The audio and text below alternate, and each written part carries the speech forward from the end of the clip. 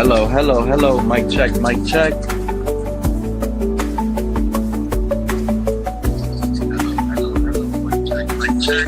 We are being heard on the YouTube airwaves. Let's do it.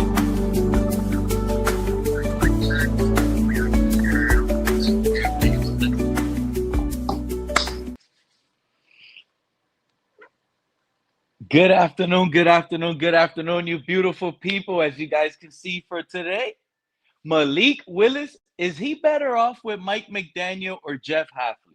Plus, we got General Manager J.Sullivan opening his mouth and talking way too much. He's already confirming Malik Willis is QB1. We're going to get into that today on a beautiful, happy Easter Sunday 2026. As you all guys are aware that's tuning in. If you missed the show and catch it late, I understand. Family time is great. We're going to get into all of that. My thoughts, I'm going to be honest with you guys. It's been a wonderful day, beautiful day. Everything has been well. And then I just get a dolphin thought.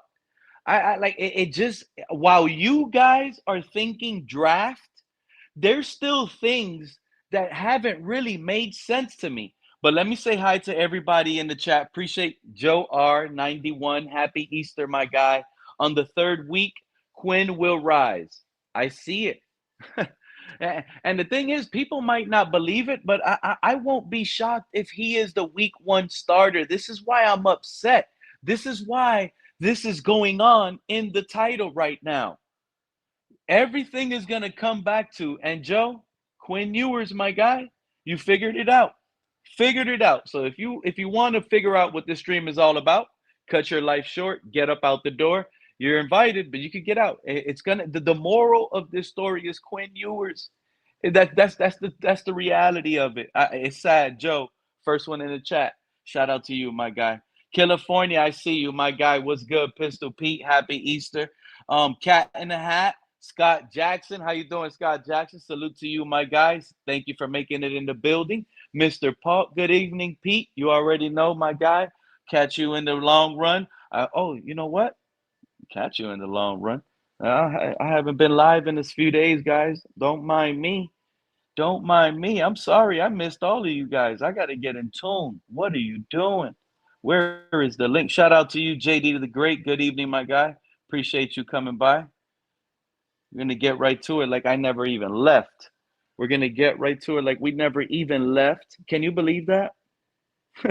Because I'm a happy camper right now. I can't even click this link myself. So if you guys are having a hard time, I can't even click it. I can't believe. Shout out to you, Beyond Belief. Shout out to Beyond Belief. Appreciate you stopping by, my guy. Malik Willis. This is where I'm at with it. So most of my people understand where I'm at with it. Expectations. Let's get to expectations. If we would have kept Mike McDaniel, and Mike McDaniel was still our head coach, if he would have turned around and said, I'm signing Malik Willis as QB1, then it will be more understandable. Not this whole, oh, he was the defensive coordinator at Green Bay, so he saw Malik more than everybody. Film is film. Film is film. Okay, there's no manipulating the film. So now, if the expectations, if you ask yourself, wow, Mike McDaniel was the head coach today, and he would have done some of these obvious moves, right? Because none of this was a surprise, at least to the guys that I know that come around. Everybody here on this panel that was clicking the link the whole time, all I heard from everybody was, Pete, you're crazy if you don't think they're going to cut Tyreek Hill. What makes you think they won't cut Tyreek Hill? So when the question was asked, I had to give my thought on why I believed they wouldn't cut Tyreek Hill. It will be a disaster. I said they will be crazy for trading Jalen Waddle. You guys all mentioned that they're going to trade Jalen Waddle. You guys all predicted that all these moves that were going to happen actually happened here on YouTube before they actually happened. Some of you even stand tall on what y'all believe in saying on all the moves that were going to happen. Tua's getting cut. Ain't nobody trading him. We heard all of that here before they happened. So the expectations, when you turn it around, I'm starting to believe if I didn't go live, this phone call would have never came in. Sorry, I can't talk right now. Um, I'm starting to believe, based on all the obvious moves that happened with the team, that a lot of us forecasted and foreseen. I honestly believe if Mike McDaniel would have done the same thing, it would have been the opposite. There would not have been no lead way. You hear Sully, a GM Sully, I'm not going to give no predictions. What are you scared of, my guy? You guys want to talk toughness, talk physicality, talk all this crap.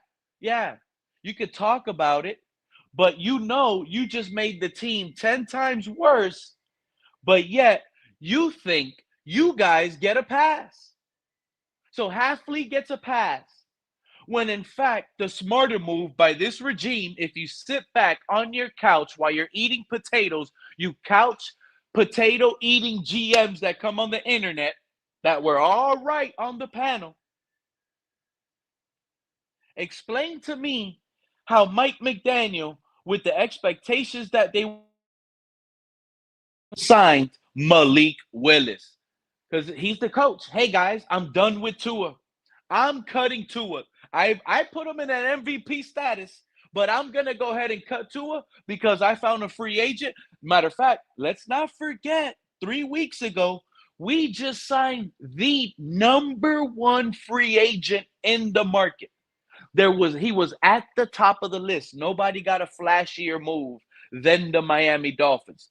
Yet the Miami Dolphins get the flashiest quarterback in the market, but under Hafley and Sullivan, we're going to be crap. But they get a pass? How do they get a pass? If they did the obvious, we were in cap hell. Couch potato fans that eat Frito-Lays on the couch Sundays predicted all these moves before the experts did. They're here on the channel. How you doing, Cap for Life?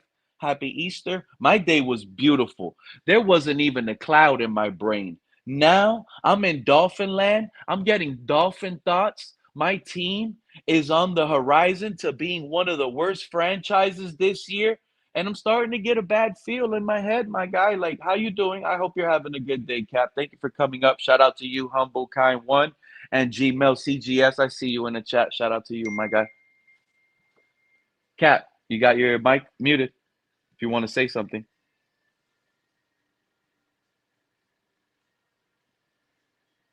Cap.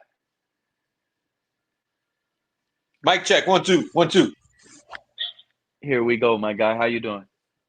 Hanging in there, man. How you doing, bro? How's your Easter Sunday? My Easter Sunday was good.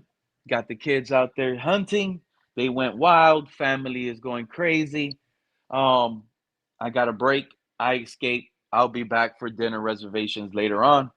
But on the way back, I'm driving, and I'm like, everybody is sitting here in draft mode.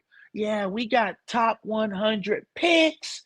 We're one of the best set up in the draft to rebuild this team. But yet, even through all the rebuild talk, all I hear, no matter where I go, is how bad our team is going to be. How crappy. We're not getting any respect, Cap, and I hate it. Nobody's respecting us. Everybody's looking at us. We could play a college team right now and lose to them. This is bad, man. This is bad. It's truly bad. And these coaches aren't convincing me. Hafley isn't doing enough to convince me.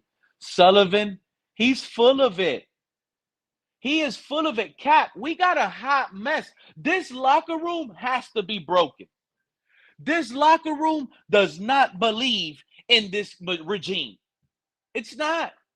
It's not. Oh, we were led by Troy Aikman. Now Troy Aikman's not around. Who's the leader now? Dan Marino's never involved. Who's this assistant guy? Sullivan? Sullivan, oh, he's our GM? He looks like the pool guy right now. Like, what is going on? The man just came out and said he would be lying if he told anybody that Malik Willis is not QB1. How is Malik Willis QB1? Don't give me they were in Green Bay with the guy crap. What was the head coach's name in Indianapolis that was with Peyton Manning at the time and didn't believe in his broken neck? Still won a Super Bowl with Denver. Come on, man. What is going on at the top? From the top. And all I heard was, we're just thankful Greer is gone. Really? Really? At least, you know what? Let's not even get there because it's gonna get wild. Think about all the Greer hate Greer was getting, but yet all his players are getting picked up. All his players are getting picked up. His coaches getting picked up. The man had 20 job offers all over the league. Players getting big pay. How did Jalen Phillips get such a big contract, but yet we traded him for what, a fifth? We're going to look back and we're going to say, wow, imagine we would have kept Greer on the second turnaround with all this draft capital. You don't think he would have learned from experience? Trump messed up once. He looking like he's trying to bounce back on his second term. Sometimes you got to believe in the second chance. This is getting messy. This is getting messy. And I'm not talking international soccer in Miami, Cap.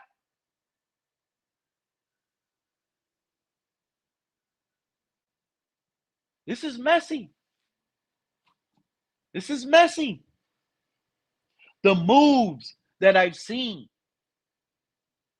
the way that they're speaking, it's like they're saying the obvious. Mike McDaniel could have turned this around. If this offense was led by Mike McDaniel, think about this, bro. We got an OC that's not really an OC. He's a PFF guy. He came up through the ranks through PFF. Pro Football Focus. What's You know your what they're thoughts going to about tell what? you, Cap?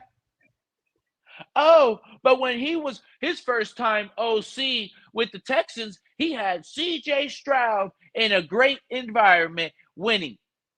That team was loaded, man. C.J. Stroud didn't do much. He didn't do much. He put up 2 games. He lost versus bad teams.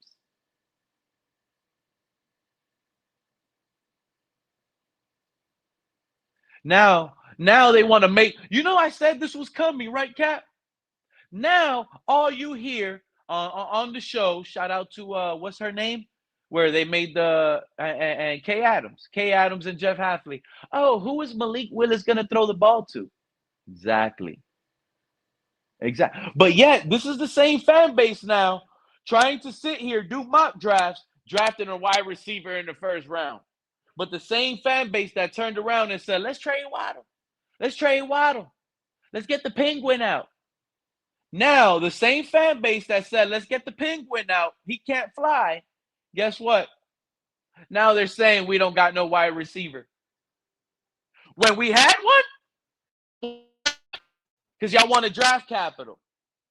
Don't cry when you don't find a replacement in the draft, and don't give me no lullaby when it doesn't go your way in the draft. Well, I said trade Waddle if we were going to sit here and draft Carnell Tate and trade up and make up all this whole Monday morning quarterback cry. Oh, he should have passed it here and there. That's why this yeah, we get it. Don't cry later. You had pieces. Y'all were happy they're gone. Y'all going to find out real easy. Go look at across the league. Go look at across the league. Chris Greer spoiled y'all with elite weapons. Elite weapons. Chris Greer spoiled y'all. Now y'all want to deal with toughness, right? Y'all want thicker, tough players.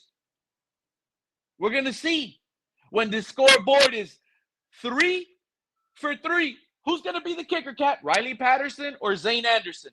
Is that even his name? We're going to kick field goals. Oh, Rodriguez. Who's going to score a touchdown in the red zone? Don't give me Malik Willis will run it in, crap.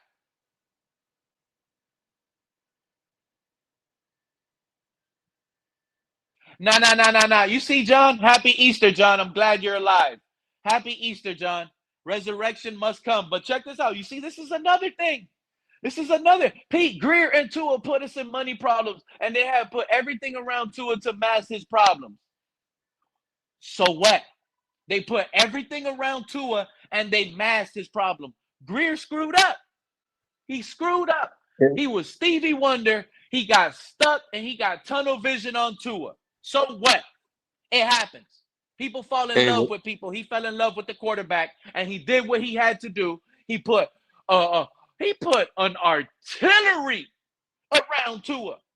And all we needed to do was Tyreek get back healthy, my guy. Get back healthy. We're going to restructure your contract. Waddle, you good with over here? A-Chain, you know what we got, man. Stay healthy one more year. We coming back. But don't tell Tua we're coming back. We're coming back with a bigger quarterback. I want all of y'all to eat. Mike McDaniel's coming back. I want him to eat. I want him to finally look like he ain't no goofy coach. Why we ain't give McDaniel a second a chance with a real quarterback? Because these guys screwing it up, Cap. Yeah, you ain't hear what they said about McDaniel? That he was getting into you ain't hear the Raheem interview? Oh, yeah. You could bring that up. I didn't see the whole interview, but I heard clips of it on Twitter. I ain't see it either, man. I didn't see it, but I heard it was bad. Yeah, it was with Jarvis Landry, Leonard Fournette, and Raheem Mostert.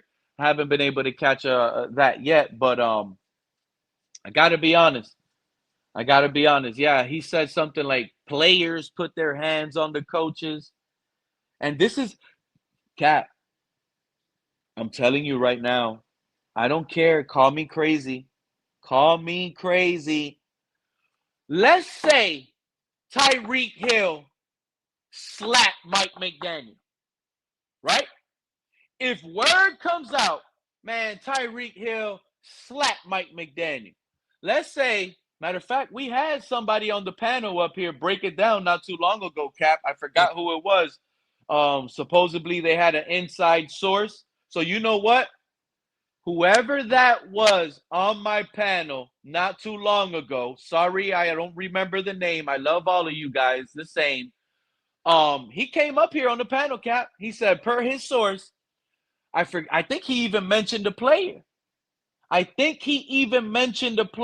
slapped Mike McDaniel. We just sat up here and laughed. Some guy clicked the link and questioned his source. Well, now you got it, my guy. So breaking news happens. Fans click the link. I tell y'all all the time, not only because you have a show, you're the only one with a source.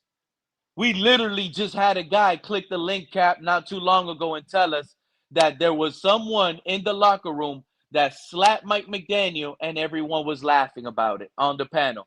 I came out and said, I believe you. While these guys don't believe you, I believe you. And I'm glad I believed them because now truth is coming out through the Leonard Fournette and Jarvis Landry podcast. I think Pat's saying that he was the one that said it. Through an actual player that was in the actual locker room. It actually happened here live on our show here, Cap. It is unbelievable. It is unbelievable. Mostert said, and he didn't give specific names, but now it is confirmed. Okay? That he got slapped by this specific player. And it sounds like more players hit him. But I'm going to tell you right now, just like I told the guy that day on the panel, if we're going to go and see why this happened, I told y'all this was going to happen years ago. What you say, more players hit him? I think the chat probably remembers these guys beyond it. They have great memory. Cat in the Hat says Jalen Ramsey. It was the Jalen Ramsey. So I believe it was Jalen Ramsey. So if Jalen Ramsey slapped McDaniel, that could have been the guy. And I got to be honest, it was all over Tua. It was all over Tua. Tyreek Hill probably slapped McDaniel. Boom, all over Tua. Jalen Waddle. Remember he said he wanted to fight Patrick Surtain? Nah, it was probably because he fought Mike McDaniel. He punched him a couple times. I'm telling They you. got into Remember it. Mike Yeah, they had a McDaniel with squabble. those dark boys? They He said was they had a hiding his squabble. eyes. Bro, they did say that they had a squabble. They said it, he said it on the Armstead podcast. I'm telling you, it's coming out more and more. But yet, all of this is all because of Tua, all because of Chris Grier and Tua. And let me tell you, Cap, guess what? Sully is doing the same exact thing. Sully is doing the same thing. He is Chris Grier. He's already confirmed. Instead of competition, he's already confirmed. Matter of fact, he didn't even let Sully and Hafley, probably after those interviews, he slipped up. They probably had to talk about it. Hey, man, I apologize. I said Malik is your starter. I should have never said that. I screwed up. I was in hot water. You know, these interviews are just coming left and right. But yeah, man, I already said Malik is the starter, and we'll see what the competition brings, man. But they're stuck. I don't want to hear it, Cat. I don't even want my mock draft to be right no more, especially now. How many of y'all now seeing that the Raiders signed Kirk Cousins to that dumb contract? Now it has y'all thinking, holy crap, Dolphins might make a move up. Maybe Pete was onto something with that crazy mock draft.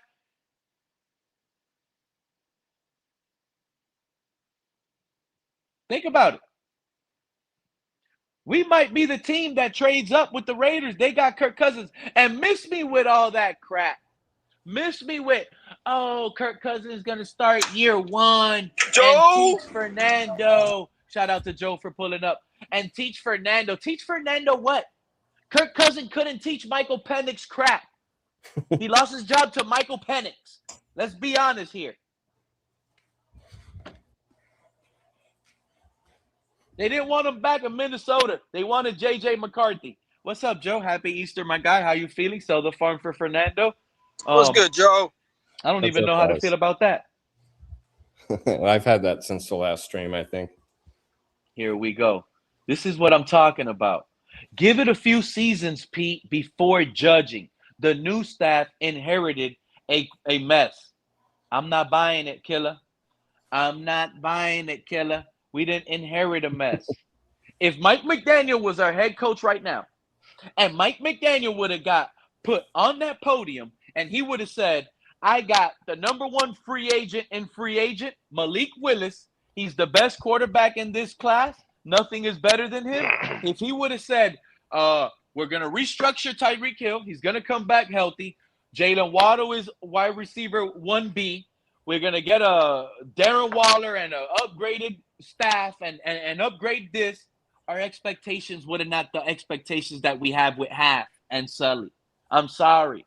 The expectations would have been going off the wall. It would have been going crazy. Oh, did Mike McDaniel just make a move that got him better than Buffalo right now? Like, the expectations would have been so high. Some of them would have been spewing Super Bowl. So because these guys created the mess that most people anticipated would happen because of salary cap. Salary cap went up. The salary cap went up. Mike McDaniel could have got a bunch of $1 million guys. We were already working with $1 million guys. I agree with you, California. I just don't think that they respected McDaniel, though, bro. This is getting more and more out there, bro. This is just it's looking bad. So what are you going to say though? They did not respect McDaniels, and even so you want to get to the so if they fire Mike McDaniel because they didn't respect Mike McDaniel, that means they chose the players over Mike McDaniel, correct? I think they just cleaned house. I don't think they respected the players or the coach. I just think the organization said, "No, we're just going to put an end to it. We're cleaning house." Clean the house, exactly. Starting with Grier. Terrible decision. Who decided to clean house? Well, that's what they did. Who is they? Who is? I mean, it's hard the now owner because of the we have, Dolphins? bro. They got the new owner now. We got a whole bunch of new people in here now. Sullivan and Hafley. We got Bing Ling, These bro. are the guys that created this mess that we're in. This is what I'm trying to explain to y'all. Oh my goodness! They created this. It's just an image. They were the ones that ultimately made the ultimate decision to cut this player, eat this dead cat. They were the ones that ultimately said, let's cut Tyreek, eat this crap. It was dumb. Why are we going to sit here and try to blame Greer for that? Now, with the weapons we had, the players we had, we don't have them no more because they created this mess. They put us in this hole. And wow, I get it. Hold up. But they say that they're not even marksmen. Hold up, John. They're not even marksmen. Did they trade Tua? The All I know under Greer, Chris Greer. Hold on, Mr. Paul, because all I know under Chris Greer, Tua could have been traded to 20 teams. Under Hafley and Sullivan, nobody ain't want to do a deal with them. Let's let go the pass and move forward. If we didn't get Tua, would we have Hill? I want you to ask that question.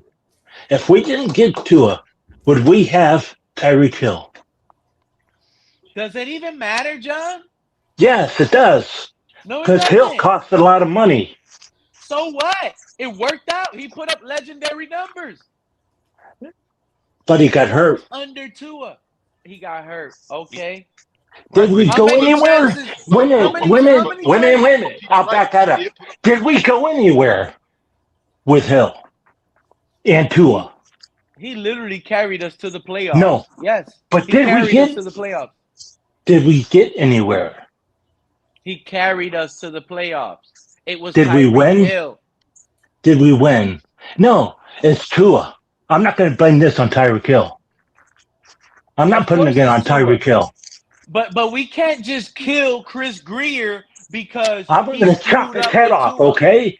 Let's not forget. It's Chris Greer. Only because he messed up with Tua doesn't mean everything was bad. I'm not chopping nobody. Sully That's pretty extreme. And Hafley did more damage. No, really, it is extreme. Clear your speech, okay? Let's be honest. Let's be honest.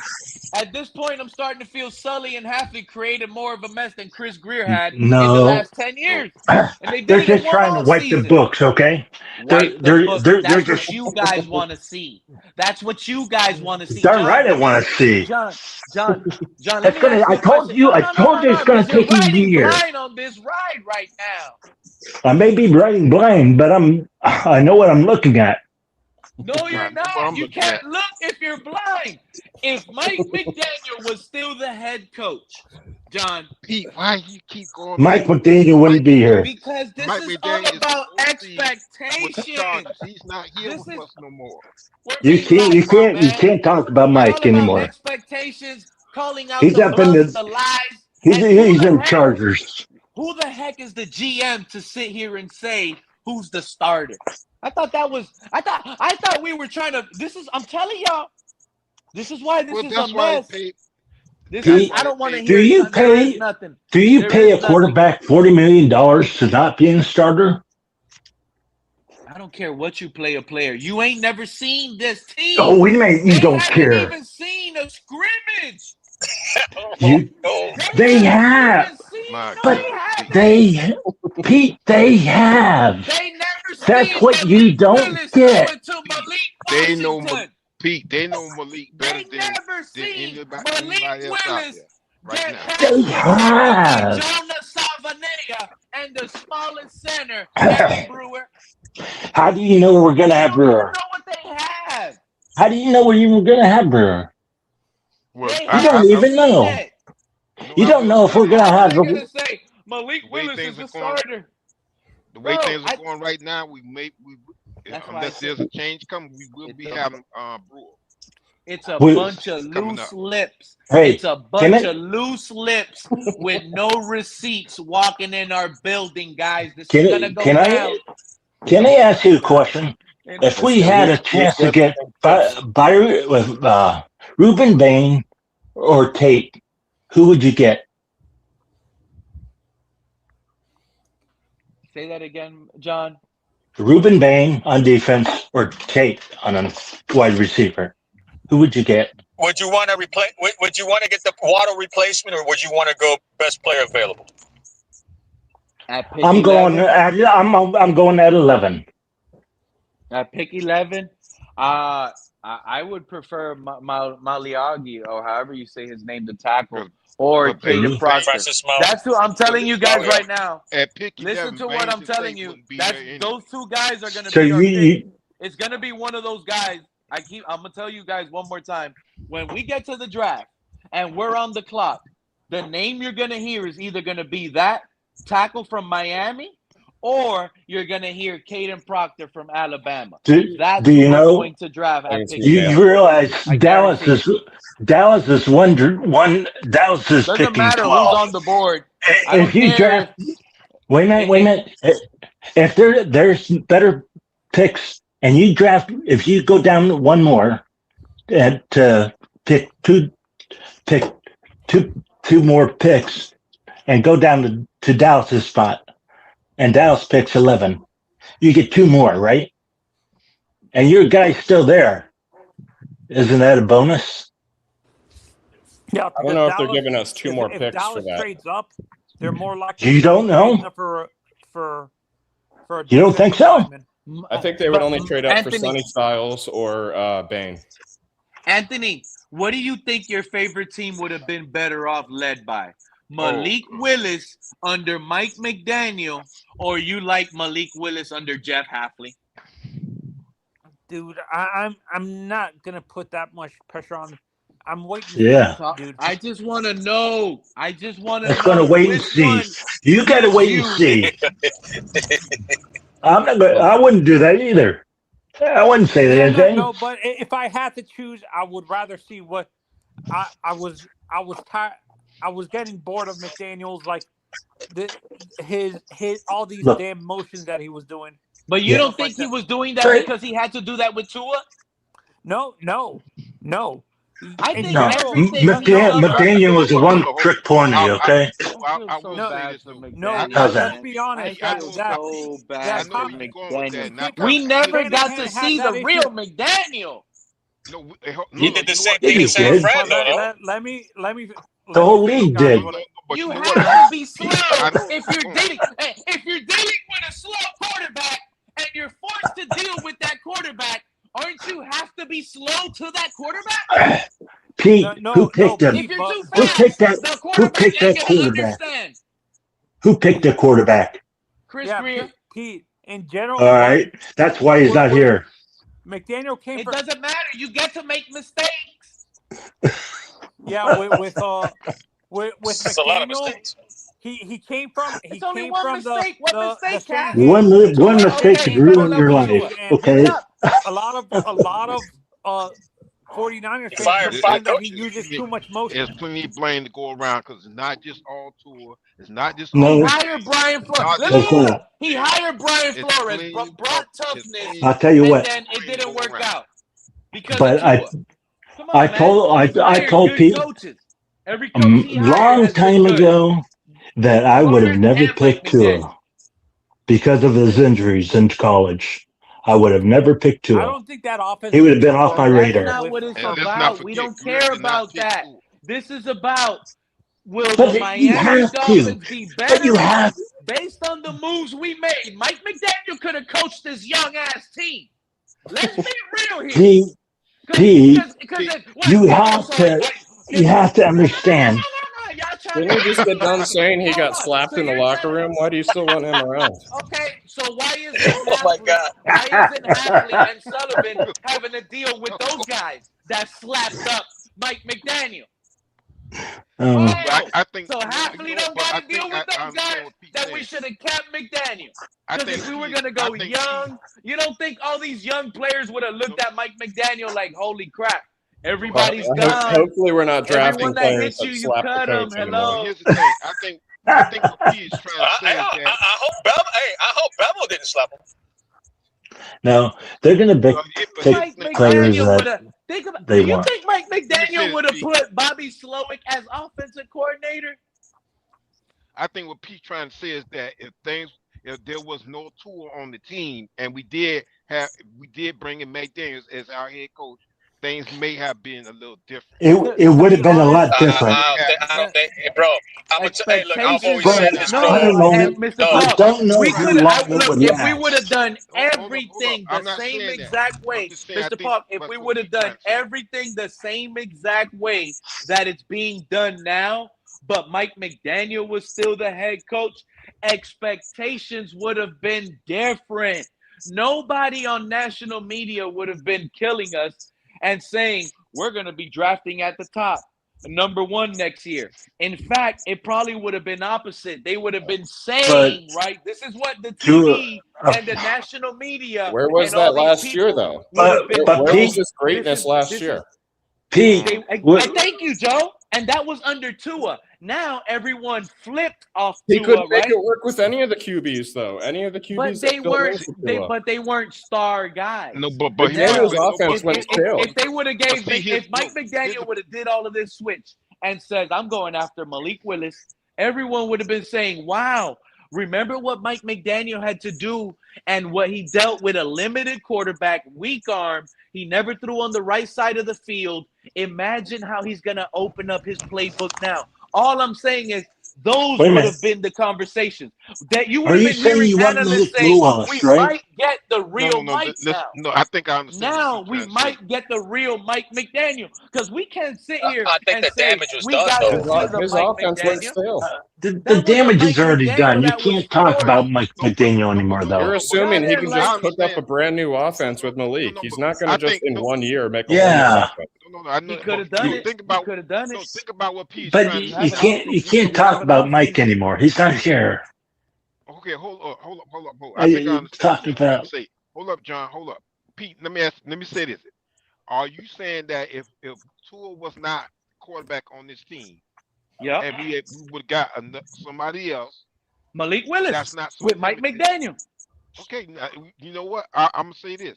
I think that with McDaniel's background, yes, things would have been different. Maybe even better. Expectations would have been higher right now on our team. Mr. Paul, will you be saying, you know what? We're gonna draft we're gonna have a tank season. Would you felt we're tanking? You talking about if we would have kept if- Mike McDaniel, and Mike McDaniel would have been the one that said, "I'm going after Malik Willis. I'm signing my quarterback. That's my quarterback. I'm paying him this. He's gonna run the show here because I know what I got in him." Yeah, I got to run. Y'all have So a great week. All right, Joe. You too. Hey, so do you think that Omari Hampton will get better with the Chargers or Herbert? I don't know. That's what you know. What well, it could be. I'm gonna say this. Oh, you think? Are you saying Herbert would be better? Is that what you're saying? Asking. Let me say about McDaniel. But I think that running back will get way better. I think that McDaniels has the resume. If he has the right quarterback, this would be a good. Hold up, John. Hold up now. You cut me off.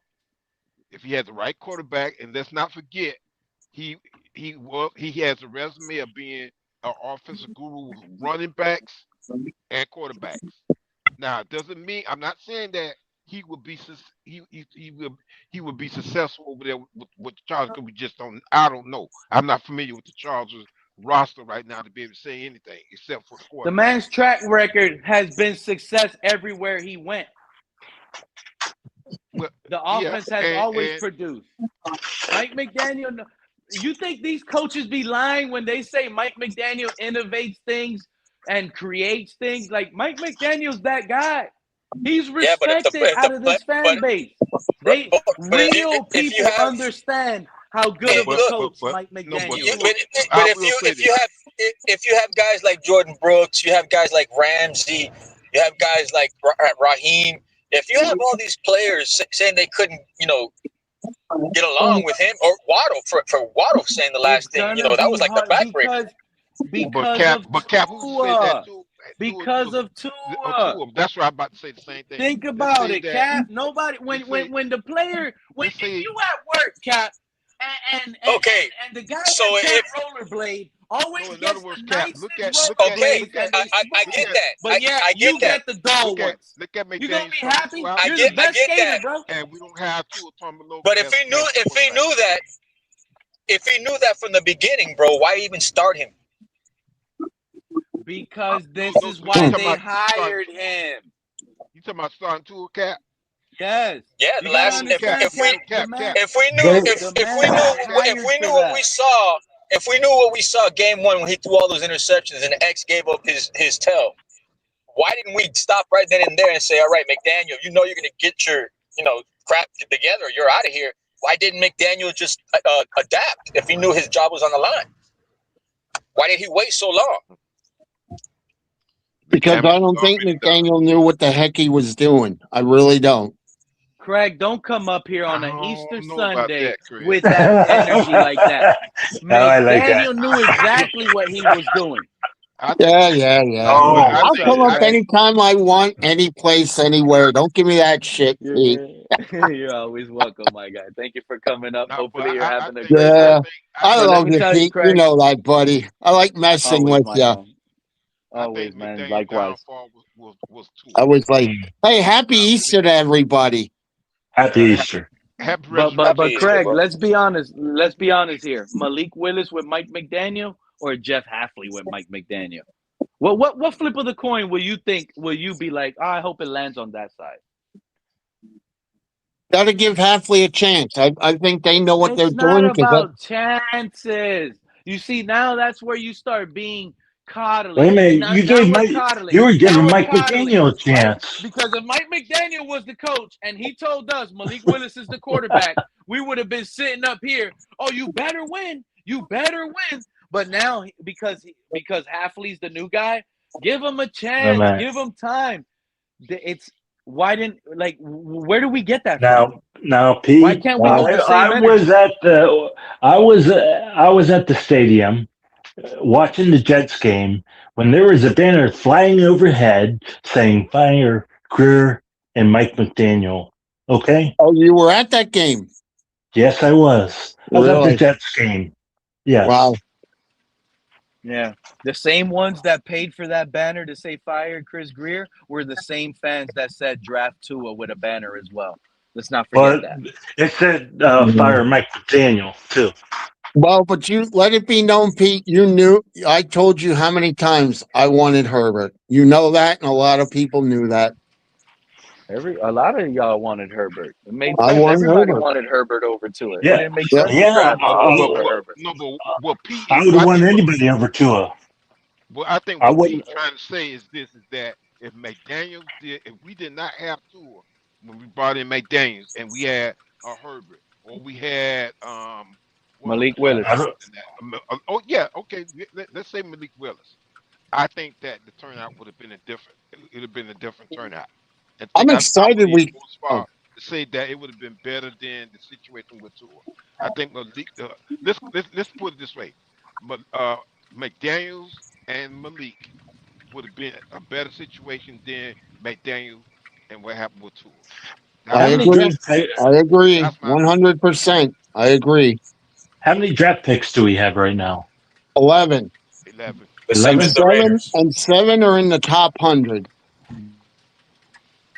I hope we trade up for Fernando Mendoza. Oh, stop it. We're not trading up. No. We're trading up. No. We should trade up. What do we have? Who's because there's better quarterbacks next year. Let me ask you, Craig, when you get to the There's game better on Sunday, quarterbacks what next jersey are year. you buying at the team store? What jersey are you buying at the team store? What jersey? Yeah, what jersey I could buy a Malik Willis jersey. I could buy a Malik Willis jersey. No time, no see, my cougar brother. You know, or whoever they draft. See What's who they going on, draft. Mr. Paul? Hold on, You dude. know what I mean? What's going on? Yeah.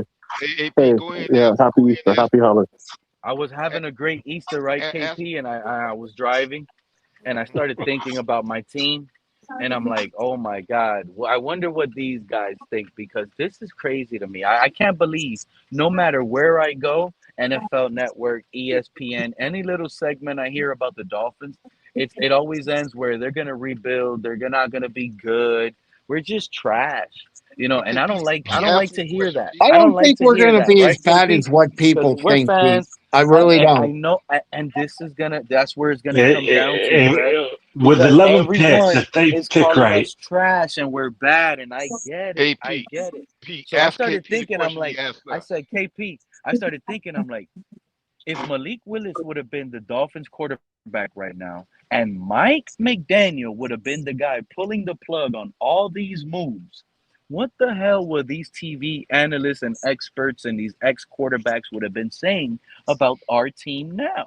I highly doubt, and my answer to that was, I highly doubt they will be scrutinizing us the way they did. In fact, they would be using some of the stuff that Mike McDaniel was pull out a rabbit out of a hat to make Tua look great. They would use that material on air and say, look at everything he did with a limited, brittle, injury-prone, weak-arm quarterback. Imagine what Mike McDaniel, with all this draft capital and this great new quarterback, the Dolphins could be the team that becomes like the Patriots in 1 year and turns it around. They would be higher. The expectations would be swinging in a different direction. Oh, That's Pete, you're what not I'm answering getting the to. question. I'll say, And that's pretty much take how would you feel? Go ahead and ask him the question, Mr. Park. But that's No, what I no, was no, thinking. Pete. Pete asked the question. If Mike McDaniel was the coach, if Mike McDaniel was a coach and he had Malik instead of Tua, would the turnout be better? Talking to me? Yes. yep. talk to anybody. Okay. Go ahead. I would say, yeah, that 2023 season would have probably ended up a lot better, and we would have been the contender that roster was stacked up to be. But if we don't win it that year, I think we still have problems based on what's just come out, based on that Raheem Mostert interview with Jarvis Landry, where he talks I about. can see that. KP, What you happened? know what? Was that you that told us somebody was in here in the building slapping the coach? Yep. Who Yep. was that? That was me. That was me. That Who when I was was you, slapping the KP. coach? Was that Tyreek that said that? No, Shout no. out to KP, I've man. been I telling know. y'all that happened because, like I said, Thank you. You've been told us. And Jalen I Ramsey. shouted, I didn't know. I forgot it was you, my guy, but I was talking Yeah, Oh, it about was a lot of Ramsey along that the did line. that. yeah. Oh, okay. But I didn't know who. But listen. If you go back and track from year it Mike one, the McDaniel? way McDaniel used to talk about his players and the little sarcastic remarks he would always make and little sly stuff, that starts to go away after the 2023 season, because that's when some of the stronger personalities on the team started to, enforce their will. Push back. And They didn't like the. they didn't like the baby enough too. That's what this is really Exactly. all about. A lot of people y'all have Thank thought. you. Didn't I A say lot, that, guys? a Didn't I lot, say that? a lot of the people y'all think have been on Tua's side. We're not on Tua's side. So there's a lot I of don't know stuff. who's on Tua's side. Yeah, Well, you don't listen, know. They just had a job to do, right, KP? Hush Yep. your mouth. Let's Mhm. keep this in house and let's get to work. Figure it out. Yeah, they Yeah. got to protect their career. Stress. That's Yeah. the most stress when you don't like this player, when Going you on don't Rich- feel like you can win this player. These coaches didn't sleep, bro. Like y'all thought that Jalen Waddle was buddy with Tua because they went to Alabama. A lot of people used to say that. That's not been the case for a long time. I In heard fact- Waddle. I heard Waddle was more buddy with what's his name? Hurts. Is that true? Well, everybody respects Hurts because Hurts carries himself in a respectable way, and Hurts will never throw anybody under the bus. Yeah. But aside from that, though, it was an issue of knowing what Tua was. It's about character, and also rather than from the beginning. When I was on TFTG a lot, I remember I was the first one who said, "There's a problem with the way this dude carries himself. He's a front runner. I said on one of the show, I said he's the type of dude who will only play a pickup basketball game with a stacked team, and then when they crush everybody, he'll act like he was the reason why, when it really is the other guys he stacked the team with. This is Tua's psychological profile. And nobody agreed with him. Yeah. Nobody wanted to hear it at the time. He needed everybody around him to look good. Yeah. But that's why you had to get Hill. That's not it. That's not it, John. It's not just that you need everybody around him to look better. That is part of it. But it is the idea that once the team wins, he's going to be the loudest mouth talking about how great he did in the game. Exactly. Yeah. He'd be like a me kind of thing. There you go. Yeah. And see, people, right? And see, the thing that people don't realize, and KP just said, because I actually, if you go back and look at it, when Flores got fired, how did he get fired? Think about how he got fired. Yep. How did Flores get fired? That's exactly it, Mr. Paul. And then most of the fan base was bought the idea that Flores was some sort of villainous tyrant, when really he was just a hard-nosed coach. And nobody wanted to push back against that critique. And listen, not all football players are the same. You got 55 guys. You got more guys on the practice squad. Some guys lean left. Some guys lean right. Some guys couldn't give a damn, right? Just pay me, right? So there's a variety of people in the locker room. What I'm bringing that up because some players who came out to join the anti-Flores crusade did so for their own reasonings. And we don't have to get into the sociopolitics of it, but there were another set of guys who understood what the NFL is all about, relative to their access to, let's say, a chance to make some money. And so they shut up and they didn't speak back as much.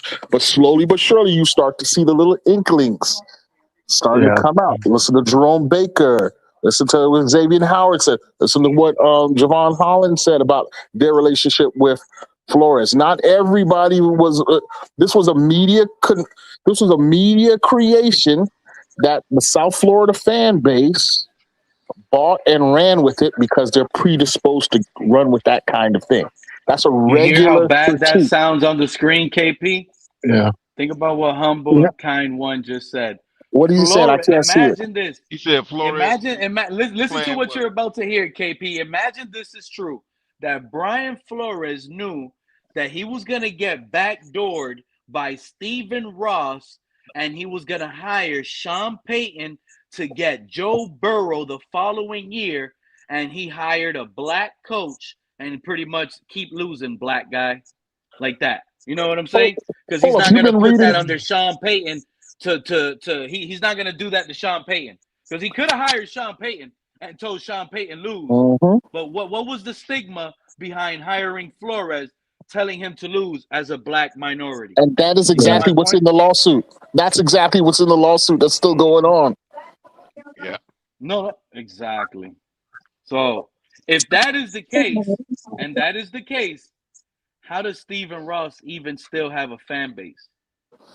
Well, you saw the report that came out a couple of days ago about an anonymous NFL exec saying the problem there is that you have an absentee owner, and then you also have folks in the front office who have an inflated sense of their own importance. And then some people just wrote that off to, people in the NFL with bad blood hating on the Dolphins or whatever. That's very much related to this discussion. So it's true. And see, look at Jose comment down there. I'm sorry, Jose, you are completely wrong. You are completely wrong. I'm not looking at the comments. That's okay. Like I said, I'm not in a position to. All I know is Brian Flores wanted it to be main media. The NFL and the owners were the ones direct to send it into our obituary. So, yeah. Usually the people that have something to hide try to hide that. That's all I'm saying. Well, you remember when he was fired? I don't know. I don't anymore because he just got on my nerves. But like the Big O, he used to say, "Oh, he was horrible. Nobody wanted to be around him," and he got fired because I guess what was the beginning of the end. Big O is losing a lot of listeners. I know he is. I don't listen to him. Anyway, I heard what was the beginning of the end for Floyd is when they were supposed to lose that Patriots game. Remember?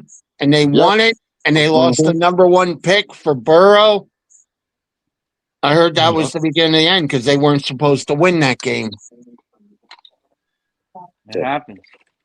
Yeah, they weren't supposed to win at all that first season. Nope. In fact, there's a report, and I don't know if this is true or not. I really don't know about this one, but that Flores was claiming that he was offered money to lose the game. You heard about like $10,000 to lose. I think that. What we heard was $100,000 per game.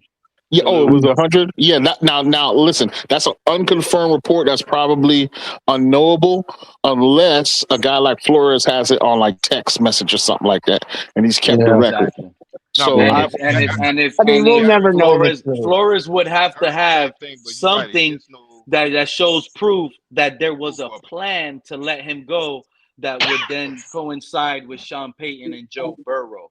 So all of that, if he had all that evidence, like they're saying, then I'm not gonna lie, that's some racist crap, dude. That is some deep. I just want to make it clear. This is speculation. I mean, this is a rumor. That's just a subject of speculation. I do not have sources for that. I do not. No, but here's the thing, KP. I don't have the sources needed, but I heard the very same thing. That he was offered money to lose some games.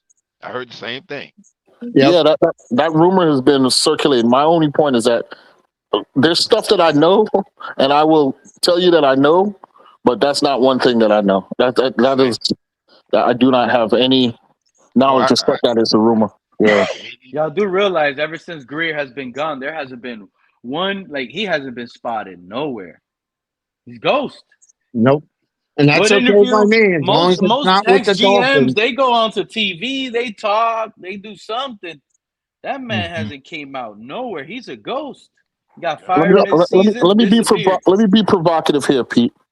Do you think if Fitzpatrick had not come out strongly anti-Flores, that he'd be on Thursday Night Football calling games? Ryan Fitzpatrick. Oh, I didn't know he did that. Huh. Well, what do you mean? He was the main person used to authenticate the idea that Flores was a villain. It was Fitzpatrick's confirmation. I never knew that. Fitzpatrick's confirmation of how Tua was treated. Come on, y'all never he never wanted Tua, right? I remember that was the problem. He never wanted Tua. He wanted Jordan Love. Right. But the point I'm making is after Flores was fired, there was an interview where Fitzpatrick tried to give some background on what happened, and that interview was perceived as confirming the villainous nature of Flores. You remember that interview? Well, after that interview, Fitzpatrick gets the Thursday night gig.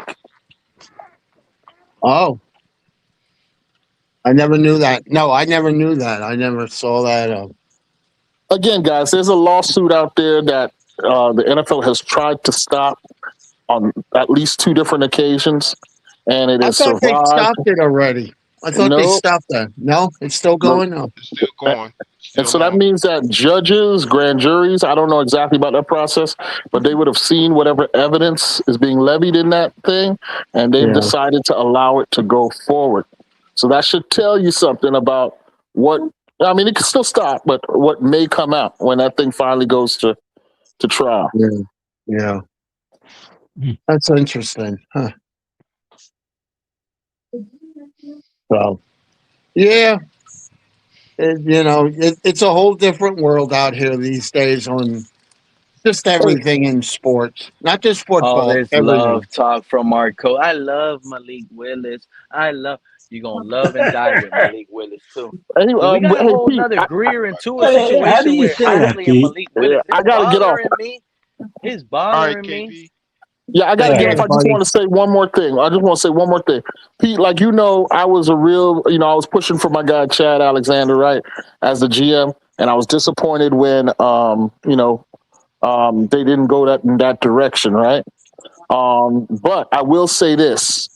The moves that Sullivan and Hafley have made so far, although Hafley really hasn't done nothing but talk. But I like everything that they've done. I really do. And that's another thing, KP. Every move they made is an obvious move.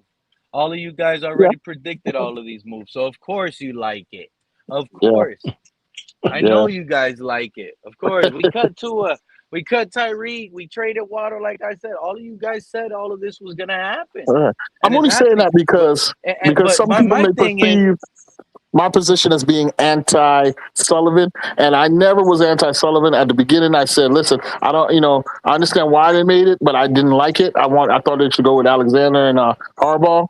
But I have to say, Sullivan has been a pleasant surprise thus far.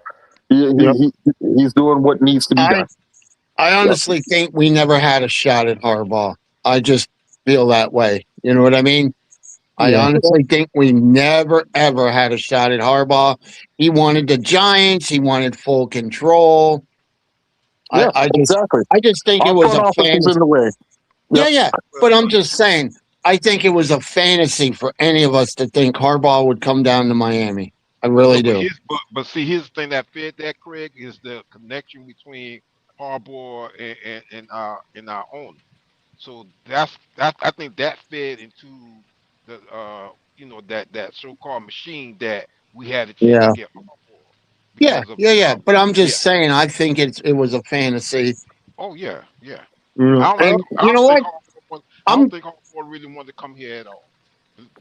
And I'm happy we didn't get Harbaugh because, I've heard things about him already too that he can be a real hard ass. I mean, hey, if he could have delivered a winner, I wouldn't have cared. But how long would he have stayed? Because that's the other thing. He doesn't seem to stay at places very long. If I ever see any of you guys face to face, I'm going to show you something because I have a source that Brandon Shore was the deciding factor and why they went with Sullivan and not Alexander. And Alexander would have been a bid to get Harbaugh. I'm not saying Harbaugh would have come, but it would have definitely strengthened the chance for this team to get Harbaugh. But Mr. Park, if I run into you when I'm back in Miami, man, ask me about this. Remind me of this, and I'll show you. I'll show you where I'm getting this from. And it's as close to the source as it's as close to it as you could imagine. Let's just put it that way. What do you think about Malik? Oh, I like what he's put on tape, man. I'm a big fan of what I've seen on tape, but I am also open to the critique that he hasn't done enough. He has a lot to prove. He's certainly not a proven commodity, but he's put forward the best possible tape one could put down over the last 2 years, and it's a limited sample size. So the challenge again, I've said it before, the challenge is, can he be consistent and can he stay healthy? Those are the two challenges. So how many poor performances does he have until they cut the leash? Yeah, well, I think this year is his year. But if he needs to come out on fire, if not, next year they're probably going to draft another quarterback. Guys, this regime sounds like Chris Greer, Mike McDaniel, and Tua all over again. It's just Sully, Hafley, and Malik. It's almost like they're tied to the hip with that quarterback. So if he looks bad, they're gonna look bad on spending the little money that we had on the so-called quarterback. Now I'm hearing the coach and GM talk about, oh yeah, we're gonna need to develop him. Develop him? You need to develop him? He's only got so many starts, Pete. You got to develop him. It does not with the way they're talking. Not with the way they're talking. I'm telling you, Craig, this locker room is going to be hard to maneuver around. These guys are going to get punched around. I'm telling you, they're going to get punched around. This isn't it.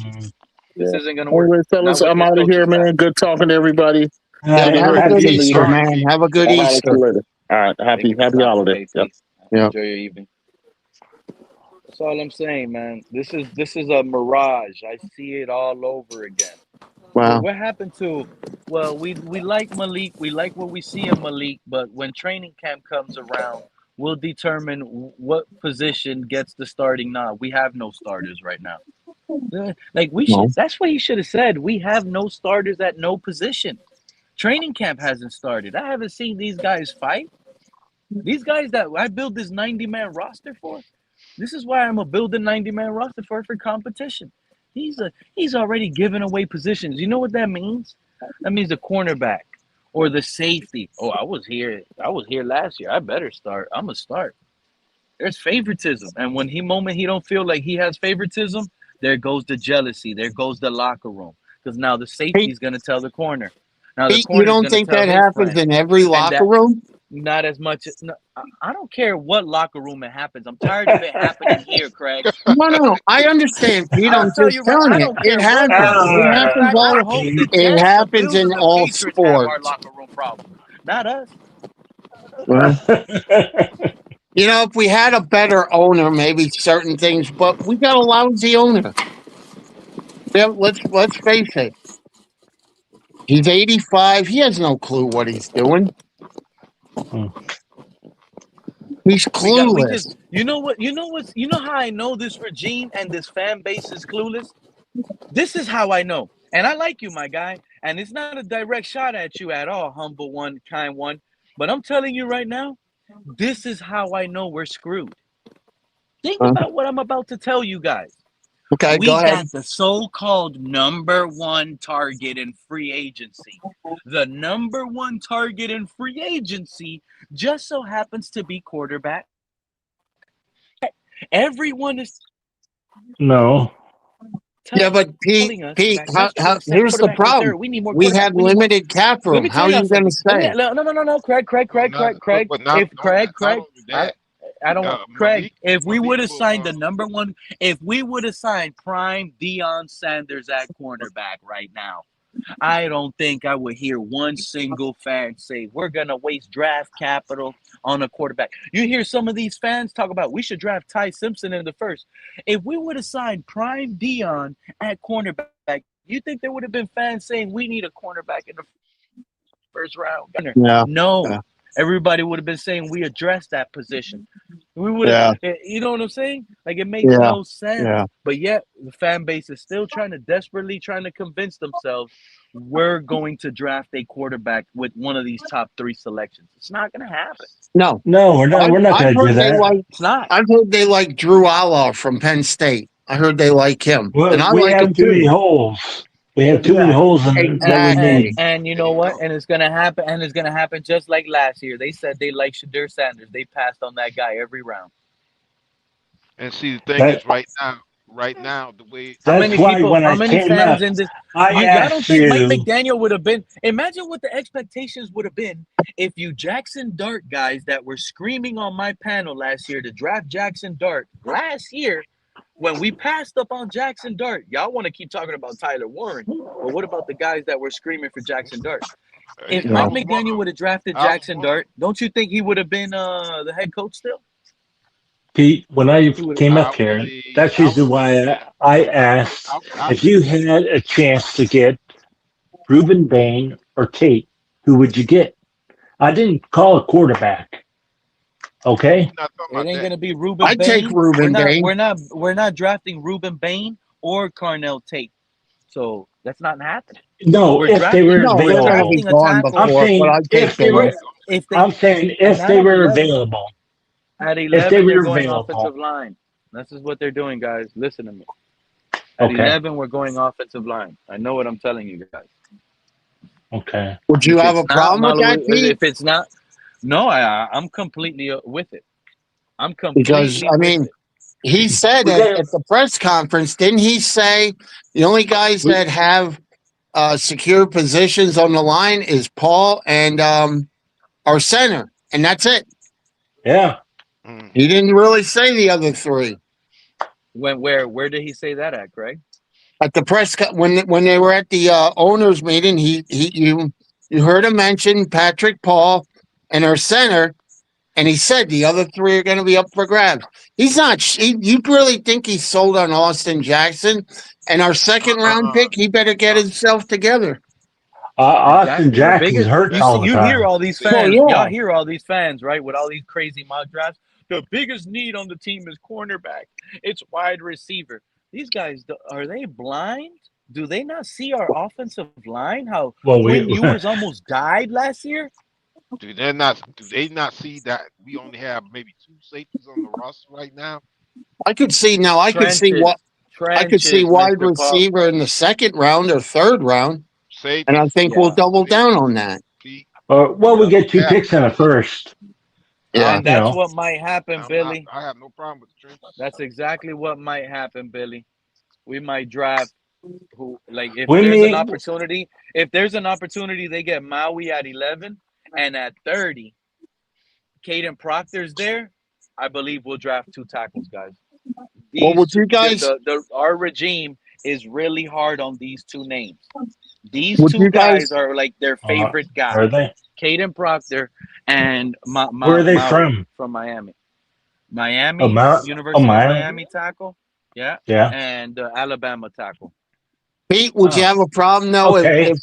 if somebody came up to us and said, "Hey, we got like say the 35th pick, meaning the second round. We want to trade up. What's it going to take?" No, Would you have a problem trading back? I truly believe we're Like gonna I be a said, team I would that- trade back maybe look, one again, spot. This is what I I need you guys. I've Yeah, been telling yeah. you guys If for they the would do it. longest. You guys continue to think because we have all these draft picks, they're not aiming to trade up. This regime is not going to draft 7 players I that think are they all may going to be trade down starters. and up. They know Okay. they know they Yeah. can't screw this draft up. They know this. So the best thing to do is to try to hit 3 actual good players instead of trying to sell 7 good players, because it's easier to look bad if you only hit with 1 or 2 guys. That shadow's gonna overflow and be like, yeah, but you missed on those other 5 draft picks. You hit on 1 third rounder and you lucky got hit on the second. Your 2 first rounders are bust and your other ones are bust too. That can happen. And this is where they can fall apart with the fan base. So again, I keep reminding you guys, the safest thing for our team and this regime to hold face is to package some of those 3s and trade up back into the first, where we can have 3 first-round draft picks, where it's easier to get 3 impact starters, and those starters will actually look good when it comes to Sunday. You could draft Hakeem Messidor from the University of Miami. This is the perfect selection from this regime. You want me to tell you guys why he is the perfect prospect for this broke-ass team? He's old. He's 25 years old. He's a good player. He's at a position where at 25, you get most of your man strength. He's pretty good. But by the time his rookie deal is over, he's pushing 30. You're not going to extend that guy to a $200 million deal, even if he's good. You know what I mean? So this is a player you can draft in the first. No, Hakeem Messidor. Yeah, short arm Bain is good too, but Messidor to me would be the better prospect to me in the first round, honestly, because he's already 25. He's already stronger than most of the rookies coming out. He's already ready to be in those trenches. He's 25. Teach him a little bit of development. Teach him the curve here and there with the coaches, and get him going. He's already at his prime age. He's ready to flow. And by the time he's done with the contract, he's 30. You're extending him. If he was good and he panned out like I think he would, you're extending him to a team-friendly contract because he's old now. Mm-hmm. He's 30 years old by the time he got his second contract. And he's a good player. How long do they last anyway? I mean, how long John, every player's built different, man. Every player's built different. Yeah, because they said the average player, like that injury that happened to Tyreek Hill. If that injury, God forbid, that would have happened to let's say Malik Washington, right? God forbid. I would be like, in my sense, I'll be saying, oh, maybe Malik Washington's career is over. But Tyreek, I agree. He's different. You see what I'm saying? Different. So you feel he's like a workout. He's gonna be able to bounce back.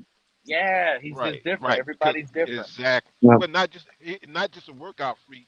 He just built different. You know, he's not your just average kind of wide receiver. He's built different, and he trains a certain way. And Pete, I agree with you 100%. If that would have happened to Malik Washington, I would say the same thing. His career is over.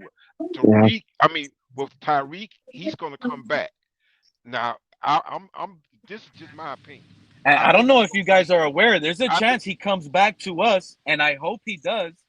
no, but Pete, it may be a Oh, little, hold up, Pete. Tyreek It Hill, might he be a might little no, re-sign draft. with us. he's gone. He's gone. There's No, already a no. rumor Hold up that now. he could Because come back on a no, one-year no, deal with us. Pete. No. Here's something else I had read the other day, that Tyreek has been seen. What was that? Was it in our training thing? He's been Yeah. training here in Miami, and He's been training at the stadium.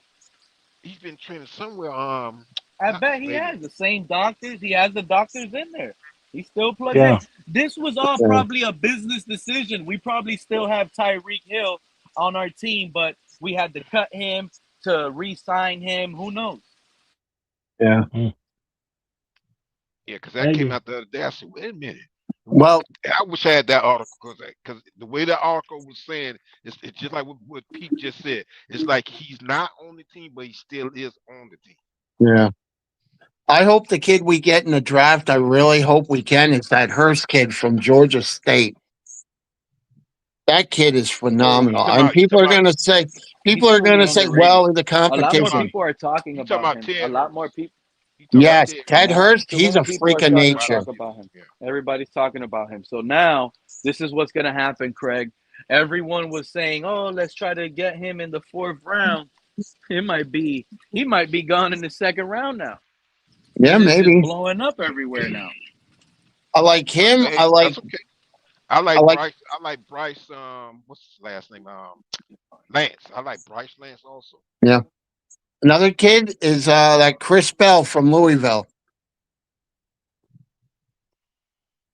Him, 6'3". He's a kid that can get you those one-on-ones in the end zone. And that So let me get Denzel you. Washington or So, whatever. so No, Denzel Boston from Washington.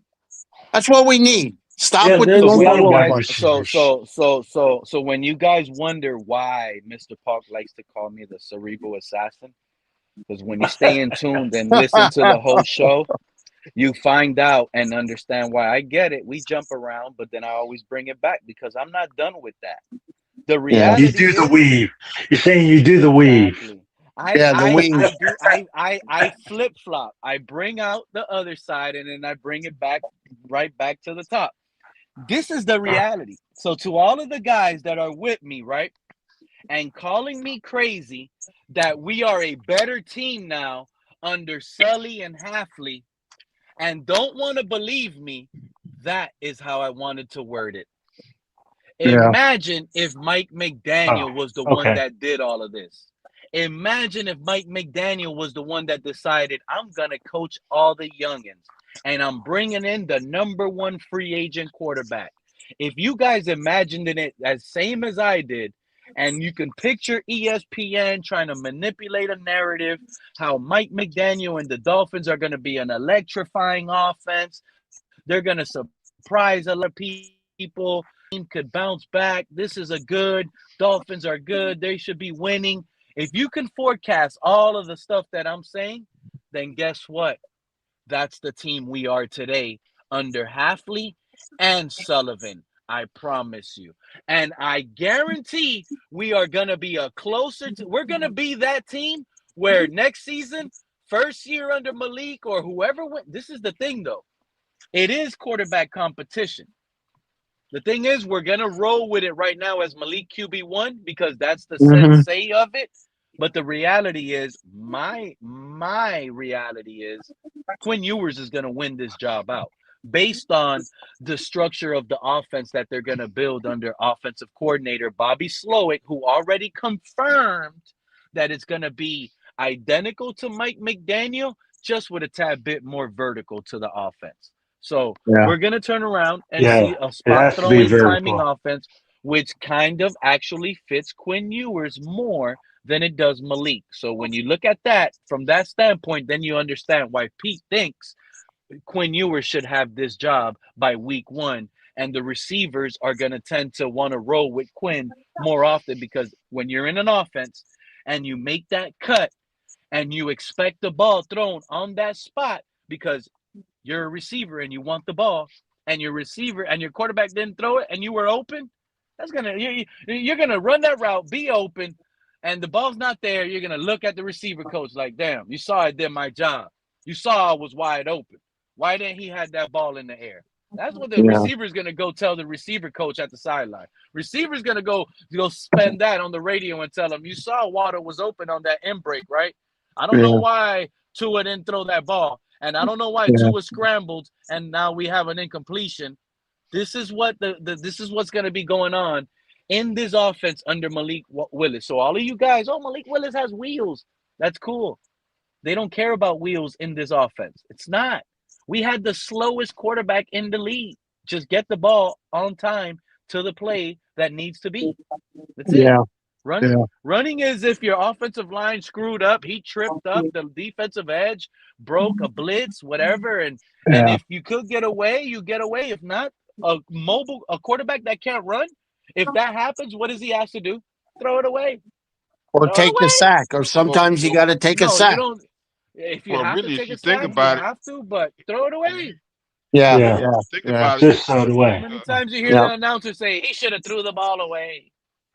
Really? Well, didn't Marino try and work with Tua on that? He used to tell him, throw the ball away. Yeah. And Tua would be nah. Can't tell Tua nothing. You tried to, It's like throw it right in. A Hall of Famer's trying to help you out, and you snub him off. Are you freaking kidding me? And what I was about to say, good grief.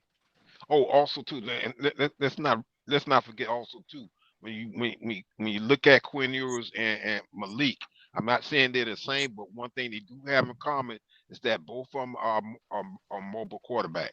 So if you do design a offense for one, it could possibly fit the other because they're both mobile. Now, athletic wise, there's a difference. A lot of people don't get to see Quinn Ewers' mobility that much. A lot of people don't really get to see Quinn Ewers' mobility that much because he gets rid of the ball so quick.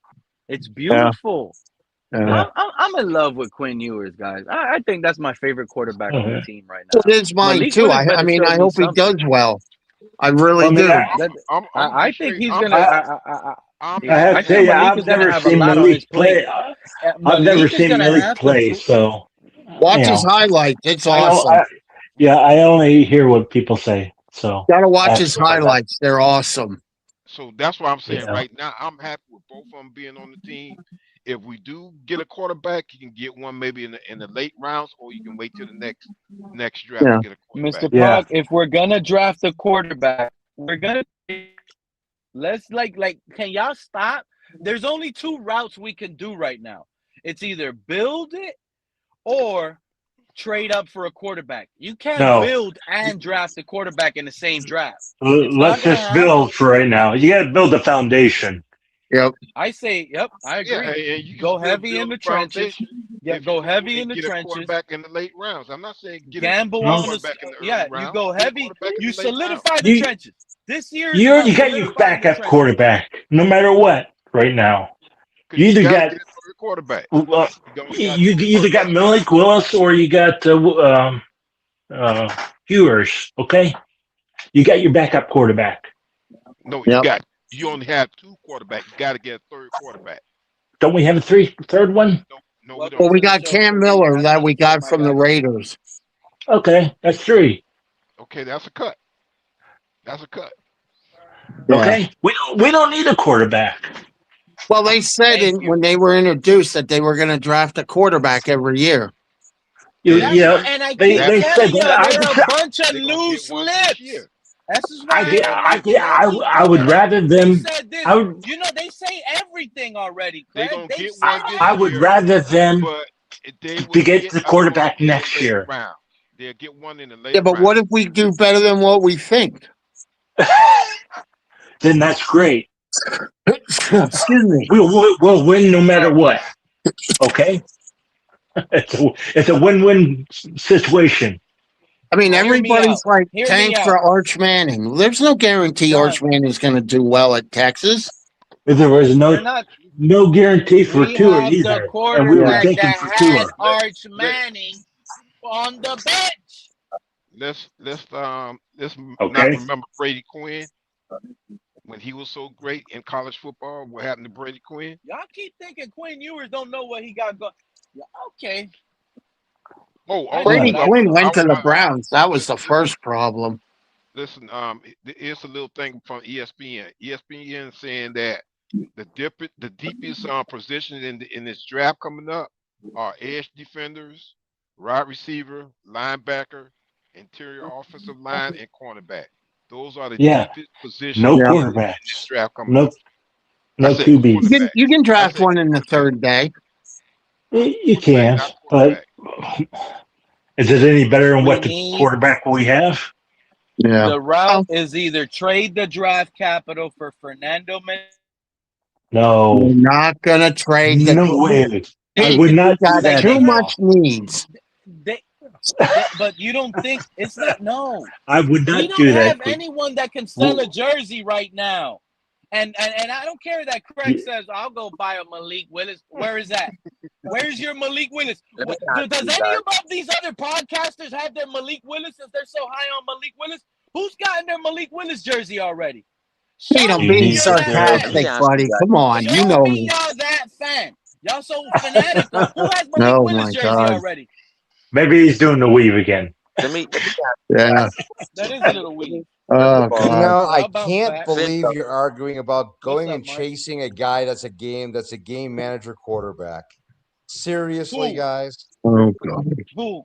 Let me ask you guys a question, and then this is very important because what we are used to, right, is Dan Marino kind of giving you, like, preseason, Dan Marino gives you 5 wins, right? Just off rip, right? And what we're damaged as fans, like AJ Feeley's of the world, Cleo Lemon, giving you like they're giving you minus wins, right? Then you have the Tua Tagovailoas of the world, McDaniel loving on him, Flores showing you the real him. So it's like these quarterbacks can't give you wins. Jose, I'm sorry, Sharif.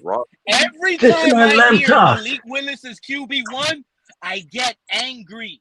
I don't know why, but it angers me. Everybody's so high on. Bro, he's a backup. But go ahead. I'm just shout out to Jose. So the question is, right? After I gave the context, the question is, does Malik Willis give us more wins closer to Dan Marino or closer to Cleo Lemon? Because if he gives us 5 wins just for being him, then that is a major upgrade. Because if the defense even plays like Flores 2019, that's 4 more wins. And then if that you guy have can innovation, quarterback sneak 3 first downs, it's an upgrade, Sharif. We had Tua. It's not hard to upgrade, but it's hard to be consistent. That's good. So that's it. So defense plays like Flores 2019, a bunch of scrappy young guys, right? And if Malik Willis gives you anything to 3 to 5 wins like Dan Marino, if Dan Marino puts on his laces preseason, the Dolphins have 5 wins. So all you needed was Marco Coleman. All you needed was a Jason Taylors of the world to give you Zach Thomas to add on the extra wins for you, right? Yeah. So if Malik Willis gives you 5 wins by just lacing up, we'll see just exactly how good this entire team can be under a guy who's going to be pressured. They're going to rush him. They're going to blitz him. But when they do blitz him and he's able to get away. See, this is the thing. When Dan Marino passed the ball past your ears and you hear the ball whiz past your ears as a linebacker or a safety, that's him beating the defense that you brought to beat him. And that is a leverage breaker. So when you blitz Marino, it's exactly. Dan Marino was so fast. Sharif, we're on the same page, but we're on totally and I like that you're saying Marino because Quinn Ewers is closer to Marino. So how right? close? How close is Malik terms of bringing Marino wins, Marino was never a runner. See, Okay, the escapability, the escapability that you're talking about, Sharif, that you think is going to create 5 wins is just as easy as the whistle throw that you just said getting passed through the linebacker's head. That's Quinn Ewers, my guy. When he blitz, he could identify there's a blitz. He's going to have his hot, and he's going to flick that wrist. If the ball's coming out quick, you're not going to sack Quinn Ewers when he has understanding of the offense. Because he's going to get rid of the ball. He don't have to run. He don't have to. Now, Malik, you can see Malik that will run. Yeah, he will run, but you can see that he's looking at the defense too. He's reading the defense as well. I've seen that in some of the highlights. But Pete, if it's third and 5, and Malik takes Mr. off Park, and gets I'm that sorry, first Craig, off. tell me after this. But Mr. Park, I'm tired of everybody saying, I see this guy reading a defense. Let me tell you something, Mr. Park. Every quarterback I've always seen post-snap, they all know how to move the safety. Moving the safety with your eyes is not reading a defense, my guy. Oh, good. I hope to tell, like for real. Like, that's what they're taught. Put your chin up, move the safety, post snap. After, once you look right, the safety's gonna move right. Like, that's not reading. Pete. Let me say this. I'm gonna say it like this. When it comes down to our quarterback situation right now, do you know that I'm happy right now? This is what I'm saying. I saw Quinn Ewers reading. Quinn Ewers reading. Let's talk about Quinn Ewers reading. Because I can put the clip up and show Quinn Ewers reading. If we don't go get nobody, and we have Cam, I'm happy with that too. But if we get rid of Cam, I know a Pee Wee quarterback that knows already I know a Pee Wee quarterback already that knows the fundamentals of post snap and learn how to move the safety with your eyes. Matter of fact, the safety coach on the other hand is teaching Mr. Park. The safety coach on the other hand is teaching the safety. Hey, when the ball is snapped, if you see the quarterback look this way, you start drifting that way because he's gonna throw it that way. If he turns his eyes the other way, you learn how to hip twist and go the other way. That don't mean the quarterback. All I'm saying is, Mr. Park, I hear a lot. And shout out to TD Finch Talk. I love that guy. I hope he's having a beautiful Easter Sunday with his beautiful family. But he sent out the troops, and the troops are now out based on his film now. Now he has everyone thinking Malik Willis is a pocket guru reading defenses. Come on, man. I love TD, but no, if we're going to be actual, the film actually shows, right? Since we're going to care about film so much, that's why I try to have the Quinn Ewers film. What did the film show under Quinn Ewers before that porn bot came in and ruined the film for us, right? What happened? I showed y'all who was actually reading the defense more post-snap. Quinn Ewers, I showed y'all, had more pass attempts, had more difficult throws in windows. He went to his second and third read more often than what the heck we're seeing Malik Willis. So this is why I'm looking like, wow, Pete, you're a Malik Willis hater. It's you guys turning me into a Malik Willis hater because the stuff I'm hearing and being from Malik Willis and Dolphin fans, I see it in Quinn already. Oh my God. You can have the floor, Craig. I let it out. I let it all out. No, it's okay. Keep going, Pete. I'm loving it. It made my Easter. It made my Easter. Go ahead, buddy. My goodness. My goodness. And then what are you going to say if Malik goes out there and throws 20-plus touchdown passes? And what if he throws 18 interceptions? Well, who knows? 20 for 18. Now what I do like. What happened? We saw Tua throw 25 touchdowns. But Pete, well, how many interceptions? That's another thing. The bar is we better get to 30. We better get to 30 touchdown passes by a quarterback this year. But Pete, what if Quinn Ewers go out and do that? Throw 18 interceptions. Yeah. If Quinn Ewers throws 18 interceptions, he ain't got it. That means you ain't reading post snap. You're just snapping the ball and throwing it. Then you were wrong, right? You're not reading. You're just throwing the ball. You're a gunslinger, gunning it anywhere. Well, what I like with Malik, I don't know if you saw, Pete, that he's working out with some of the other wide receivers right now, and I like that. I've seen that too. Oh yeah. You're right, Craig. I think it was posted up. He's already working with Jalen Tolbert. That's Jalen Waddle's replacement. I mean, who knows who's going to start, but that's a good thing. I think that's a good thing. No. Jalen Tolbert is going to start. He's Jalen Waddle's replacement. He's better than Waddle. He's more physical. He's a better run blocker. I'm not going to say he's a better route runner. I'm not saying he's a better route runner, but he's a better catcher, John. And he catches it with his hands. You're saying he catches it with the hands, not the body. And he can catch in traffic. So if the cornerback is draped up on him, he can jump. I've never seen him, so I have to. It's all favoritism, Mr. Puck. If you, as a fan, you prefer a route runner that gets tons of separation, I'm not saying that. Then Jalen Waddle better. No, listen. But Jalen Waddle can have separation and still drop the ball. Say that he's a better ball. Better. He has better. He's a better football player. I can go along with that. How old is he? He's a better run blocker than Waddle. He's more physical than Waddle. How old is Tolbert? So we did the right thing by getting rid of Waddle.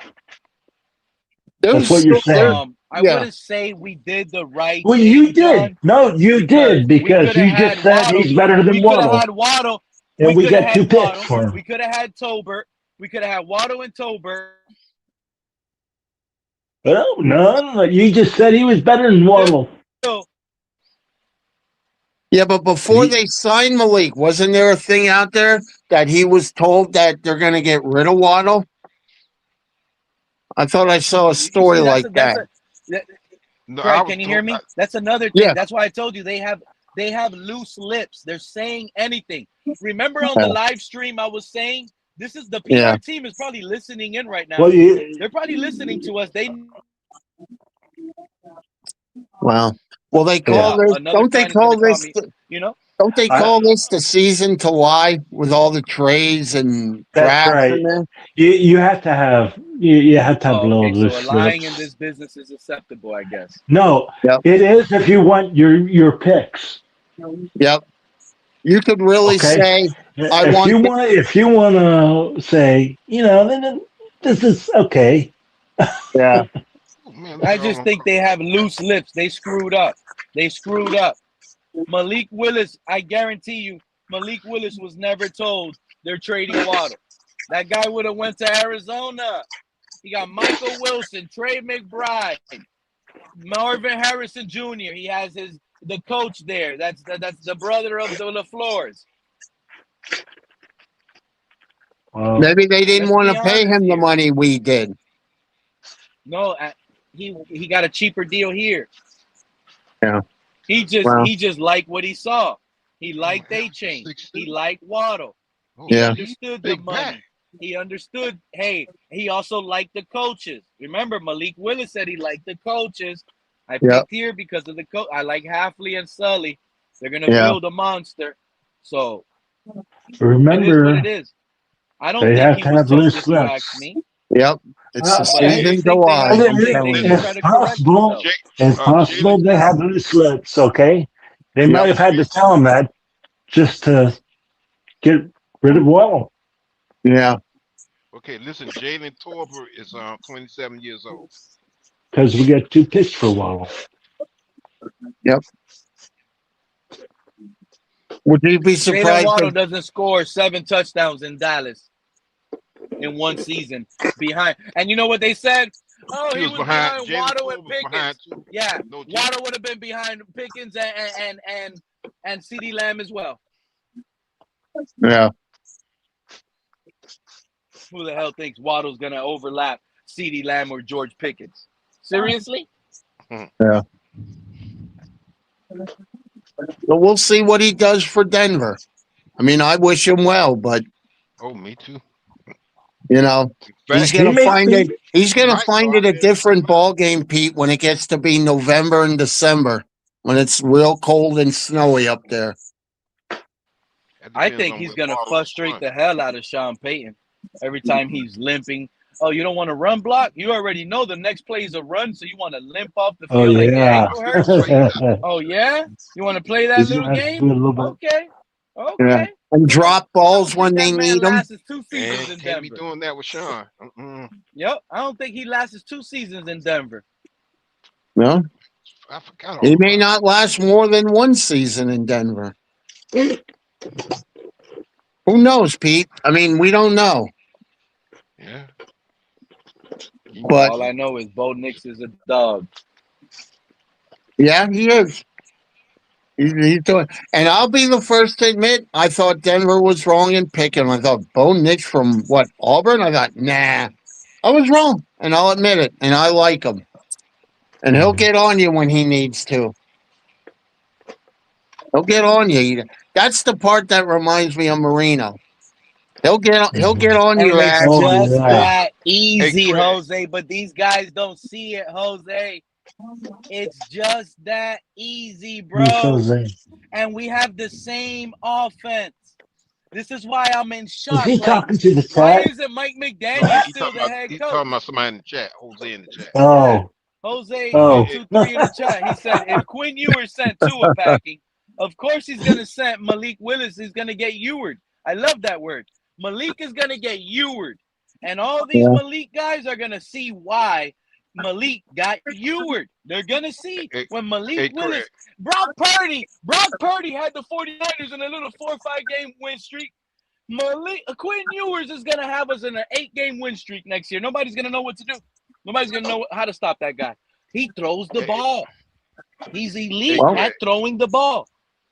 Craig, I actually seen Marino in a couple games where he got sacked. And that's another thing. All you OGs that actually, I don't understand y'all OGs either. You hear me, Jose?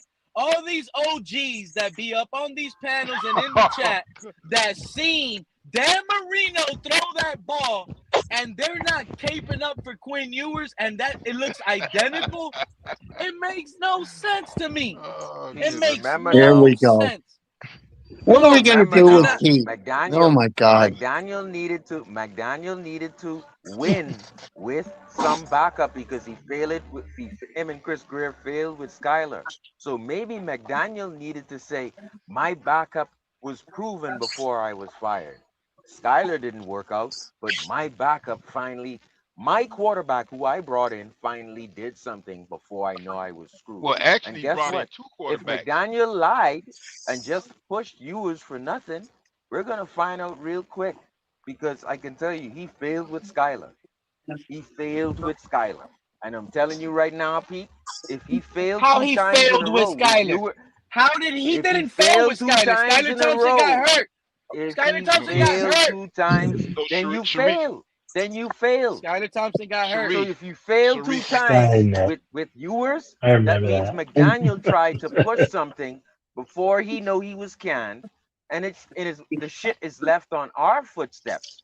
That's the thing I'm trying to say, Pete. Because if you brought in backups, right? If you brought in backups, one of them failed, and the next one you tried to push before you knew you was fired.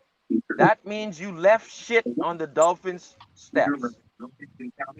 So you're pushing Ewers. If McDaniel failed and Greer failed for the 2nd pick of a backup QB, they left shit in the toilet, bro. Yeah. No. And let's not forget, McDaniel brought in Zach Wilson also. So that was his other quarterback.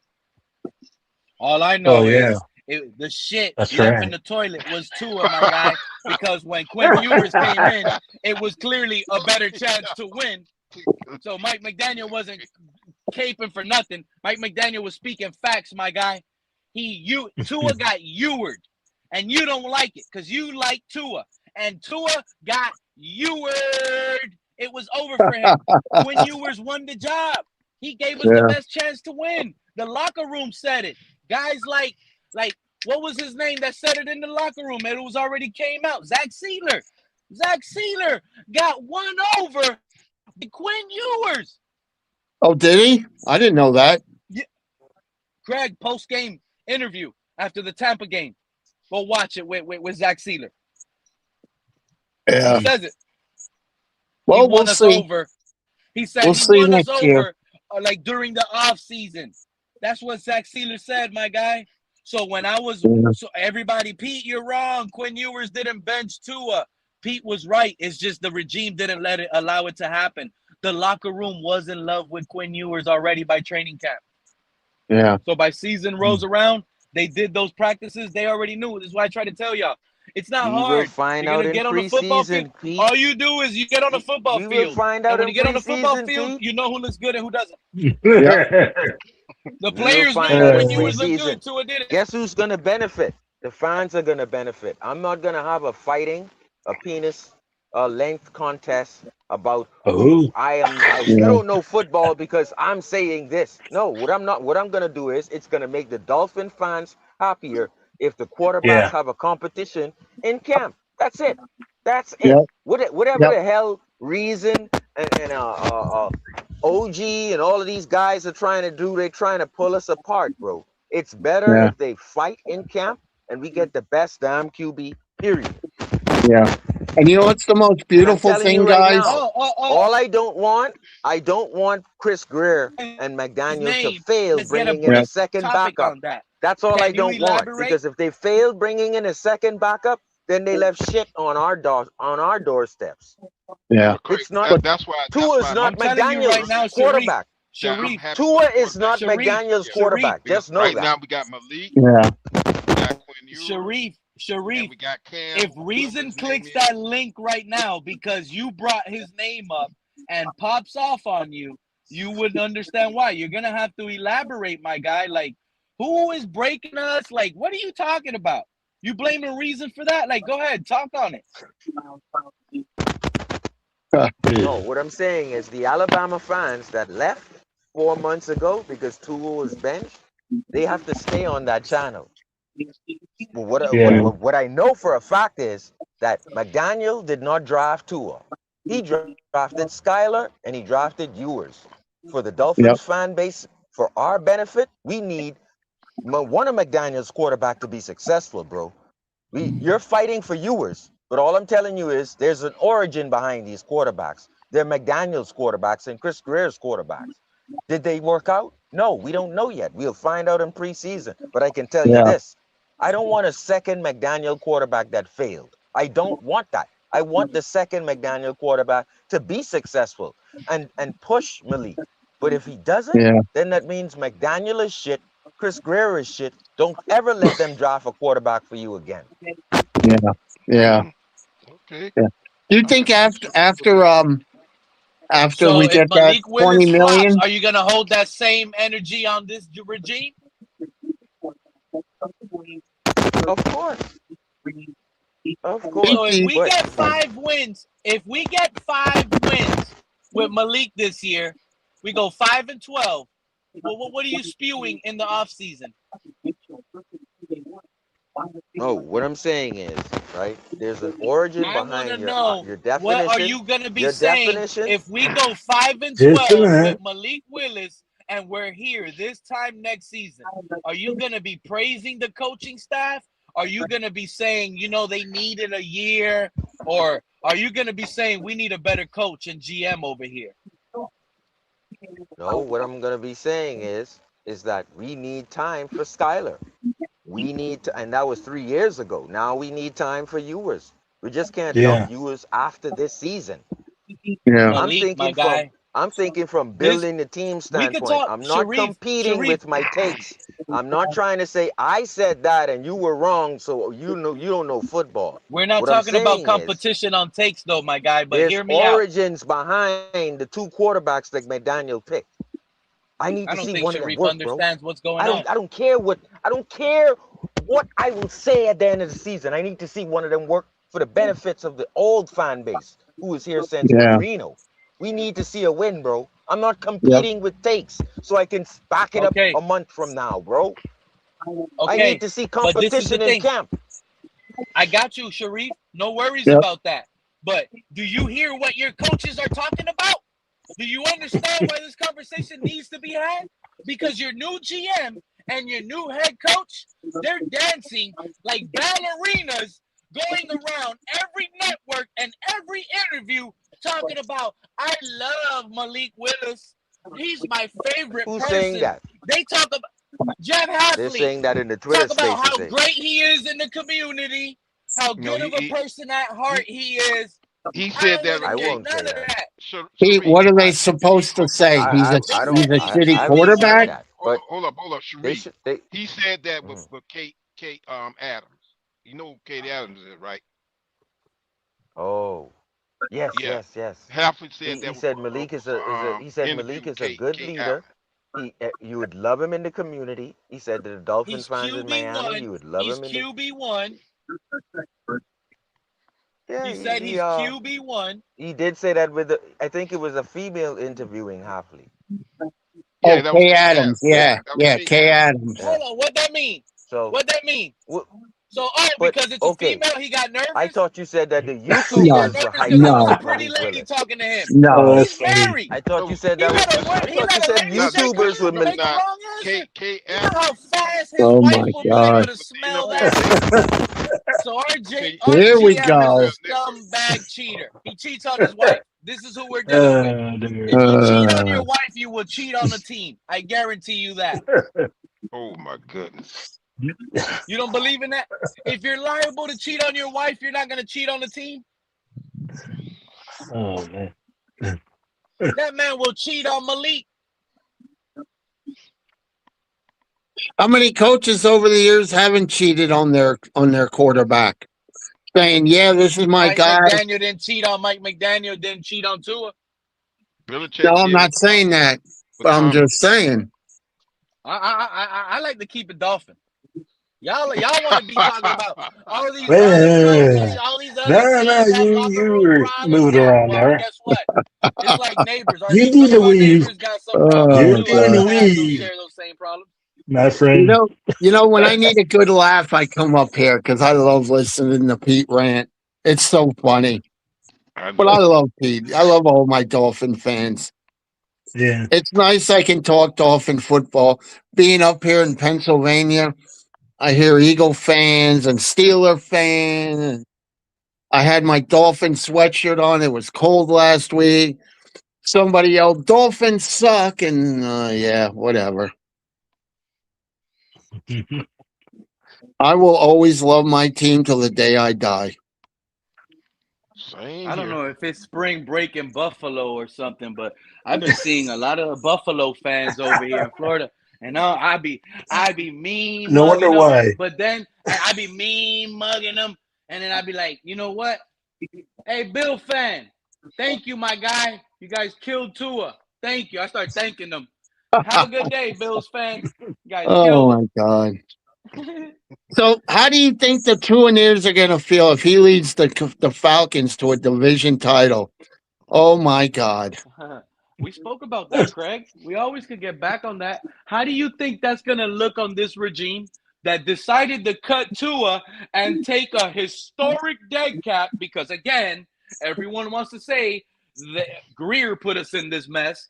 You guys don't even realize who really put us in this mess. The one that made the final cut and actually did the decision is the one that put us in dead cap hell. That and which is that? And Jeff Hafley.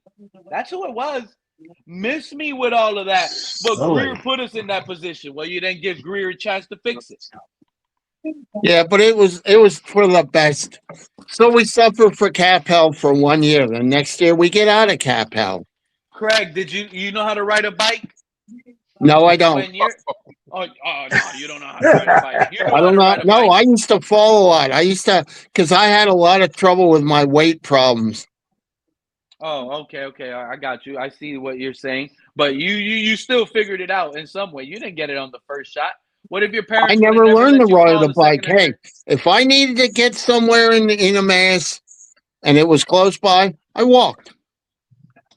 And that's okay. You wouldn't have been able to be my friend. You wouldn't have been able to be my friend. Well, me and you would have grew up if me and you would have grew up on the same street, on the same block, Craig, I'm telling you right now, the first thing I would have knocked on your door. Hey, Craig, come outside, my guy. Get on the bike. I'm going to push you from the back. We're going to get you to come with us. You're coming to the park with us, and you're riding on that bike. You would have got it. You just ain't have good friends around you. Man, that's okay. Wish I was around. That's okay. Hey, I can drive a car, and I'll tell you what, I was shaking driving it. And when I couldn't drive for a while from my hospital time, I was nervous. Now I can drive a car. Nice. And I walk. I got you. But you know, there's a small, don't feel bad now, Craig, but you are part of that small percentage of people that don't know how to ride a bike. So the and I live with that every day, and I'm okay with that every day, Pete. I really am. Okay. People can ride their bikes. I'll tell you what. Nobody ain't riding a bike anymore. Let me Everybody finish, you Pete. see on the sidewalk now, you think that's a bike? Y'all better stop calling those bikes. They ain't pedaling. They just pressing a button. They're on electric. Woo! No, what's big in my town? The other day. Like, dude, what's big in my town are those scooters, and they have motors on them. That's what's big here in Emmaus. I see a lot of people with those scooters, and they have motors on them. No, what Pete's saying is the tradition bicycle is dying. Oh yeah, no, I know what he's saying, but you know what? I look at it this way. When I used to go down to the beach, which was like, I don't know how many miles, because Ocean City, I think it was like 80, 90 miles. Who's going to get there faster, riding a bike or driving a car? Facts, C. Huffle. Where were you? Where are you at? I live in a little town called Emmaus. Ocean City, New Jersey, I think it's like 90 miles away. Oh, okay. So, see Huffle in the chat. That's okay. I'm about 20 minutes away from the ocean or less. Just pick up my iPad. I'd walk it. Yeah. I don't see Huffle out there. It's okay. No, I am talking about walking. Yeah, there's nothing wrong with that. There's nothing wrong with walking. No. Long time no I see woke up. I went to the beach this morning, Craig. 20-minute drive. Took me 25 because I had to stop at Starbucks. Yeah. Oh, I'm fortunate. My dad has a lot on the Indian River. Yeah. So. Oh, he lives in New Jersey? No. Okay. South Chesapeake area. Oh, okay. No. Long story short, guys. Long story short, you guys are gonna be surprised how this season ends up. We're gonna be that team that's one game short of the playoffs. When week 18 hits, we're going to be like, win and in, or we need these two. We're going to win the game, but we needed those other two teams to lose, and they both won, and we could have went in, but we didn't. So that's how I feel this season is going to end. I promise you. Wait a minute. If we're just one win short of getting in, is that what you're saying? That's a win-win. No, that's a win. Inner child wanting Oh, Quinn God, to yes. win. If Quinn that's a win. wins the job, he wants us to go to the Super Bowl. But because this guy, we won't have to worry about a quarterback, okay? Yep. That's Pete, why. if we go that far, Pete, we won't have to worry about a quarterback. Okay? Sharif. Y'all hear Sharif? Sharif is thinking something. No, he thinks. You know what, Sharif? I think, and correct me if I'm wrong, Sharif. But Pete, because you should want us to win regardless. Because you saw promise in Skylar. I was right there with you 2 years ago. I saw promise too. But now you're hard on it. You're 10 toes down on it. No, the backup can do it. Guys, listen to me. And now you're feeling it hard.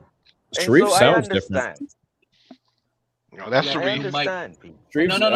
Sharif, you're loud and wrong. I don't care if it's with Malik or not. I just told y'all why I think Quinn is going to win the job. But Malik hasn't convinced me that he deserves the job either way. Well, don't say we're going to be a game short because of this or that. Don't do that. Don't do that. Don't do that. That's how I feel. Don't do that. What I'm saying is, what he just said convinced me that if we get that far, we don't have to worry about a quarterback. No, especially if it's Malik. Because his guy, Quinn Ewers, that's right. Get benched. Yep. Or Malik Willis is actually better than that. Malik Willis actually wins 9 games. He goes 9-8. Can I just bring up a scenario, Pete? Okay, we draft a quarterback. And when we get that money, obviously it's to sign our draft pick. What is the scenario we don't go out and get a veteran backup and say goodbye to Quinn? Who would that be? If Malik gets I don't know. No, I'm just saying. Yeah, I don't think they're going to that. If Malik is the answer and he gets us to 9 wins in one season, That's and a we young barely key miss the quarterback. playoffs, That's why they probably won't. yeah, it doesn't matter who the backup is. Are you guys going to care who the backup is if Malik Willis shows he's the answer? Yes. No. Yes, I'm going to. You know why? I don't think Buffalo I know we're going to take a quarterback anyway. You know why? Because he's a running QB, and running QBs are going to get tackled a lot more than the ones that don't run, that are going to be probably throwing the ball away over anything. So the chances of him getting hurt are a little bit higher than a typical QB. Yeah. No, I just brought that scenario up. From the fact of, they're going to be taking more contact. Yeah.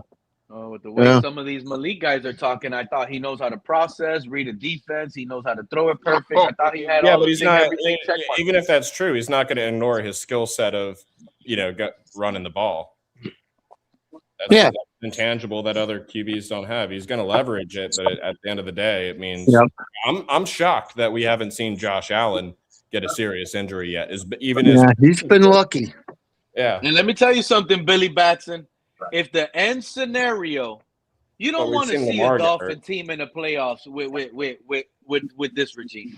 I don't think we're losing a playoff game. That's the thing. If we get into the playoffs, I think we'll go. Here we go. I'm serious. A team this hungry, a family this hungry. With young players. We sneak into the playoffs and we beat, let's say, we beat whoever it is wild card weekend. Think about it, Pete. Maybe like the Colts or somebody. We're not. I don't think we're losing the divisional round after winning a wild card. There's no way. There's absolutely no way. Just what? You're riding that. You're riding that win to the Super Bowl. I think home field advantage is very real. And guess what, Pete? Pat Riley's trying to figure it out right now. Florida Panthers gave us an opening because they suck because of the injuries. And so the Marlins right now. No, if it wasn't the injuries, they would be going far. There's an opening for the Dolphins to grasp. Imagine the crowd. The Marlins are taking that in Biscayne Bay. Did the Marlins win today? Anybody know? No, they're still playing. They had a delay in New York, so they're still playing. The Marlins look pretty good this year. In the 4th inning. Yeah. Hey. I mean, they ran into the Yankees, but I think they're going to be better than what people think. Yeah, I think the Marlins will be better than people think. You know what? And I like that. What did we sign? Go ahead. I'm sorry. I'm saying they're young, hungry. Look at the pitching staff. Right now, I think Yuri is a little immature. Because somebody got a lot of stats. Sandy Alcantara, he represents. He's going to be a. Right. And everybody else is a kid. So you got Zach Taylor and kids. So and that's how Sandy Alcantara is right now with the Miami Marlins. And so I think Sandy is going to carry this team just like how I think Zach Sealer is going to carry the Dolphins. And our bench hopefully will help us out. The Marlins pitching, the staff in the back end, Oh yeah, with if Quinn Ewers puts Malik Willis on the bench, let's say like week 5, and we're like 1-4, I want everything fired. And I'm sorry I had to say you always say that this Sunday. Yeah, I mean, think about you always say that. Think about it. What do you do? Are we gonna be stuck? What? If we're bad, John, if we're bad, we're going to say, we're going to build the team again against Malik because Hafley and Sullivan keep telling us, we believe in Malik. We like Malik. We love Malik. He does everything in the community. I can't say that until I see him play. Exactly. Okay, And I'm so not what going is to it? say If that you until start I see 1 him and play. 5, if you And start so 1 what and is I it? don't 5 and care. you Good get or I bad? don't care what the outcome is, unless I see him play. I mean, if they play good and lose, no, I'm not going to say that. But if they because there stink is a up, route. I He can see if, Malik why. if Willis, they're like Malik two, Willis if can. they start out like two stink up, yeah, I'm going to say that. Let me say. Let But me tell you why I if they look understand I where don't good even Pete is think we coming got. from with I and don't this. even still think we have lose, a Okay. offensive coordinator that's prepared right now. I really don't. I Who has wouldn't that know that mic? until I see the game. Okay, Is that static coming from? Hey, who's dropping their microphone in water? Somebody has a mic that not I can't me. believe my ears. Oh, that's Sharif. Oh, Sharif from the As Bahamas. yeah, he never in the five, I think in the 5, 6 years that he was GM, Mike, shout out to Mike Florio. A GM and a head coach has 3 opportunities to go to the owner meetings, to go to the off-season meetings, and to basically cleanse everyone's locker, right? Chris Greer in his last 4 years never went to any owners meetings, public press, never made himself available to speak about what him and Flores wanted to do, about what him and McDaniel wanted to do. Yeah, Chris Greer always never showed up to these, said, we're going to put the mic in your face. Tell us what you want to do with the Arizona Cardinals, or tell us what you want to do with the Buffalo Bills. Tell us what you want to do. And these GMs, like Mike Florio said, has 6 opportunities in the offseason to show their face. Chris Greer chose one time. Every year he chooses one time to go to one press conference. And I didn't know that. Shout out to Mike Florio. Do you know how much press conferences uh, Sullivan and Hafley did? They did all of them. They They got did too much all loose of them. lips. I didn't They know. doing too much And so I could talking. understand. And I can understand where Pete is coming from, guys, in the comments and guys up on the panel. When you talk this much, by week 5, I want you fired if you didn't. If you talk this much. I can agree with Pete on that. If you talk this much, that's why Chris Greer probably didn't talk, because he knew he sucked on Deion Jordan. He knew so it was like, damn, I gotta face these people with Deion Jordan now. I'm They're not doing going all out this. I there. wonder if they're gonna be doing all this talking next year. Let's see if they're gonna be doing all this talking throughout the week if things ain't going in their way. They're doing a lot of talking with all the obvious actions. So They're they talking went too to much. all of them, guys. So they went to the owners' meetings. They went to the first owners' meetings a month ago. They talked again All in the that front of talking. Florio. All that. That's why they couldn't pull off no good deal. That's why they couldn't put. They do too much talking. When you're doing business, I bet. Hey, they were listening and they sounded desperate. Man, he was calling Denver. They called Denver. Denver didn't call for Waddle. I guarantee you it was Sullivan. Like, man, they're not calling. He Sullivan called. begging him, man. Yeah, That's all Sullivan that talking. begging for picks. Yep. And they have loose lips. Why do you think they couldn't get to all that owner meeting, all those meetings you were talking about, Sharif? Why they ain't get Tua traded if the Falcons wanted him? So the Falcons got the man for free. You ain't find a trade partner? These men talk too much. They probably slipped up. You know what I mean, Sharif? They were talking to the Falcons like, yeah, man, if you don't trade for him now, then we're just going to be stuck and cut him. The Falcon was like, ding, ding. So we ain't going to give you nothing. We'll get to it for free. This is what I'm saying. They talk too much. Some people just don't know They how to never keep said their that. lips sealed. They never said that. They never said that You one don't time. know that, bro. These guys slipping. They slipping on banana peels right now. No, that's not on record. They never said we are going to cut Tua, or we will cut Tua, or there's going to be a time I'm where saying he when will they be had released. those They meetings, never said that. all those owner events, all the stuff you brought up, they're talking to the other GMs there. They're talking and talk. And I guarantee you So those they didn't GMs are slip up sitting though. back on their chair, leg up, cigar in their mouth. Why do they have that cigar in their mouth? So their lips could be sealed. Like they don't want to talk. But not Sully. Sully want to be with a little drink in his hand. You could tell it was mixed with orange juice. So they drinking, they tipsy, they loose lip, walking around, high stepping, talking to everybody. Come on, man. They did too much. But wouldn't you want a GM like that, Pete?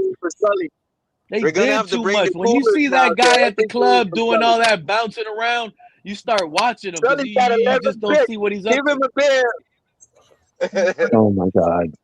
We got 11 picks. We got to mix him a drink, bro.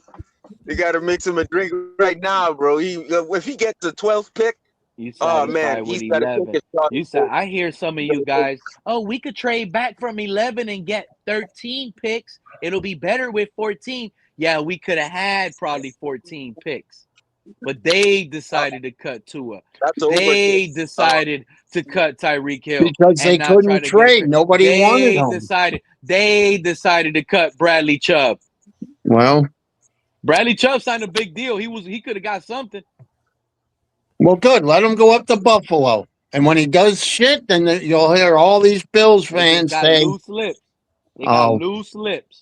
Oh, You'll my probably God. turn around. Oh, man, you know what? Don't worry about Bradley Chubb. We'll cut Chubb. You know what that GM said?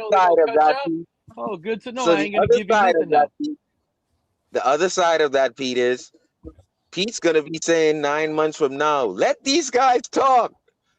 Don't put a muzzle on these guys. If we're winning and we're 2 rounds into the playoffs, Pete is going to say, if you put a muzzle on Sully, I'll kill you. That's right. And I'm going to call it out. Sharif, why these guys ain't talking as much as they used to talk. Why they so nervous? So I'm going to just say they scared to talk now. All that talking they were doing, now we're in a big game, they don't want to talk. Come on, now they scared. That'll make me feel like we're about to lose the championship game, Sharif. Look how scared they are. The GM won't talk during the season, Pete. You know that. But we did not know. What I'm trying to tell you is Mike Florio exposed that. He exposed how Chris Greer was afraid to be accountable for bad picks. But if these guys are showing at every opportunity that a general manager has to speak, by NFL rules, you don't have to. But they did. You have to appreciate that. But you also hold them accountable for speaking a lot because of what they said. This is why Chris Greer did not say much, because you couldn't hold him accountable to what he didn't say. Well, so now I love a GM who speaks out to the TV and speaks out to the media. I want my GM to be a Miami guy. I want my GM to be like Miami Vice, like Dennis Johnson. I want him to be have some etiquette about him. To be known about around Miami for fixing them. But you know what I'm afraid, Sharif? I'm afraid Hafley and Sullivan, they're gonna fall into that Miami lifestyle. You don't know, Pete. Let them do their job. Let them see. Come on, bro. And now look at Malik Willis playing golf. Come on, bro. These 3 guys are gonna be golfing a lot. We're gonna have. So what's wrong with that? What's wrong with golfing a lot? We're gonna have Sully. It's the trios, bro. It's the trios. It's like, hello, Craig. What do you mean? What's wrong with it? You were just up here on the panel 3 months ago saying we need to cut the 3-headed snake. It has to be Greer, McDaniel, and Tua because all of them are tied to the hip. Well, guess what, Craig? You can say the same thing about Malik, Hafley, and Sully. And if they win, I'll be happy. They can golf all they wanted. Right? If they're winning, I don't expect much this year, but once they get But here's the thing. Winning for you might be different winning for me as much as it might be different winning for Joe. So what is your winning? I can tell you what winning for me is, but it might not be the same for you. Go ahead. I already told you. Malik Willis starts every game, and they start every game, and we're 1 win shy away from making the playoffs. That's a win season to me. Okay? And that's a win season for me. We don't have to make the playoffs this year right now, year 1, under Hafley and Sully. But we got to be at least we got to be in the discussion. How many games? Whispering into it. I mean, 8 and 9. How many games are you 8. talking about? Okay. 8-9, 9-8 season, swimming around the 500 mark. Here's the thing for me, Pete. Okay, you got to understand. They got to get their guys. It's kind of like college. You're getting your guys. You got out some of McDaniel's guys. Now you go in, you get your guys, and a lot of these guys are on 1-year deals. Will some maybe make it? Sure. Will some maybe? A lot of them probably won't make it. But you got to find out who's who. Now, John, a winning season with 6 games is a possibility as well. Yes. If that's what I would say. If I can turn around, that's what I would say. If I can turn around and say we lost 2 games because Riley Patterson missed a field goal. Malik got us in position to win, and Riley Patterson missed 2 field goals in the game to lose it that we should have won, and that would have gave us an 8-win season. So a 7 to a 6-win season, depending on how the scenario unfolds. If we don't got it like that, a 6-win season could be a disaster. But a 6-win season, you see how there could be a little pushover. Like, it's not considered moving the goalpost. It's just coming to an understanding on how the game closed. Right.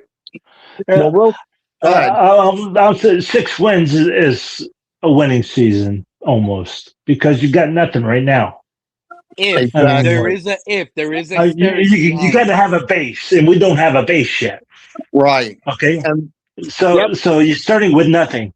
So 6 wins, you got to give it a little time, Pete. Yep. So I mean, 6 wins is a starting spot. Next year, 6 wins, then but you go. there has to be 500 hope. 6 wins could be acceptable if the 500 record was hope there. For example, 2 missed field goals, and lost us the game, that would have had us at 8. Like I said, if Malik looked good, 500, if Malik Willis didn't fumble the game in one, like he has, Malik Willis does have an opportunity to have a bad game here and there. I've already said this. I said, if the team looks good and loses, that's not a loss for me. Okay? Exactly. You get it, John. But that's it. So don't come back at me later if we don't get those avenues. And now you hear me trying to cross the street without looking both ways because we didn't get those avenues. We didn't get those opportunities. Riley Patterson didn't get to miss that field goal. You get what I'm saying? It didn't happen. We just lost outright, and it looked bad. If it looks bad at 6 wins, I want it flushed. Well, but the thing is, so I like what Sully and Hafley even said. We're going to build through the draft. Yeah, we'll get some guys, but we're going to build, and that's the Green Bay way. And look at what it's done for them. I'm sorry, it hasn't done anything for them. What has it done for Green Bay? Because I keep hearing, oh yeah, we're going to draft a quarterback every year. Green Bay doesn't even draft a quarterback every year. Green Bay doesn't even draft good players at all. What draft picks do you guys like that Green Bay drafted? Name them. By the way, Pete, guys, name the draft pick that you guys are at all. Where's the Panay Sewell? Conversation because Hafley said it right out of his mouth. I am not doing anything like what they did in Green Bay. I am doing things my way. So the Green Bay guys want to refrain from the Green Bay things. Nah. So he's going to You guys are the Green Bay guys. That's all. Now, I'm telling you right now, if you listen closely to the press conferences, guys, in the comments and on the panel, if you listen to Bobby Slowick and if you listen to Hafley, they're profiling on what they want as a tight end and what they want as a lineman and what they want as receivers align. Just listen. They're going to be big. They're going to be able to block for H-N. And they're going to be able to catch contested catches. So just listen to Bobby Slowick. Now, I'm telling you right now, in defendance of Pete, Bobby Slowick really loves Quinn Ewers. Just listen to Bobby Slowick's press conference once again. He really loves him. And I'm telling you, right now, guess who has a head start with the receivers? Quinn Ewers. Quinn Ewers has a head start with the playbook. He has a head start with the first pages because he And has Bobby already. Slowick ain't changing the language. It's gonna be the same language. That man ain't no OC like that. He's gonna copy and paste what he learned from Mike McDaniel and Kyle Shanahan. Yeah, but didn't Hafley say we're going to be more of a running team, slam it in your face, stuff like that? That means 6 offensive linemen. That means it's important to have a 6'7", 330 lineman out of this draft. Yep. Someone very big. Because if we're going to bring in the Proctor. 6 of Caden Proctor at 11. Maybe you're going to have Dolphins, right? And then you're going to have the 6 offensive lineman announcement into the game. I'm telling you right now, if that's Theo Wheat, and if that's a guy like Stribling or Omar Cooper, or dare I say a Boston, if that's the other guy out there, we're going to run down your throat. Because one thing I know about Achan, and one thing I know about what Tua could have done, I always go back to the Baltimore game when we came back 52 to something. But Tua was able to run so freely, and he was almost as fast as Lamar in that game, if you look at that game. In terms of evading pressure. You're gonna that right there, I'm telling you, man. Some You people see are one gonna little have spin move. Oh, I tell you. People are gonna have Malik. You know when you have a bead on a quarterback and then you don't have him? You had him, but you don't. You're gonna see a lot of Jalen Phillips miss sacks when it comes to Malik. When you had him in your arms and all of a sudden Malik is big and stocky at 225, 6'2", you can't bring him down. He's hard to bring down. He's hard to bring down. So go ahead now. No, Sharif, you're absolutely right. You're not going to bring him down that easy. You're going to have to wrap him, bring him down. You can't even catch him. He's elusive. He's fast.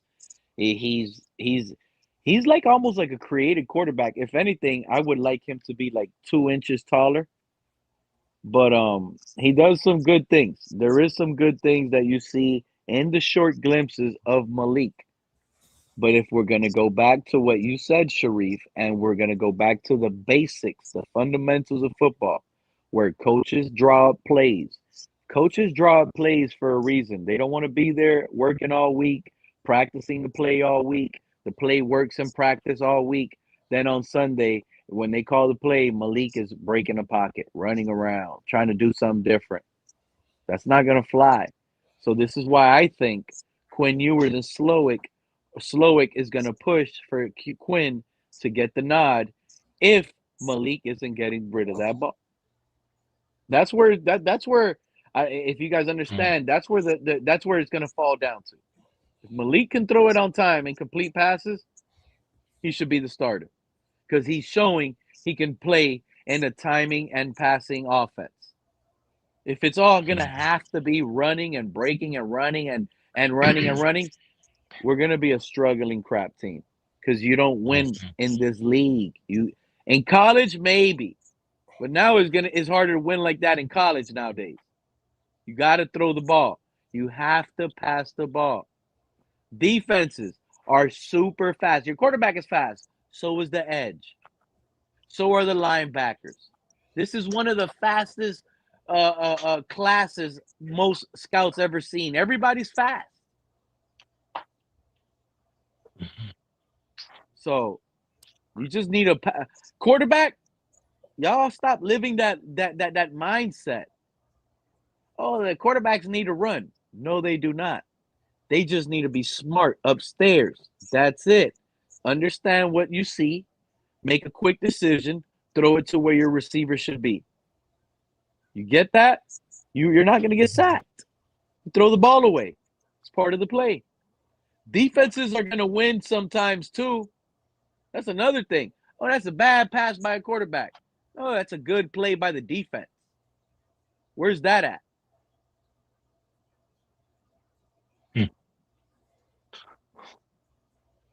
I think it's time. Like there's no such thing as a pass breakup. Like a cornerback can't jump a route and guess what the receiver was going to run. That's just a phenomenal play by a cornerback. Pete, you know what has happened here too? I think we are intelligent more. We have to give ourselves credit. Why am I saying that? I remember when I can say this with my chest out. We have become more by losing. We are going deeper into the civilization of a Dolphins fan, right? Like we are probably fourth, fifth stage right now, meaning we're digging deep. Like some teams don't even worry. You think the Kansas City Chiefs fans worry about the front office and the off season? They know they're going to the playoffs next season. They can drink coffee and go to work. But we have to go deeper into civilization after a 7-year Tannehill, a 6-year tour, before that, and so we now we're losing, and then when the off season comes, we want to know why. So we're now left in the pandemic to learn about drafting. We're now draft nicks. Everybody is a draft nick who's a Dolphin fan. In the efforts of finding the best route to winning championship, like we want to find out the best route so hard that we're becoming the GM. And we need to have now another Pete draft simulation because, yes, Pete, we need to show our talents because I'm going to hold Hafley accountable to who Pete drafted. And if Pete drafts works out, I'm holding Hafley to that because obviously Hafley drafted someone else and they didn't. And this Pete, did you have a draft? TD didn't know anything. TD is now looking at his. TD has a board of 100 players. Talk that. But what I'm trying to say is that wasn't us 5 years ago. We evolved because we were losing and we go deeper in losing. Now we have to go even deeper because we tore everything down. So now we have to go even deeper. Now TD is a draft nick, and I appreciate that. And I think all of us are draft nicks because all of us know that Mawega, if he's there, if of course the safety is there from Ohio State, if we know 2 years from now who's prospects, where our eyes are on prospects looking forward. That's how smarter we are. And that's how boring we are because we have to dig deep as a losing fan base.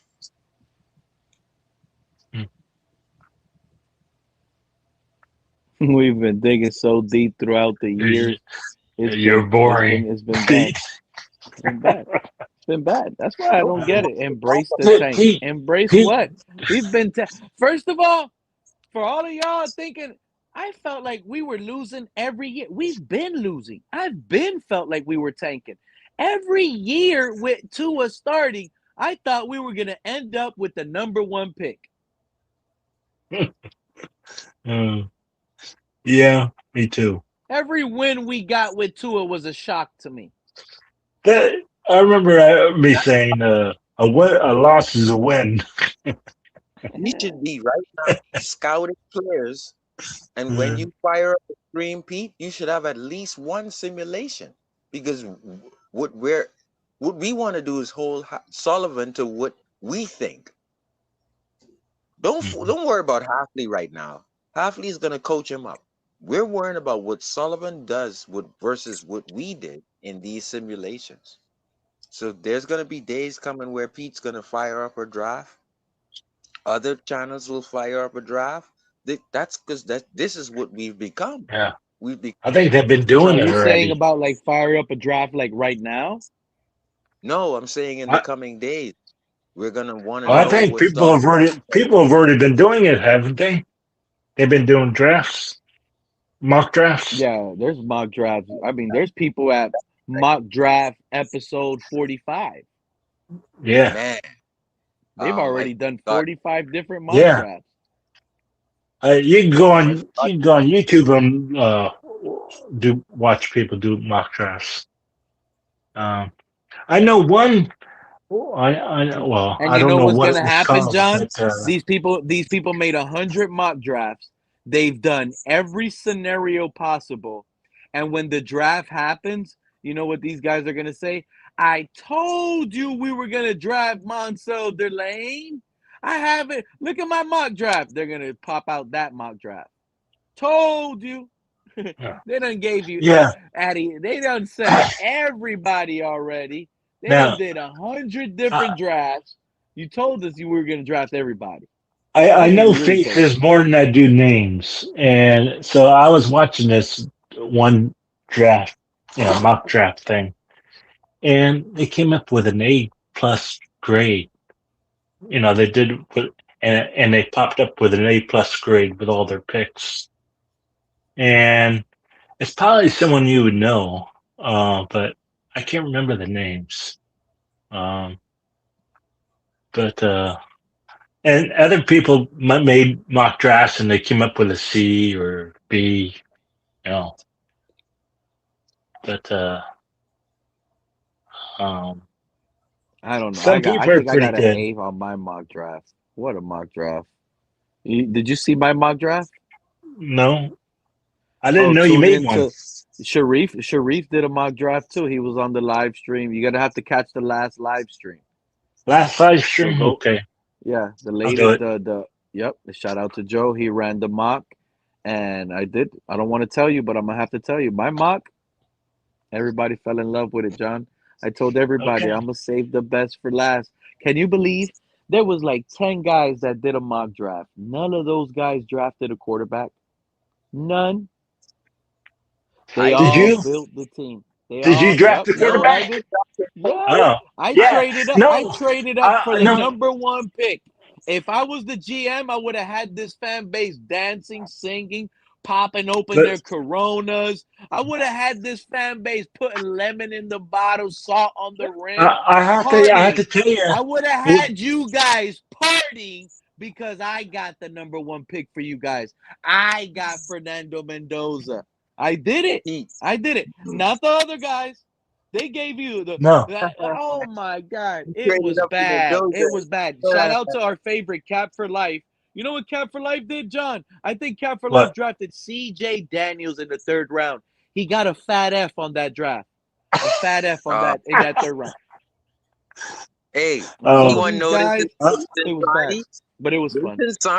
They have good drafts. I like what they're doing because they're after so much drafts, you get to see and you get to feel out. Like, listen, Caleb Downs is a 1% chance he falls, right? Ruben Bain, maybe a 3% chance.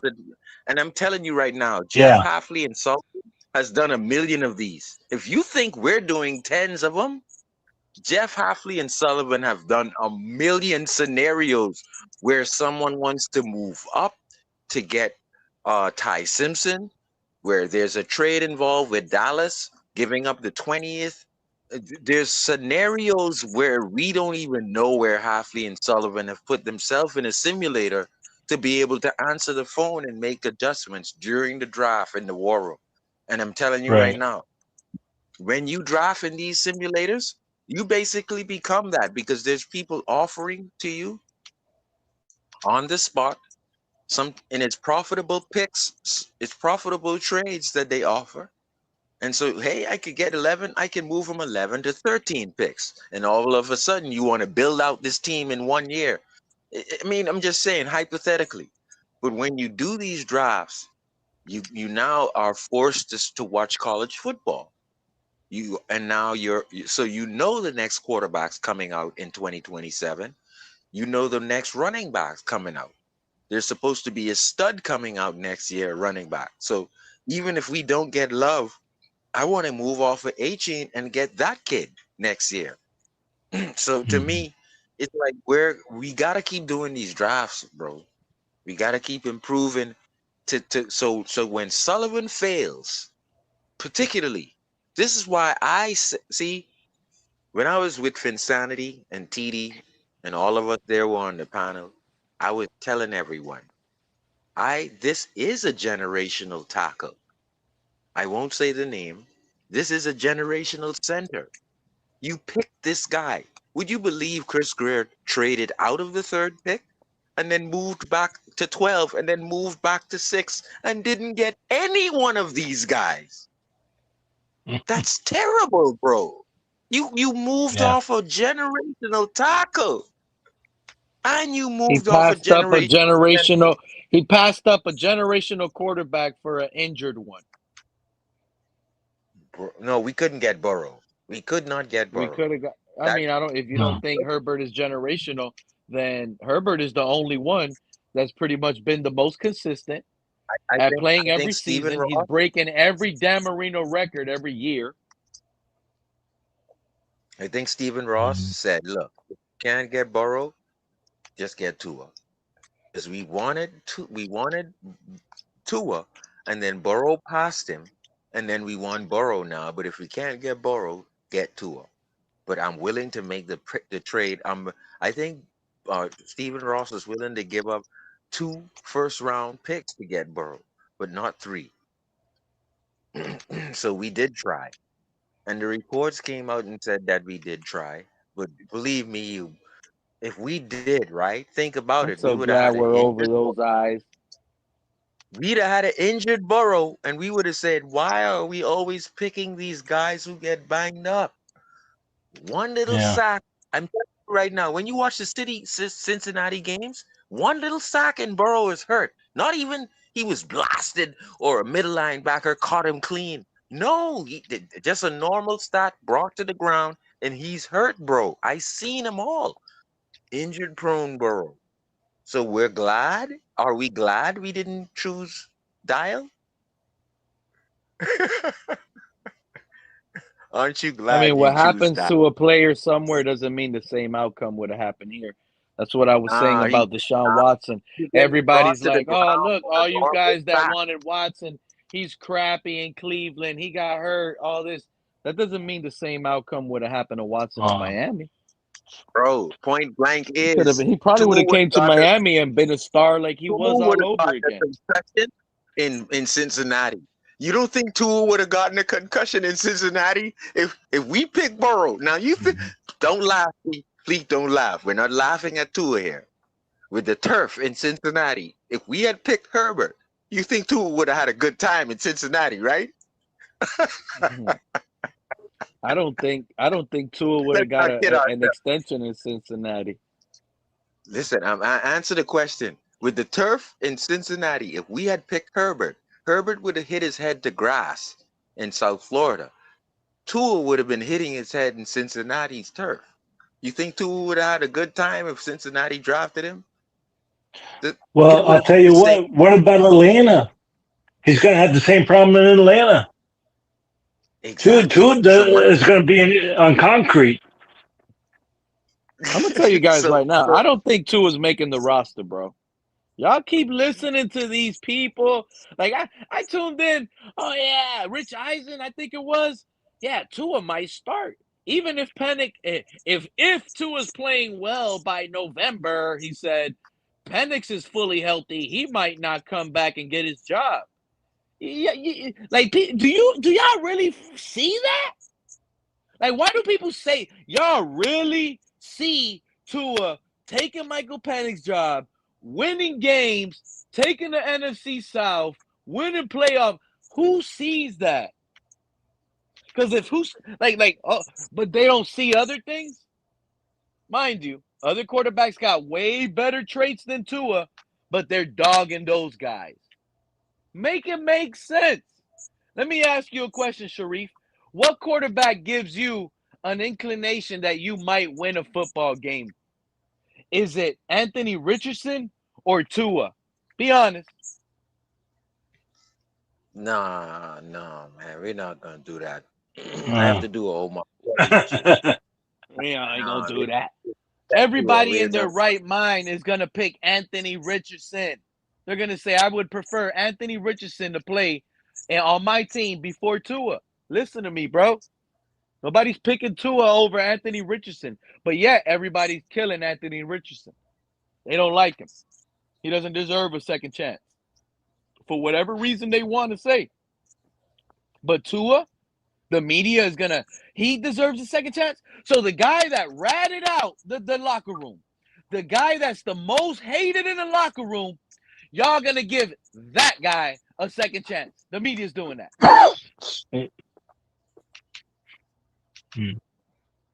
But the quiet guy that lost his job, They want to make fun of him. He's the one-eyed wizard. Now, who is Pete talking about now? I'm just saying, Anthony Richardson. I don't get it. I don't get why people now. I'm hearing things on the media, Mr. Pop. Oh, Tua might win the NFC South. Tua might do this in Atlanta. Tua might. If anything, if y'all want to do anything with the highest statistically, Tua might not even make the team. Oh, that's for real. That's the reality. There's a higher chance Tua gets cut out of the Falcons than he sits Michael Penix and keeps Michael Penix benched. What are we listening to on the internet at times? With conviction as well. You hear some of these guys? Maybe they say it as a joke. Maybe they want some attention. I'm not sure what it is. But my mind doesn't like hearing things like that because it's like, are you serious? This is why people are held accountable for whether the things they say. They almost threw, what's that guy's name that said Ty Simpson is better than Fernando Mendoza? Dan Orlovsky. If he was on a roller coaster saying that, oh, they would have unbuckled that guy while he was going 70 miles an hour. Straight up. Yeah, he's loud and wrong. You can be loud and wrong with your takes. And people are going to be held accountable for them. And that's why I say, like, some people, they have 800 million subscribers on their channel. How the hell does Rich Eisen get away with that? And all those other guys. Because I hear former players, you hear them. Players that actually just played, not even just TV players. Oh, I don't know if Tua might even make it. Yeah, Michael Penix is better. Everybody knows, like, it's clear Michael Penix. Who needs to tell you Michael Penix is better than Tua? You see it for yourself. But when you hear crazy things like Tua might keep Michael Penix on the bench, he ain't going to get his job back. Really? Seriously? Like, how is that even a topic of discussion? It shouldn't be. Pete, the reason why Eisen gets away with that is because he has the backing of NBC Universal. What you asked, like, the reason why these national media guys is because they have either the backing of NBC Universal, Fox Sports, or ESPN. So they can get away with not spreading lies, but not telling the whole truth. Just bouncing on the nice side of things, right? Just say what's right. Yes. Say the nice. Some of these guys care more about, like, some of these guys who are friendly with these franchises. They're not going to say bad things about the franchise because they don't want to lose their credentials and stuff like that. And that's not even their team. So they don't care. Rich Eisen is not an Atlanta Falcon fan. Isn't he a Jet fan? Yeah, he's a Jet fan. No, I'm going to use some of the media people that cover the Dolphins specifically. Teron Armstead. Call him out, Anthony. Put a name on it. I feel guys like, I've been saying this, as much as I like Omar, he can be very, very politically friendly to the Dolphins because he doesn't want to lose it. I like Omar, but he tends to be very politically correct with the Dolphins. He doesn't want to lose his credentials and stuff like that. Well, lately, have you heard Omar Kelly? They're calling him a flip-flopper. He's been really negative on the team ever since Tua got cut. That's the motion. Have you not noticed that, Anthony? Yeah, because his boy got cut. Of course he's going to be negative on the team. So now he's not scared to lose his credential? Probably, yeah. Now he's like, my career is done. Tua, yeah, you could be right. He's embarrassed, so now he's ready to lose his credential. He's better off getting shipped to another team. And now, for me, I honestly, so the Dolphins could cut him, and he gets sent somewhere else, like they did Daniel Yafuse. I don't know if y'all realize, but Daniel Yafuse was one of the best Dolphin beat guys I ever heard in my life.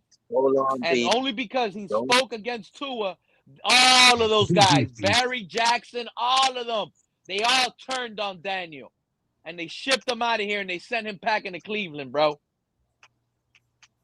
No, and even though Omar doesn't covers the Dolphins, I don't think he's a Dolphins fan and stuff like that. Omar I think is he's a Dolphin a Steelers fan, bro. He's a Dolphin fan. Omar's a Dolphin fan. He's a Dolphin fan. No, you really think TD so? called him out. No, he's not a first Dolphin fan. Show.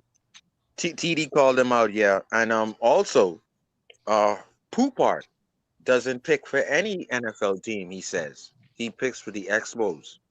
But he doesn't pick for any NFL team. But he doesn't pick for the Dolphins. TD Poupart. He doesn't? I'm about to go. I'm about to go in on Poupart. Poupart gonna be, I didn't know that. It's Easter Sunday. Poupart, you're my guy, bro. Yeah, but everybody knew that Omar was he used to work for another team and then he moved down here and worked for us. Was he like a Steelers fan or something like that? He worked for the Heat. Okay. He worked for UM. He worked for the University of Miami, and he worked for the Heat, and then they moved him to the Dolphins. So he doesn't have any lineage with us, right? And if I'm a writer, right? If I'm a writer, right, and I get phone numbers of Tannehill, right? Let's just say over the years, Omar Kelly has the personal private number of Ryan Tannehill and Tua Tagovailoa. As a journalist, you have the obligation to keep everything NDA. And that's a good thing for journalists because you will always be able to speak to the player even when they're retired. So then you can write a book. So now think of the things that Omar Kelly and Tua off the record, right? That Omar will never say. Think about how Flores made Omar Kelly look, right? And guess what? If you go and track the record, guys, it's Omar Kelly who asked Tua the questions that caused Tua to put his foot in his mouth. So when you think about Billy says he's a former Dolphins player. Is that true? When you think about the questions that Omar Kelly asked Tua in the press conference, the questions that the fans wanted to be answered, Omar Kelly just sat on the YouTube with Daniel Oyefusi, and they heard what we want. They heard what we wanted to ask, and then they asked Tua that. So what ended up happening over the last 2 years is a combination and a combine. Now it's a combine now with TD, Poupart, Ugly Do Wrong, and we're a part of the media, and the media is right here with us. But Sharif, I hear you. Yeah. I hear you that you have it out for. I hear the guys you have it out for, but let me ask you about what about the guys? What about some other guys? Because I want to hear some other names be discussed now. Don't just have to. Because there's some guys. Listen to this, Sharif. Check me out. I know you're gonna understand. There's a guy in particular, right? Somebody came up on the panel before and went off on that other podcaster and was like, this other podcaster. He's arrogant. He says, I told you so much. And everything is I tell you, I told you, I told you. So since that podcaster says I told you all those episodes, right? And that podcaster was always right on all the Dolphin moves. But this is where it led us to a complete rebuild. Do you think that podcaster was right with all those I told yous? Pete, pull up that message. You see that most recent one? Which one? You're talking about Big Jesus Pete. Christ, listening to this guy Pete is You're talking about Pete. Big O. Calling you a I was masochist. hoping to get halfway decent. Hey, I was Pete. hoping to get a halfway decent take, but this is the worst of the worst. This fan base has to offer. Has You too, man. Has anyone heard of Jason Sarney? Yeah. Yeah. Okay. That's where Terrifier, the Doll fan, just went to. He unsubscribed for me because he wanted to go get some positivity from Jason Sarney. Yeah. Well, he was on Fans Faithful War Room, okay? And they did a mock draft. Oh, they always do mock. And they got an A+ on their draft. Oh, don't pay attention to the grades. Yeah, don't pay attention. I mean, well, The anyway, grading they system seem is pretty all good. based I mean, on where they rate them on the board and what the computer system has declared as our Right. need. It's really a bogus grade. Hey, Pete, we're going to make this a trivia question week 10, all right? Who is the founder of PFF? I'll give you one clue. He's on the Dolphins. Bobby Slowick. There you go. So don't respect the grades. Please do not respect the draft grades. It's owned by Bobby Slowick, for God's sake. Why do you think it's a bad decision to have that guy as an OC? What does that guy know? He's an analytical guy. I'm telling you, he was smart enough to create his own business off the field called PFF. But what I'm telling you is, when it comes to draft grades, don't really buy into the draft grades because the A+. All right? That's all I'm saying. Yeah, no, Bobby Slowick, ever since Bobby Slowick left, friggin' CJ has gone horrible, like became horrible. Pete, what do you mean? CJ Stroud, ever since Bobby Slowick left, has like what is it called? Has diminished. Like, what's the term you guys use for Tua? I forgot. It's not diminished. What is it? Sharif? Like his regress. He regressed. Since Slowick left, he's regressed. What makes you say that? Have you seen the last 2 seasons? Well, he got hurt 2 years ago. But I mean, he got hurt last year. I don't think it's just C.J. Stroud. I think it's the team. It's not just C.J. Stroud. Well, their defense was. You know what I think? You know what I think? I think sometimes these quarterbacks, they have such a strong rookie season that I'm gonna have to go, guys. The following season, you take care. It needs to be something like that. But there's always the growing side of things. He didn't do as bad as most of you guys think. He didn't. He just threw less interceptions on his rookie year. That's it. He's around the same number. He got hurt in 2025. It wasn't Bobby Slowick.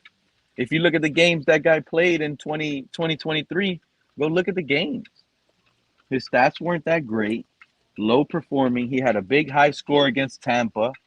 He had like 2 high scoring games. That was it. Everything else was like a low scoring, tough fight. It was really a defensive-led team by DeMeco Ryans.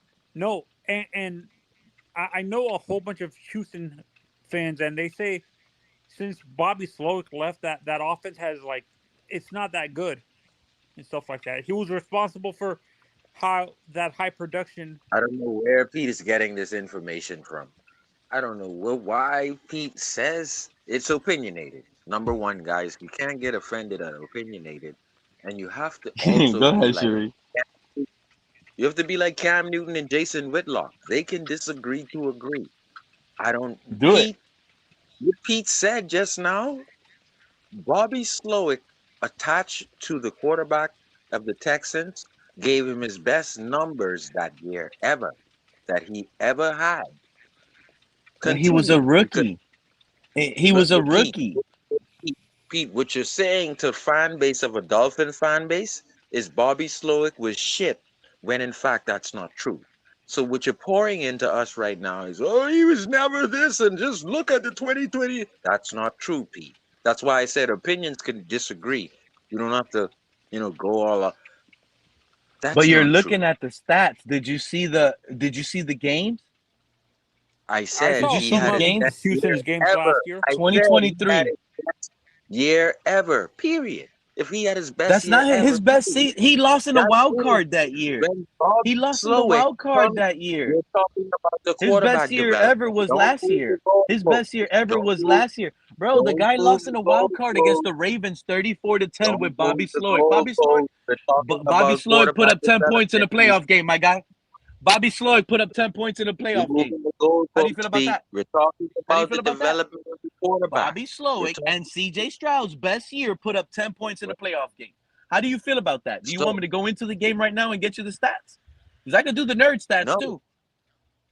He threw for 175 yards, didn't throw an interception, and didn't throw a touchdown. against the Ravens. Okay, but what we have to understand is Bobby Slowick is going to implement his PFF. And that's what you don't He know. scored 23 points against a bad Colts team. He Why put did up Slowick get 26. fired from the He's Texans? going to implement his PFF, Pete. Let him do it. Bobby Let him Slowick and the Texans. Bobby Slowick and the Texans lost to the Browns 36-22. Okay, Bobby Slowick is they going to barely implement beat the first Titans. PFF They offense. barely beat the Titans with Tannehill 19-16 against a 5-9 Tennessee Titans team. The Bobby Slowick. They Listen don't to this. have This is Ewers. your headache right here. They This don't is your have headache. Quinn Ewers. The Bobby. Pete, Listen. they The don't have Bobby Quinn Ewers. Slowick That's led. why they. Listen. The That's Bobby why they didn't Slowick score any led points C.J. because they Stroud don't have Texas Quinn. team. The Bobby Slowick led C.J. Stroud Texas team that you're praising in his rookie year lost to the 5-8 Jets 30-6. C.J. Stroud put up 6 points against the Jets that the Jets were trash. The He's Jets were not Quinn trash. Ewers. He's The not Jets Quinn were Ewers. trash. So what are you You're talking saying? about Bobby a kid Slowick this. you will never be Quinn Ewers. You could never. You will Bro, always put C.J. a Stroud. C.J. Stroud, his rookie year, lost to Bryce Young his rookie year. Bobby Slowick put up 13 points against the 1-6 Carolina Panthers. The Panthers won 15-13, my guy. Skyler, 15-13, my guy. Doesn't matter about that. Don't move the goalposts now that I'm giving you actual material. No, that Bobby Slowick that you're praising put up 19 points against the trash Atlanta in 2023 and lost to the Falcons. He lost to the better Falcons. Than Quinn Ewers? Is C.J. Stroud better than Quinn Ewers? Yes or no? Okay, you answered your own question. I can't answer that. I can't answer that question. That's not a question to be asked. Because if you would have asked me starter to starter, I would, with material. Yeah, I mean, so you got to give that to C.J. Stroud because of the time played. You can't even compare that right now. So if Bobby implements the same thing that he implements in Stroud and Ewers would double what Stroud did, right? He should double with Stroud. Why did he get fired from the Texans if he's this great? They hated him. They hated him. His play calls were terrible.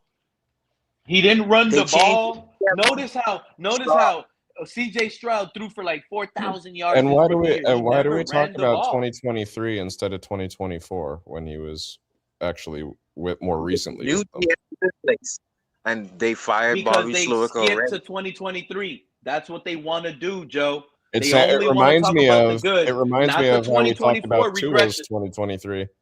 Thank you, Joe. We were sitting there in 2025 and still talking about 2023. Why aren't we talking about 2024? Right, exactly. Because it doesn't go with the wave right now. It doesn't go with the positive wave. Be positive. Be positive. Like how we used to talk about that one Ravens game that Tua played. We have proof that Slowick implemented the 6 offensive linemen from week 11. Why? Because Tyree got hurt. Why? Because Waddle was injured prone. Why? Because a few offensive linemen couldn't hold up. So Bobby Slowick implemented the 6 linemen by week 11. And so to me, Bobby has intelligence. Remember, Shanahan put him on defense first, said, learn the defense. And then when you learn the defense, I'll talk to you later. He did that. And then he said, okay, come and learn the offense. So don't you think this guy is going to not only come in and make Willis and Ewers better, he basically has Barry Sanders. I would also ask, why wasn't he in the head coaching search for our own team? Or why wasn't he, hired as the head coach? Why did we go out and get... Well, I guess I know why we went out and got Hafley, because of the GM connection, but... Right. I don't know. I'm still... Why did he get let go from Houston, though? That's my question. Did you hear what Hafley said, Joe? Hafley said, well... As soon as I came in, I realized I needed an OC, and then there was a list. But when I saw Bobby was already here, and I was fortunate, he said, well, I threw out that list because, I know Bobby and everything, blah, blah, blah, blah. But when I heard that, Joe, I was like, damn, this dude knows what Bobby went through when they were all little assistants together. That's enormous, guys. That's big. You don't know how big that is. Imagine this. Jimmy is coming in, right? Jimmy Johnson is coming in. He has Wanstead on the staff. He also has he has I forgot the OC. Daly on the staff. Or he has the other I forgot the other good coordinator who came from Dallas. But that works right in consume what Jimmy wants and what Wanstead did and what the other OC did. I just don't want to cut him off right now, but I'm trying to give it to him. Go ahead. I'm sorry. So when you see a situation the chat is where calling you out, Sharif, they're popping off, but keep going. Okay, so you want Hafley to come in here with a foreign defensive coordinator and a foreign OC, right? When you saw it in your face, Jimmy came in here with Wanstead. Jimmy came in here with his OC. I forgot what his OC name was. Damn, but he was in Dallas with Jimmy for years. And he liked the tight ends. I forgot the name of the OC, but anyway. I'm definitely not going to remember those good old days, but keep going. When you see Hafley bringing a guy like this, and then the minute he brings him in, all Bobby Slowick has to do is sit him down one day and say, keep Brewer and keep A-Chain, bro. Everyone else, you could get rid of him. I've seen them all. I've seen him up front. I benched Tua. I'm the one that said to these guys, they need to bench him. It wasn't Troy Aikman who came in yet. It was me saying, what the hell are y'all doing with this old ass quarterback? He's old in injuries. It was Bobby who told them, look what we have here, guys. We had this kid here from week 1. Why aren't you giving him first team reps? Finally, McDaniel said, he cracked and said, Ewers gives us the best chance to win. Why? Because Bobby Slowick, even by bringing in the 6th OC, the 6th offensive lineman, Tua couldn't win games. He was giving you 103 yards passing, no touchdowns, 130. So you know what Bobby Slowick told McDaniel? You're going to get fired at the end of this year, but you better leave your fingerprint before Tua takes you down, meaning your winning-loss record. So I think Tua was trying to sabotage McDaniel. I think that's what Tua was trying to do. I think Tua was trying to sabotage McDaniel, and McDaniel said, you're not going to tarnish my win-loss record. Tua, you're benched. Because there's no way that especially that Pittsburgh game with that floater, 40 yards opposite field, interception. I was like, what the hell are you doing, Tua? Hey, Sharif, you talking about North Turner? North Turner. So when that's what Hafley needs. Hafley needs his North Turner to come in place. I'm not trying. I've been already warning y'all. I don't want to hear no OC. Didn't I tell you, Mr. Paul, a few live streams ago? Told you people are going to use the OC as a scapegoat. It's going to end up being Bobby Slowick, and everyone's going to start hating. And I'm already pointing it out. Who the heck is Bobby Slowick? Like, this is not a legitimate excuse. This coaching staff decided to go with that. They literally decided to go with that. We're going to find out who Bobby Slowick is. What I've read about Slowick is that he got let go because the offense in Houston got kind of stale in 2024. And that's actually how I feel about McDaniel's offense. I think he got figured out by the league. So I'm a little bit worried. I mean, it sounds like what Sharif was saying by being creative and doing the 6-0 line thing. That gives me hope. But that's everything that I've seen about why he's no longer in Houston is that the drop off in production, and it seems like teams had kind of figured them out. Yep. McDaniel got figured out. He didn't know how to do in-game adjustment. And I hate to say that he didn't know how to do it. It's just is that we all know if McDaniel would have really had a pick, Tua would probably never be his quarterback. I still say McDaniel had a job to do. Also got obliterated by the league and the refs. That whole offense was predicated on what should have been illegal motions the whole time.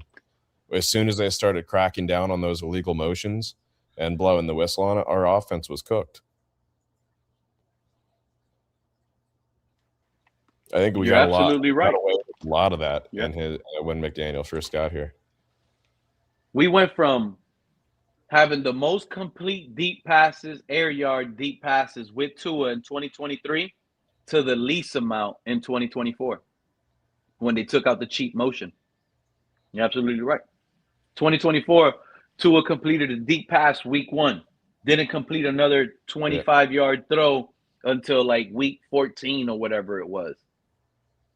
Yeah. I mean, the whole thing with McDaniel was like we thought we were in like getting this genius, right? This offensive guru who you would never imagine having a stale offense. We got it. We got it.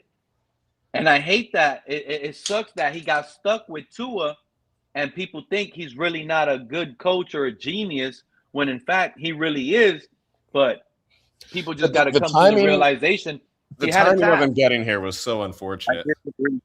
I disagree. I think that Tyreek Hill has to go in the Dolphins receiver Hall of Fame, right behind maybe OJ McDuffie, Duper Clayton, and then you maybe Chambers.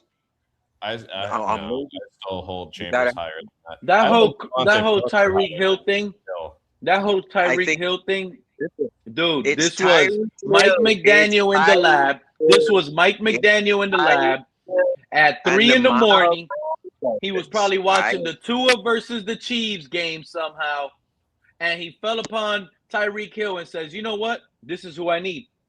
If you want Tua to succeed, I need Tyreek Hill, Chris Greer. Do whatever it takes. Call the Chiefs. Get him over here. I will make Tua look good with Tyreek Hill." Upgrade everybody's career on his little back, his little 5'10" jersey, number 10. It was Tyreek Hill upgrading everyone's life for 2 years. It was not anything have to do with the genius of McDaniel or Tua popping off. It was Tyreek Hill lifting everybody's ass. Until the playoffs. Until the playoffs, he didn't lift us at all through the playoffs. Because you had a ass quarterback at quarterback. That's why. Because so when the lifting stopped, notice they brought in the 6th offensive lineman because he was hurt. Tyreek was hurt. So all of the lifting that Tyreek had to do is gone. So I look at Tyreek's time in Miami as a rental. It was a rental that we got all of our fun out in. And I can't believe I witnessed this. That was an expensive rental, Joe. That's the rental you go back home and you're like, oh, man, I could have saved so much money on Uber. Yeah. Man, bro. Was it really worth that breakfast buffet at that expensive hotel? Bro. It's like what? Just to park and valet a rental expensive car. Oh, my God.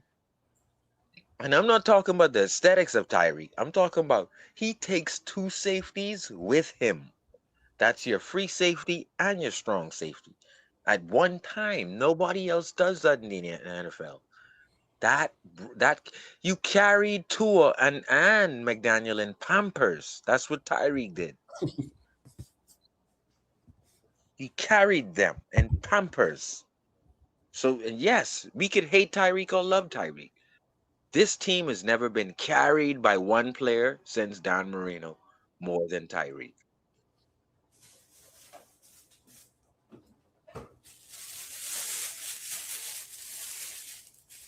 And the minute you saw his leg roll up on the sideline with that injury, the minute you knew all of that, he's breaking deep, Tyreek Hill and all of that, you knew it was gone. You knew that. The minute you saw his leg get wrapped in an opposite position, you knew all of the highlights. And man, I knew all of it was gone, man. And it could never be the same. And other than that, what are you going to say? Tua's going to make the highlights without Tyreek? Tua's going to hit deep passes and he's going to hit Dulcich deep for 90. And no, it was Tyreek, guys. Never forget that. No, I'm not going to forget it. I don't think any of us are going to forget it.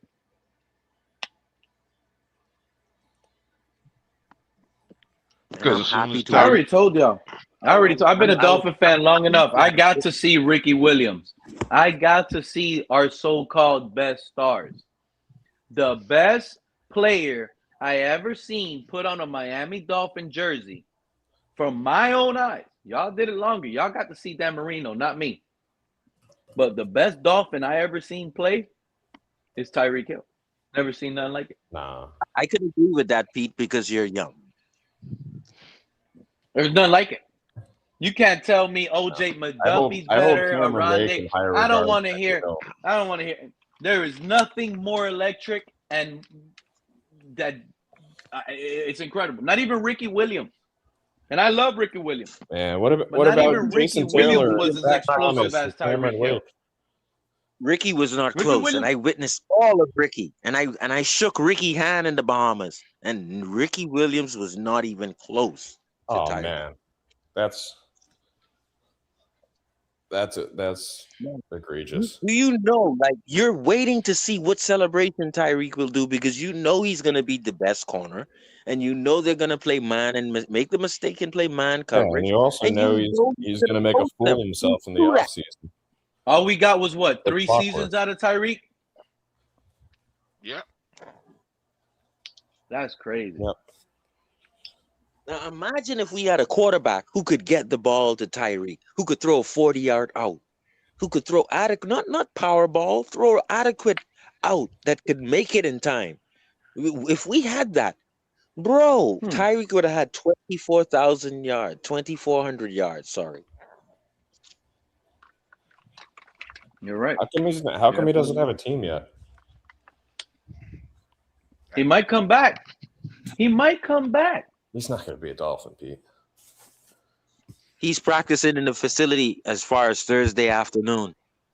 Yeah. He's still getting healthy in our facility. Yep, he's still on the campus. So I'm not saying that means anything. I'm just saying. Oh, and Sullivan said that Engel can come back for a cheaper price because we had to do some cap manipulation. That could be the same said for Tyreek. Sharif, you were the one that drafted the fullback. He's the only. You see this, Joe?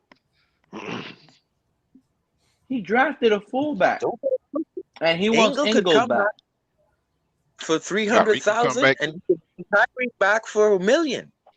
Don't get it twisted, Pete. When you cut people, you can bring them back for a lower price. You know that. You could. Yeah, that's why I said Tyreek Hill could come back. And guess what? If Tyreek knows that he was pissed off at Tua in that Kansas City game in the snow, and he spoke to the media, I don't want to be here. And if Tyreek Hill in his heart, Tyreek, are you listening to us right now? Listen to me, buddy. You know who Quinn Ewers is. You know who everybody's gone. Everybody's gone that Tyreek was playing with. Tyreek, the people who you don't want to be here, they're gone, Tyreek. No, everyone is gone, not just the people. Dolphin facility. You're out there getting your leg right in Miami Dolphins Davie facility, Tyreek. Work with Malik Willis, Tyreek. Don't be fooled. Build this team. Come here, shut your mouth. Stay out of the club. Don't fight the police. Just I want Tyreek to come back. He has a 75% season this year with Malik. And then next year, second year with Malik, now he's back to almost 100% ready to go on this Super Bowl run, Sharif. I think he's going to be a Chief. Rashid Rice, he cleared everything. So he might not get suspended. They might not need as many weapons as most people think. But he could be a Chief. He's not a Chief. He's in the Dolphin facility, Pete. That's a fact. No, that is a fact. And I agree with you. Because if he wanted to be a Chief, you know what? Sharif, you brought something up. No, Sharif, guess who else is rehabbing? If he was going to go be a Chief, he could have been rehabbing right now with his buddy Patrick Mahomes. Both of them together could have been next to each other, rehabbing their little leg injury, talking about how they're going to blow up again. That's not happening. It's not happening. And guess what? You could get a different Tyreek. You could get a Tyreek who's about the Lord Jesus Christ now, second half of his career. I'm just saying. You could get a different Tyreek now, winding down, and all of a sudden. Let me put it this way. And you know what? You know what I like about when you were bringing up? I'm sorry, Mr. Pope. If Tyreek does come back and we're winning and Tua's losing in Atlanta, guess who gets the last laugh? Tyreek. Because he stayed in Miami. Not Tua. And he was showing interest in Quinn Ewers. Guess what?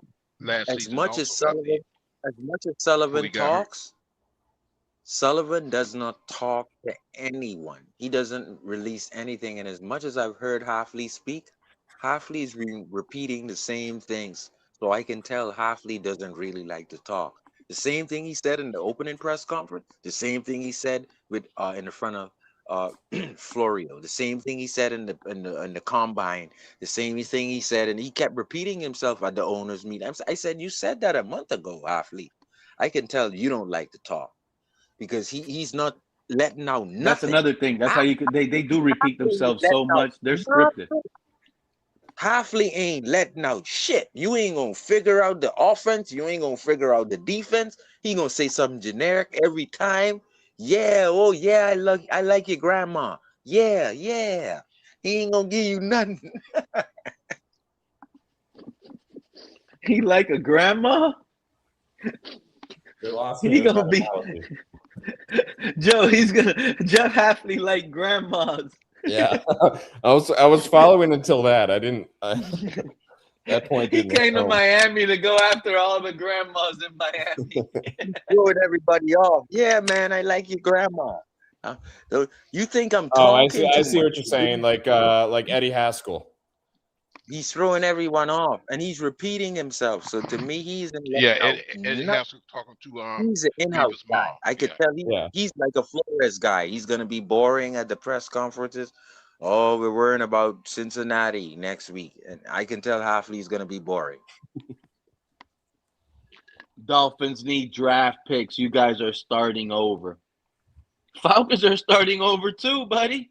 I'm glad you recognized that reference, Mr. Polk. I was worried nobody would get it. No, I get it because I'm a Leave It to Beaver fan also.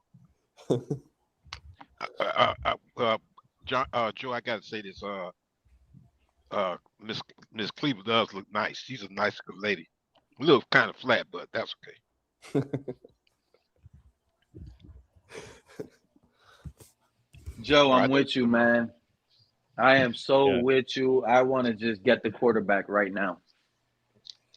Well, I mean, I kind of like what's under my name, sell the farm for Fernando. Sell the farm for Fernando. I want to do it. I say that kind of tongue in cheek because I know it's an irresponsible move to do something like that, given that it would probably take like 3 firsts. But at the same time, I don't know. I'm way higher on Mendoza than I am a lot of the other QBs that are coming out, and people keep telling me 2027, but they need to start attaching some names to that instead of just using it as a blanket term. Say Dante Moore, R.T. Manning. That's what they keep saying. John Matier. Cole Payton is going in the top 100. I said it here. Cole Payton has been moving up by the days. Cole Payton? But Cole Payton is this North draft, Dakota? Not next draft. Yeah. He's moving. I think he's going to be the 3rd quarterback taken in the first 100 picks. And that's big. The kid Jaden Daniels, I think they're trying to sell him too high, and he could possibly go undrafted. When you sell that kid that high, he broke every combine record. Nah, that doesn't fly in the NFL. I don't know if you guys watch NFL for the last 10 years. Combines? Who are you talking about? Winning those shit doesn't do shit. I think he's talking about Kenyon Sadiq, but I don't know. I don't know either, Joe. Sadiq? Who are you talking about with the combine?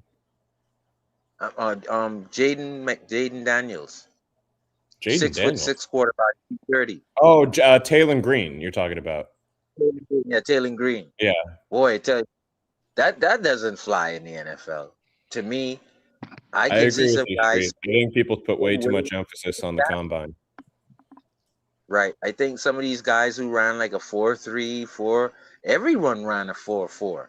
Everyone ran a 4.38. Why are they Everybody. running like track runners when they should be in full pads? I'd much rather see a 40-yard dash by someone in full gear. Right. And football is played in you never see a receiver running a 4.3. You rarely see it. And so there's actually plays designed for a receiver not to run full speed. Yeah. I think the winners in this combine are the defensive linemen and the offensive linemen. Why? Because when you do the cones with the defensive linemen, that means they could get after a guy like A-Chain. And when you do the cones for the offensive linemen, that means they could get out in front of a guy like Brewer and run block and move to the second level to the Mike linebacker and take him out the play. So I think the O lineman and the D lineman won in the combine.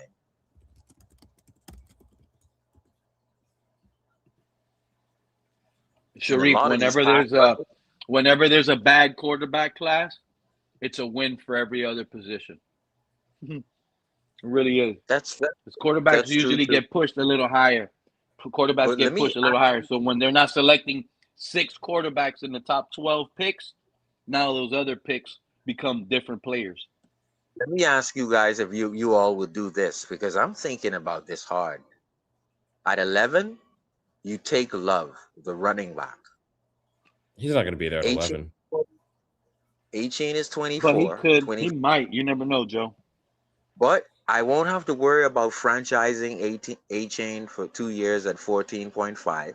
And I won't have to worry about paying him, 20 or 18 or 16 above the Kid Hall in New York. So I won't have to worry about that. I can get Love, and then I can trade A-Chain. And if I trade A-Chain, I have Love, who can be a workhorse back on a rookie contract. Yeah. Right. So I look at that trade. I actually look at keeping Brooks because he's 29 and he can be the leader on defense. And I actually look at keeping Brooks and trading A-Chain and picking Love. And then I can always get my D lineman in the 3rd round. I can get an O lineman in the 3rd round. I can get my receivers in the 4th round. So I can get everything else that I'm begging for if I get Love. But I will always also get Love and additional picks for A-Chain. How do you guys feel about that? I mean, if he's there, I agree. I mean, I've been saying it from the start, like move A-Chan now while he's in his absolute prime, and his value it won't get any higher than it is right now. Joe. And the picks could be for next year, Pete. The picks don't have to be for this year. They could be for the chance to get Manning. So to me, I think if you're going to trade anyone, don't trade Seiler, don't trade Brooks. You trade A-Chain right now. Right now, you trade A-Chain because you're going to get on draft day. Once we get Love, you trade A-Chain to whoever thought they were going to get Love or make a move for Love. The thing is, the price won't be so high anymore. If we wanted a second now, we could take a 3rd on draft day, but we'll also take a 1st next year. Right. Don't think you're gonna get away like that. I'm with you. I think a 1st next year is the perfect price too. Get another 3rd this year. Yep, I mentioned that on another platform, and I got the booze, but people are emotionally attached to A-Chan, but if you're looking at this from a long-term perspective, which we all should. It makes sense if you can get the guy, because people aren't thinking about the financial impact of A-Chan as well. Like he's going to have to be a pretty heavy hit for the running back position against our books. 14.6, and that's if you franchise him next season and the season after that. And if you pay him, that's 15.5 a year. And A-Chain to me is the perfect draft day trade. That's how I think he's going to end up. I think he's out of here. And he might get traded on draft. And let's not forget that a running back's lifespan is short. I've said this Yeah. before. The average Yeah. running back lifespan is 2 or 3 years. Look at the New England Patriots. All the years that Belichick was bringing in running backs out of the draft. The second year, he was getting rid of them and bringing in more running backs. And what happened? So their Right. lifespan is short. A Chain has been injured. He's not. I shouldn't say he's injury prone, but he's close to it. And this is the best time if you want to trade him because the next 2 seasons or so, I think And even his if we value is keep going to him, drop. and even if we keep him, we might have to use a high draft pick on a running back because he might be used as a weapon. Mhm. We might need him at receiver. We might need another running back to come in and be running back and put him as a weapon at Right. receiver. The thing is, right? If What's you up, get Cap? Love, right? Hey, Cap. What's up? What's up? What's up? What's up, Cat? What's good, fellas? Happy Easter. Yeah, happy Yeah, Easter, man. man. What's up? We trying to get the egg in the right Dolphins fit. These eggs are cracking, man. But this, Well, I all can't right. I wait. how found do 2 good eggs. I found 2 good Hey, eggs. They said the gold eggs have money, and then they have nothing in it. Hafley and Sullivan. Huh. Go ahead. I think this is the most excited I've been about a draft in several years, right? Because we have so many new players that we know are not only going to be coming in, but a decent spot on the roster. right? We're going to see You these know, guys you know, play. Joe. I don't But like Joe, this draft, Joe. you know why I I have don't a like this smidge of draft. doubt? Because I have a smidge of doubt, Joe, because Flores sat on the side of Chris Greer and said the same thing. I'm not gonna lie. I'm not gonna lie on Flores. He was a part of it too. He was supposed to tell Greer, we're not gonna trade everybody away and trade all of our picks, and we're gonna stick to what we did, but he didn't. So I mean, Greer changed around on him. To me, because they changed up. Because I remember when Chris Greer said, we're gonna build this through the draft. Everyone He sure can did. Oh, remember. yeah. So I But Greer hold people also lied to our faces. exactly. So I will hold Sullivan, Pete, accountable to what he says. Simple. And he's saying he's gonna build it through the trenches. So I am watching to see if he's gonna pass up on a generational tackle like Muega. I'm looking to see if That he's ain't gonna happening. pass up on. Well, he I'm made some looking to comments about the state of the roster recently, right? Like I read something about how he likes our group of D linemen a lot, the young guys that are there, Phillips and he said he wants Biggers. to add. He said I was Hafley reading said, something about kind of seeing what cream rises to the top with our DB room. yep. And I that's know. why I I know that think they've already everyone asked Kenneth Grant to corner. shed 10 pounds. And That's most likely so he I can was just become a getting little ready to more say that. versatile. Put Yeah, him on the I edge. yep. And heard if the anyone same thing. reads in, and if anyone reads into what Hafley said about the corner room, he's saying he doesn't need to draft any corner. So all of these corners, Colton Hood and Mustrad and Cisse and all of you, look, if you have 12 cornerbacks in the room and you expect Storm Duck, Marshall, you expect Juju Brent. Brents, you expect these guys to take a step forward. Why the hell am I wasting a pick in the top 100 picks on a cornerback? That Yeah, I would think be that's a fair suicide. assessment. That would be suicide, bro. Then why did I bring in 12? It's like I bring in 12 strippers, but you know what? I'm going to bring in a girl over 280 pounds. Why did you do that? And you already have 12 nice looking strippers here. But still, I'm going to bring in a over 280-pound lady here. Why? Why do you need to do that? So And, I Yeah, and think let if let's Hafley not has a forget. room full of corners, he's not going to bring a rookie in. He may bring an undrafted rookie, which I agree with. well, he'll bring in a Or rookie for the safeties. Yeah, see, I think he's that's going to get in the fact, Joe safety. just said a key thing because if you right now, when I just got through looking at the roster. I'm just go back and look at it. Right now, we got 3 safeties on the roster because we just picked up 2 in free agency, Yeah. and one of them is really not a safety, because I think he's going to be a special teamer. Well, I think Hafley has been. Zane Anderson, yeah, he's mostly been special teams, but last year he really started to pick it up, and they had defensive packages actually set up for him. He's been trending upwards actually to get a starting defensive role. So, okay, then Yeah. let me see how many cornerbacks. Because we have a whole bunch of cornerbacks. That's why I like how Hafley speaks, because when they ask him direct questions about the roster, he answers it. He says he wants to bring in more defensive tackles. He says he wants the room that he has at cornerback cream to rise to the top. He did say about the my question for y'all, because I'm still with family and stuff. I'm not going to be on long, but because I'm here in the morning, so I got this question for y'all. Because he did mention that he's going to be adding more weapons for Malik Willis. So what does that look like for you guys? Does that mean maybe we're going to be drafting a guy high, or just too late? Wide receivers, tight ends. What does that look like for you guys? I say tight end, wide receivers. Might be someone like Makai Lemon at 11. But my context is with that, right? I think I said it before. The last. Ask the question again, Kat. I didn't hear you. I'm sorry. Repeat the question. The question is, since Hafley mentioned that he plans on bringing in more weapons for Malik Willis, I'm assuming it's through the draft.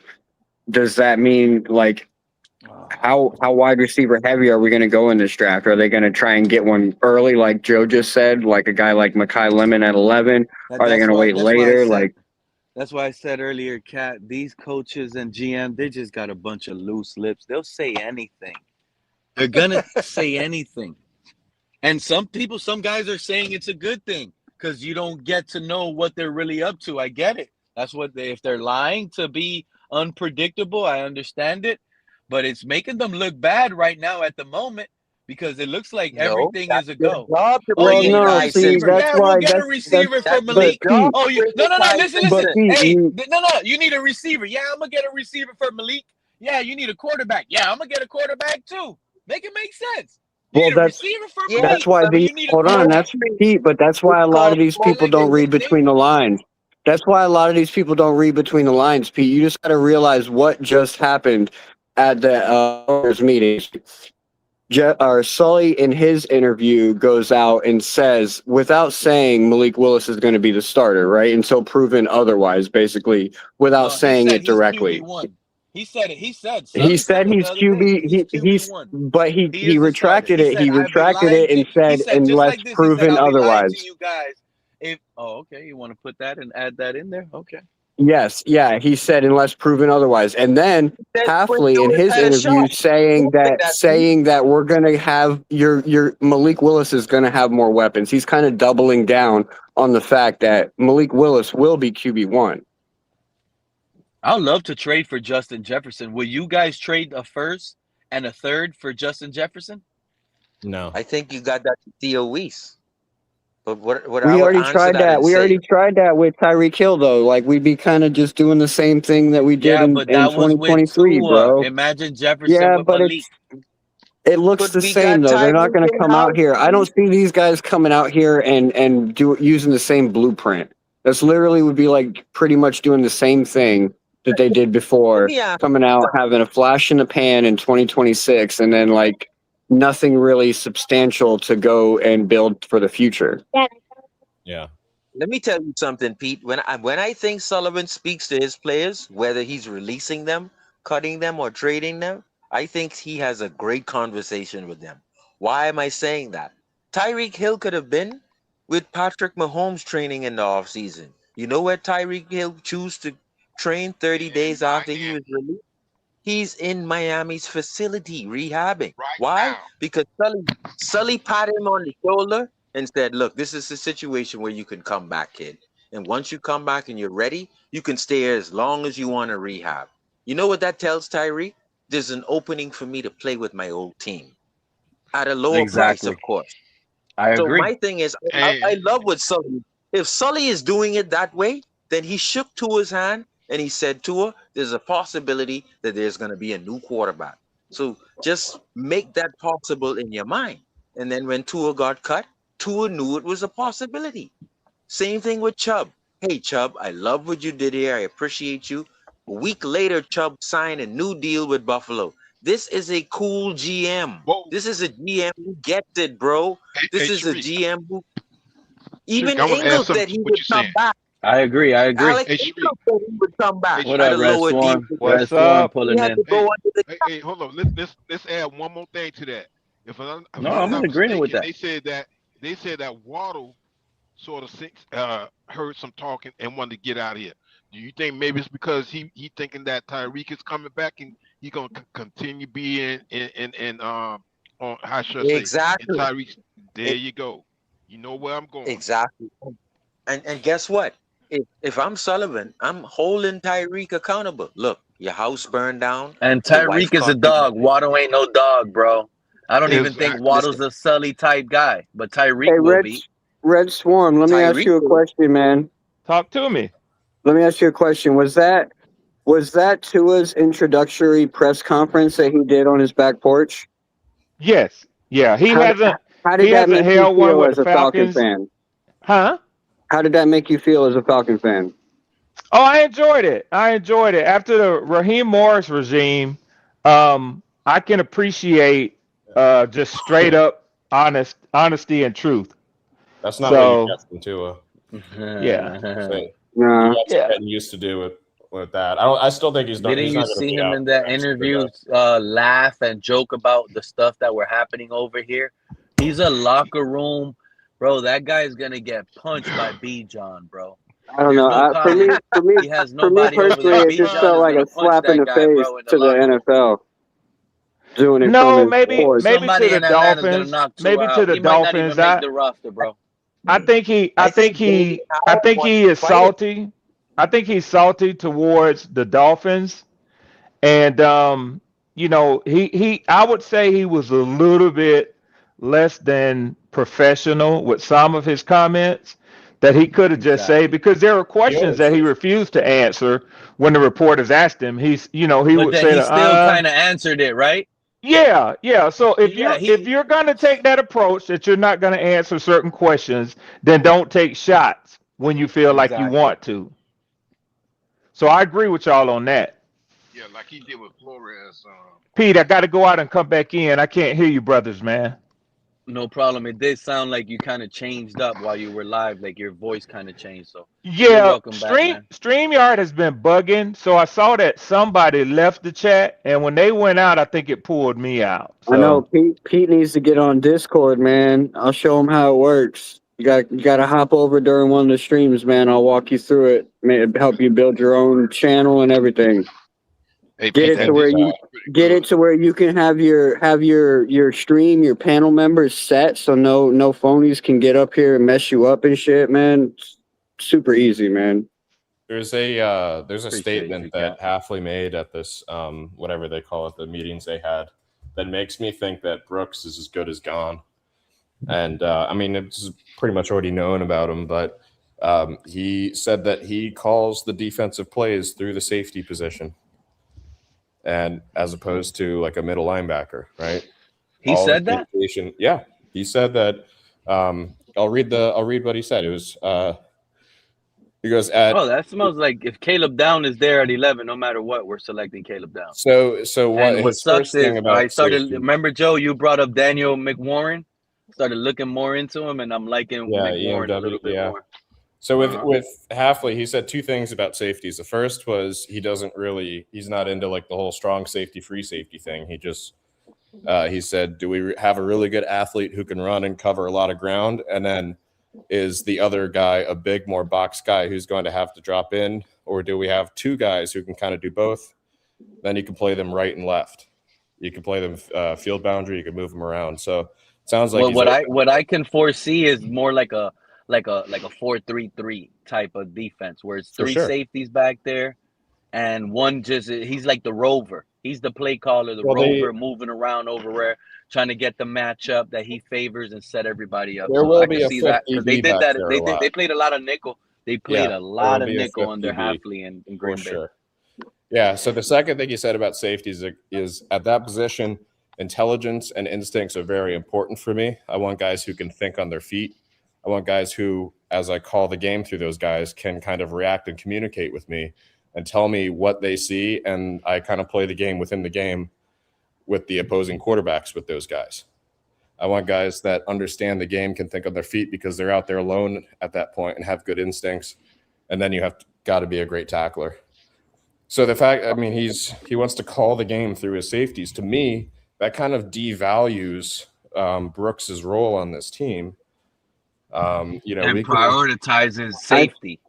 I'm gonna tell y'all something about Caleb Downs, man. If y'all get a chance, hold some good value because Sean Duggan's a linebacker guy, and he's probably going to lean on Brooks a lot to help him.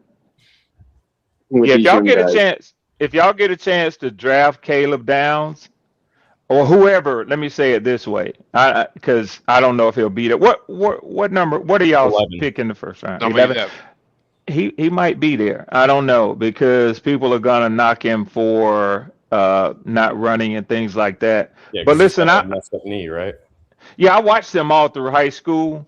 My nephew. All right, my phone's about to die. Peace out, guys. See you. All right, man. My nephew played on his team at Mill Creek, and I think they won the state title 3 years, and they won the national actually high school football title. But he was the consensus #1 pick coming out the year that he came out. And of course, y'all know his brother is Josh Downs. His dad had a cup of coffee in the NFL as a running back, and their uncle is Dre Bly, that some of y'all might remember. Yeah, Dre Bly, the cornerback for the Lions.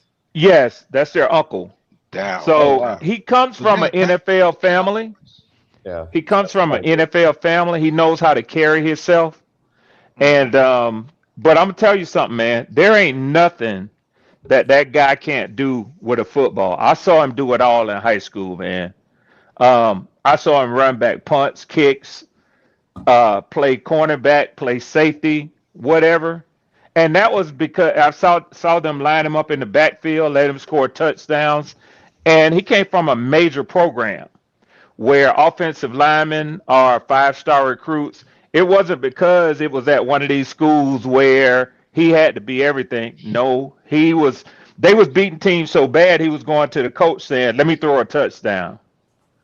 And yeah, man, he's a beast, man. I think because y'all drafted Minka Fitzpatrick, y'all aren't strangers to seeing elite level safeties. That's what this kid is, man. I'm telling you, and we traded Minka for nothing. You know what? I'm glad you reminded me about Minka. We didn't need. We could have, bro. Imagine having Minka Red Swarm coaching up, mentoring already a high prospect like. It would be unreal. It's like we got Jesse Bates training Xavier Watts. If I'm the Jets, you might call me crazy. But if I'm the Jets, I'm probably trying to trade back to like around 6 or 7 and get him, accumulate more draft capital, and stack up Minka with Caleb Downs. That's the best safety room in the entire NFL right now. Because Pete, they're not getting their quarterback of the future out of this draft. So you know, what's it gonna hurt? You get a couple more draft capital, you're already solidified because the Jets are slated with the #1 overall amount of value coming out of this draft. They have the most. That's right. So they could, if they trade back and accumulate more and load up for next year too, the Jets could be a team where in the next 2 years they go from underdogs to top dogs if they hit on the picks. Hey, I know it's Easter Sunday, but I gotta be the Grinch because that's what I do for one. That's what Red Swarm does. Because I had to be the Grinch today. I had to that's what I do. Pete, you know that all these Dolphin fans were too high on life right now. They're too high on. But life. man, I got to tell y'all. I got to tell y'all. I asked this question in the chat because I hear y'all saying it so much. Does anyone know the last time a running back was traded for a first-round pick in the NFL? First-round pick running back. Not even McCaffrey, bro. Not even McCaffrey, not Derrick Henry. Nope. What did we trade for Ricky Williams? That was the first, but it's been one since then, and it's going to surprise y'all because it's probably one of the reasons why it doesn't happen anymore. Trying to think. Oh, Le'Veon Bell? Trent Richardson. Oh, Trent Richardson. Holy crap. Well, He got traded for a first? Right? They traded him real young. Yep, he got traded for a first. He got drafted by the Colts, right? High as hell. Yep, and they traded him to the Browns, I think it was, if I'm not mistaken. Well, that's the only reason we are even talking about Achane for a trade like that, because he still does have a little bit of youth in him, right? But it's going to expire before we're actually good. I don't think nobody will trade for a running back or first round pick. And I'm gonna tell you straight up, I don't think Jahmyr Gibbs or Bijan would get a first round pick. Yeah, because you know what? The other day on the Blitz pickup, and I'm gonna disagree with you on that one. I think Bijan goes for a first round. They just don't do it. Shout out to Tony. I know they don't do it, and it's because of the contract. But Bijan is like a different species. No, he brought a good point. He said the value of the running backs in the NFL has gone down to the point where you would not use a first round pick to trade to get a running back. I think a late first is still in contention. Like if you know you're going to be a team that's competing the following year, I don't see any hesitation in sending. What did Saquon Barkley go for? Than a first now. Well, he was a free agent, but the thing is, I heard my man saying earlier, and that's really why I was trying to hit the link to get in here. I was driving home. I heard my man say earlier, trade Achane, draft Jeremiah Love, and do it. Man, Craig was saying that. That was a crazy notion. Who would do that? Right, but Red Swan, here's the thing. I kind of said that on another platform. It's about the until Tony H straightened me out and said that the value of the running backs are not what it used to be in the NFL. So now, I would say no to that now. As far as trying to trade him, try to get a first round pick for him, you might be able to get a second round pick for him. So you're looking at a low second or a third round pick for a player like Achane. But that's not even where I'm coming from. Where I'm coming from is you have a proven top 5 running back in the NFL. You're going to take a chance on a rookie who looks pretty good pre-draft. Y'all not going to believe what I'm looking at on TV. Two brothers playing in the UFFL. He's playing with the Houston... team is Argonauts. Yeah, Tua told him he got to earn his own money.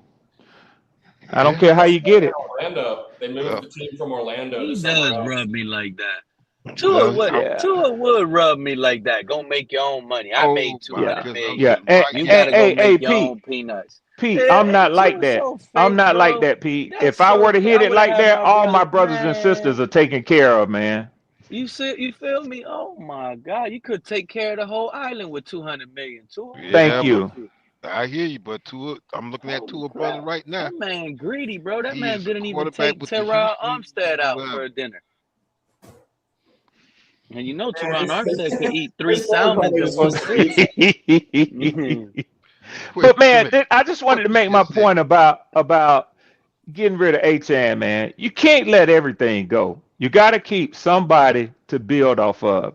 Achane is a perfect. He's been a great teammate. First of all, Red, I've been trying to tell him the best we'll get for Achane, the max, and that's with us including our draft pick. Like we're trading Achane and do a swap later on. Yeah, we're adding a 5th rounder, so you can give us a 2nd rounder. Yeah. That's the max you'll get.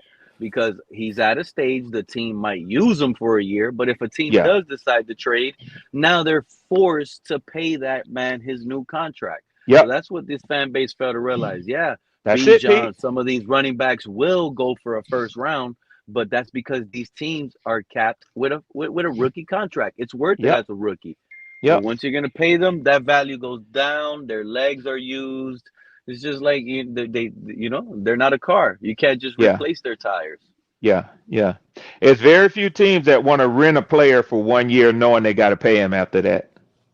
Yeah. So, And then the but man, player doesn't really, and the player doesn't want to risk going yeah, to a because he team. know he's looking for a big payday, so he ain't gonna go out there and give it his all. Exactly, and it's He all know he's about already volume. earned that money. But man, my Yeah. thing with y'all is, man, I mean, when they I'm not a Dolphins fan, but when I heard them saying that the coaches were saying that A-Chain, the discussion is over. We're not trading him after the Waddle, because everybody thought after the Waddle deal, A-Chain is next. And they said no. And that's because they know that they have an elite player at his position in the NFL. Now, Jalen Waddle was a great player. I like Waddle. I wish we could have gotten him to go along with Drake London. But Waddle is not, as a wide receiver, what A-Chain is as a running back. You don't let that man go out of the door. You don't, man. I kind of tend to agree with that. I don't see him as a running back though, Red Swarm. No, he's He's a a weapon. weapon. He's a He's a weapon, weapon. Pete. I That agree. man, I'm never taking him off the field. You see how you have some of these fans, but he can't. No, if he can't run inside the tackles, that doesn't mean you take him out the field. You put him in a slot. You put him in something. You could do a jet sweep on 3rd and short with him. He could take it around the edge and run and get some yardage. Like, he's that elite. And I love Pete, the I'm here as a vision that he witness. has. I'm here as a He has witness. That week we were playing, y'all, I was up here talking all that noise, all that trash. And what y'all kept telling me is, all right, Red Swarm, wait till you get a load of H-Chan. Wait till H-Chan hits the holes. Wait till H-Chan gets open in the flats. And he did everything y'all told me he was going to be doing. I said, damn. I said, that boy is bad, man. Y'all had a good all-around game, but I'm gonna tell you something, man. He stood out in that game, man. And he is an opener for everybody else. Yep. That's what another thing. The defense has to key on A-Chain where he's at. You don't know. He could be on the backfield. He could line up out wide. He could line up everywhere. He's in motion. The man is just an extreme weapon. And when he gets the ball in his hand, another thing I love about A-Chain, he kind of reminds me of, and he doesn't do it like Marvin Harrison, but he kind of reminds me of that. He saves his body. One thing about A-Chain is he runs out of bounds. Yep. He never really gets tackled. Like when that man has the ball in his hand, he got his 12 yards. He's out of bounds. Nobody tackled him. You know who he's like in a lot of ways too, as a running back that I've seen, that and it's along that same lines of keeping his body fresh and preserved, is Alvin Kamara. Because you very seldom see somebody get a straight on hit on Kamara. Yeah. He'll turn his body to the side, little things like that, right when the contact is coming.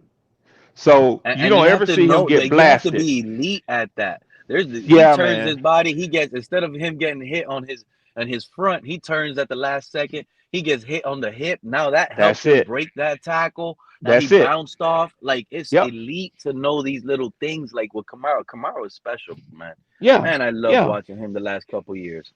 Yeah, me too. But I see the same thing in y'all's boy A-Chain, man. Yep. Where did he go to college at? Texas. Tech. Okay. Texas Tech, not Texas. Yeah. He's special, man. He's special. I wanted to hate on him. I ain't gonna lie. When I saw y'all on our schedule, I tried to hate on him, but I became a fan of him, man. And then you never hear nothing bad about him in the papers or nothing, man.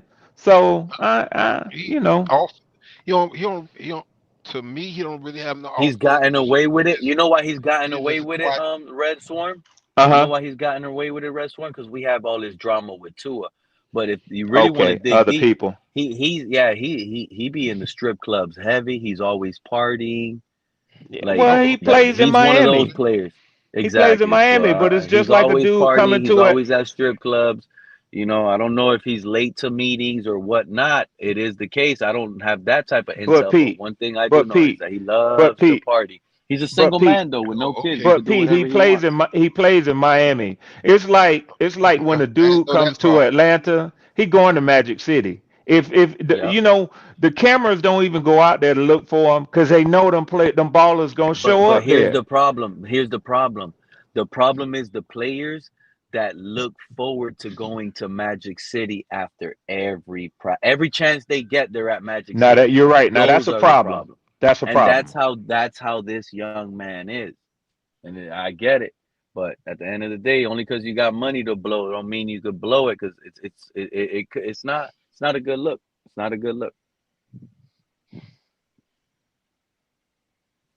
Not a You're good right. look. You're right. I don't know, he could live his life up, but at the end of the day, it's just not a good look when And at some word is point, you're you're right. They don't always need to be at those you're at spots all the every time. party, you're at every club, every time, you're always there. It's like, You're man, right.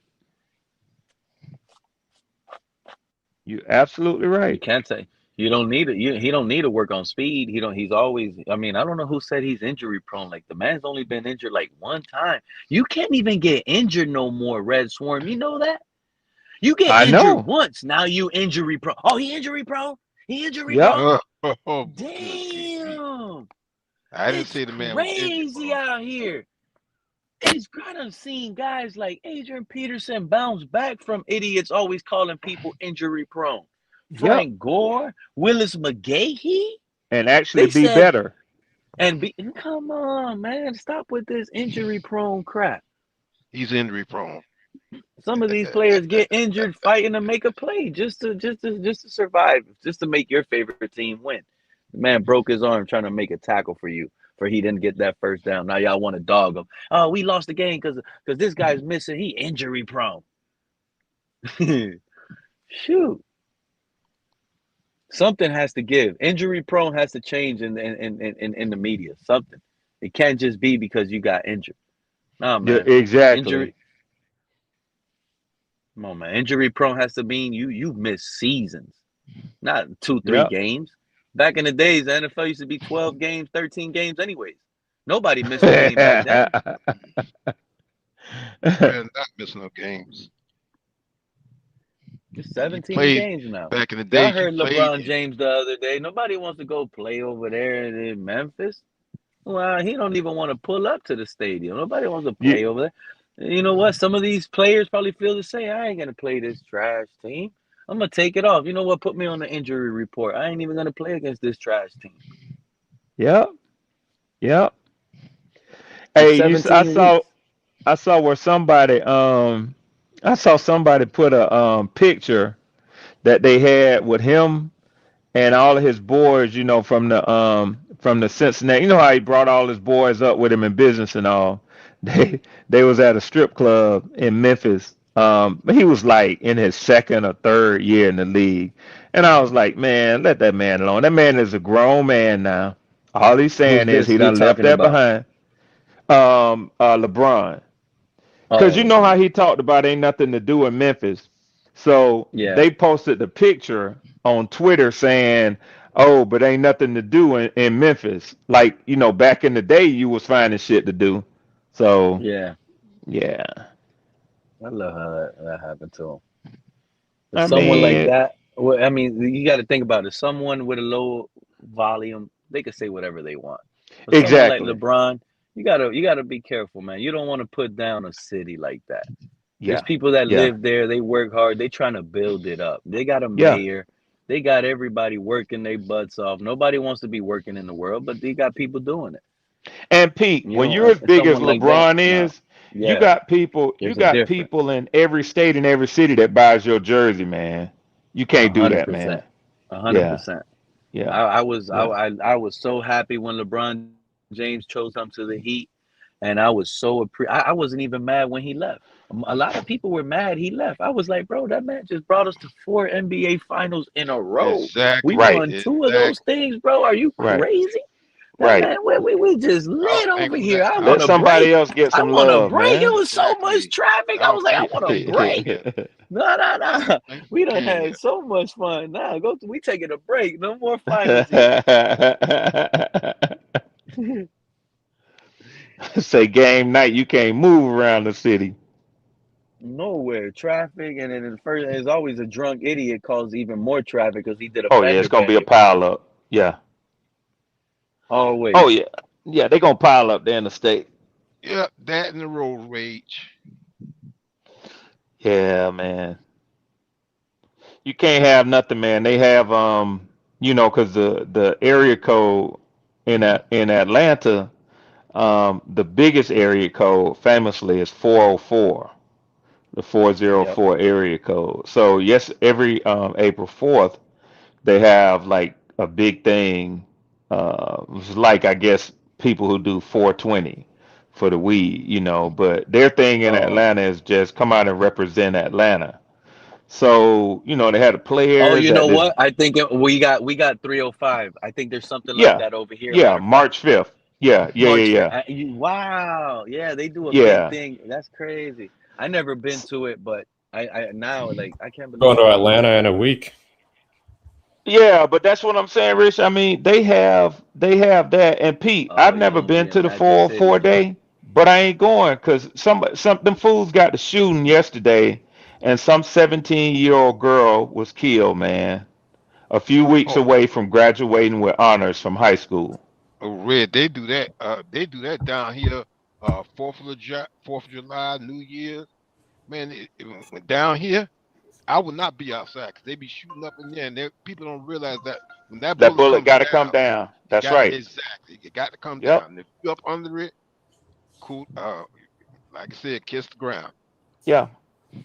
And a lot of those bullets are bullets that explode on contact, man. Yeah. So, they Damn, just man. stupidity, man.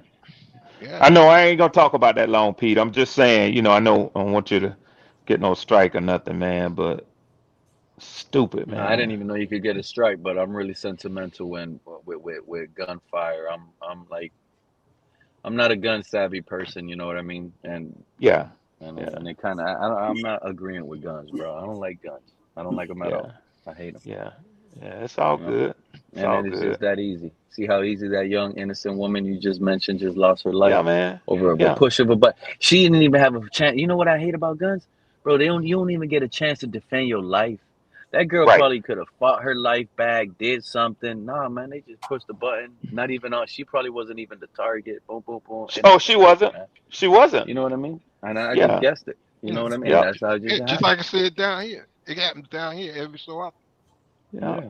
Same thing. But it's happening too much. Too It's often, I know. happening Pete. I too agree. much. Yeah. It's I like agree. how dumb are we? What is it gonna Yeah. take? Yeah. I mean, our president got shot in the ear, bro. Yep. What is it gonna freaking take? Yep. Yep. An assassination attempt, man. That's crazy, man. Just because you don't agree with somebody.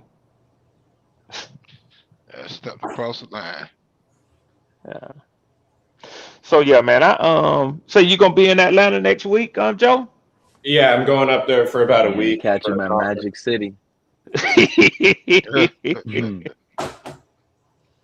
You Hey should have. man, all, Joe 2 weeks all ago was in another country swimming with all the chicks.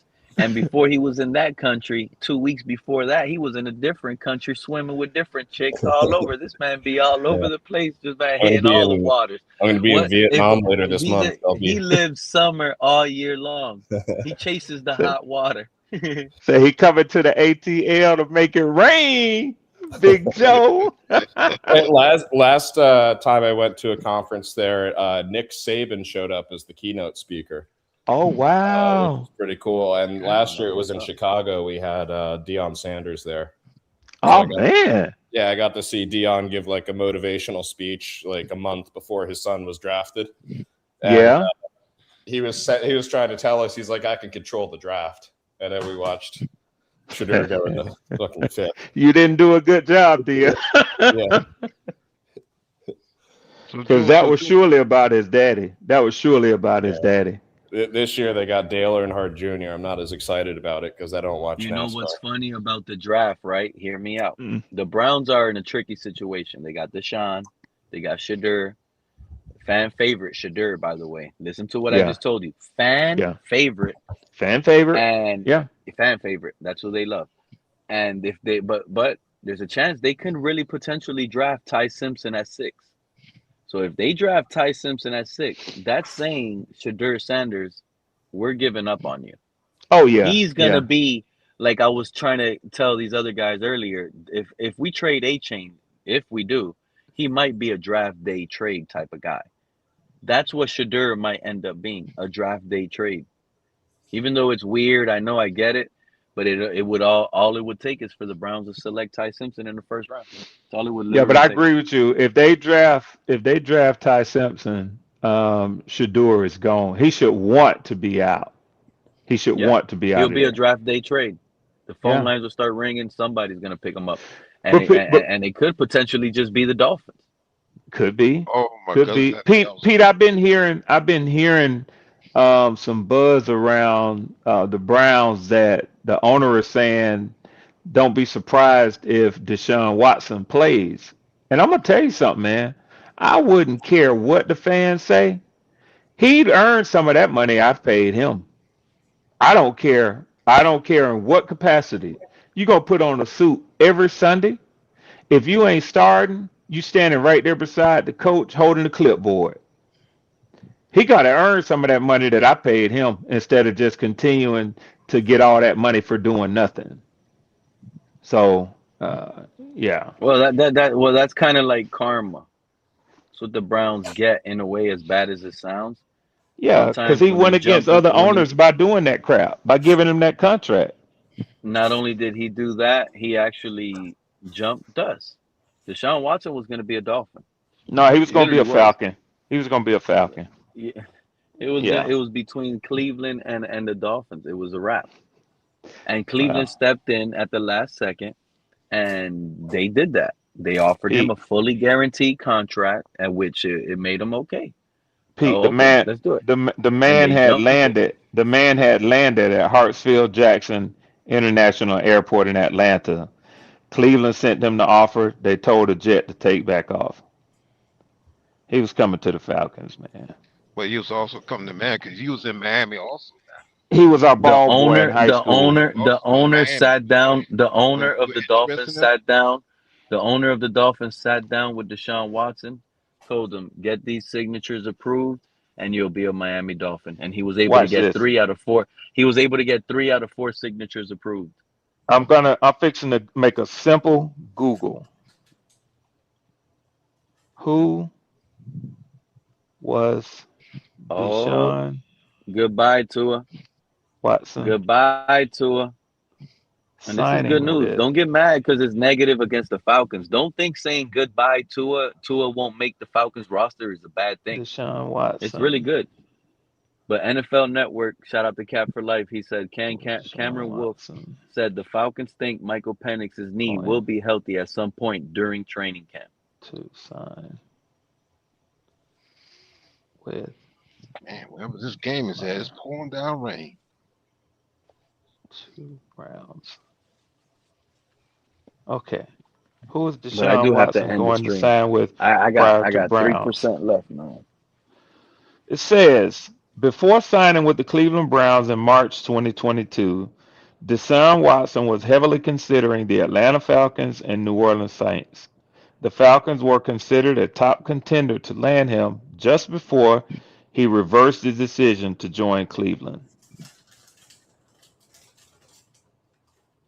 Yeah, but I know they said that, but still, there was a strong, uh, what's the word? It was a strong interest in him being in Miami. In fact, he at the time we were showing interest in him, he was already in Miami, as if he was going to become a Miami Dolphins. Well, Now fellas, I can't prove that, but that's what but I can I prove this though, and you can trust me by simply Googling who was Deshaun Watson going no to sign I with prior to the Browns. no I understand what you're saying, and I believe you, but but I still say that there was a short period where he was here in Miami, and and at the same time he was here in Miami, there were talks about trying to bring him in as a Miami Dolphin. Yeah. Bro, Hey, the Pete, I know owner you of got the a the owner of the Dolphins, all he needed was one more signature, and he would have been a Dolphin. And the girl didn't want to well. approve that Well, signature. It was I one of can those tell. those chicks. I can tell y'all are gonna believe what you're gonna believe, but I'm just trying to tell you, if you Google it, I don't think you won't believe it. I'm not But denying that the Falcons were involved in No, the man, I'm mix, not but I denying that think neither. the But I first think Miami team was in that that mix was too. gonna get Deshaun Watson was gonna be the Dolphins.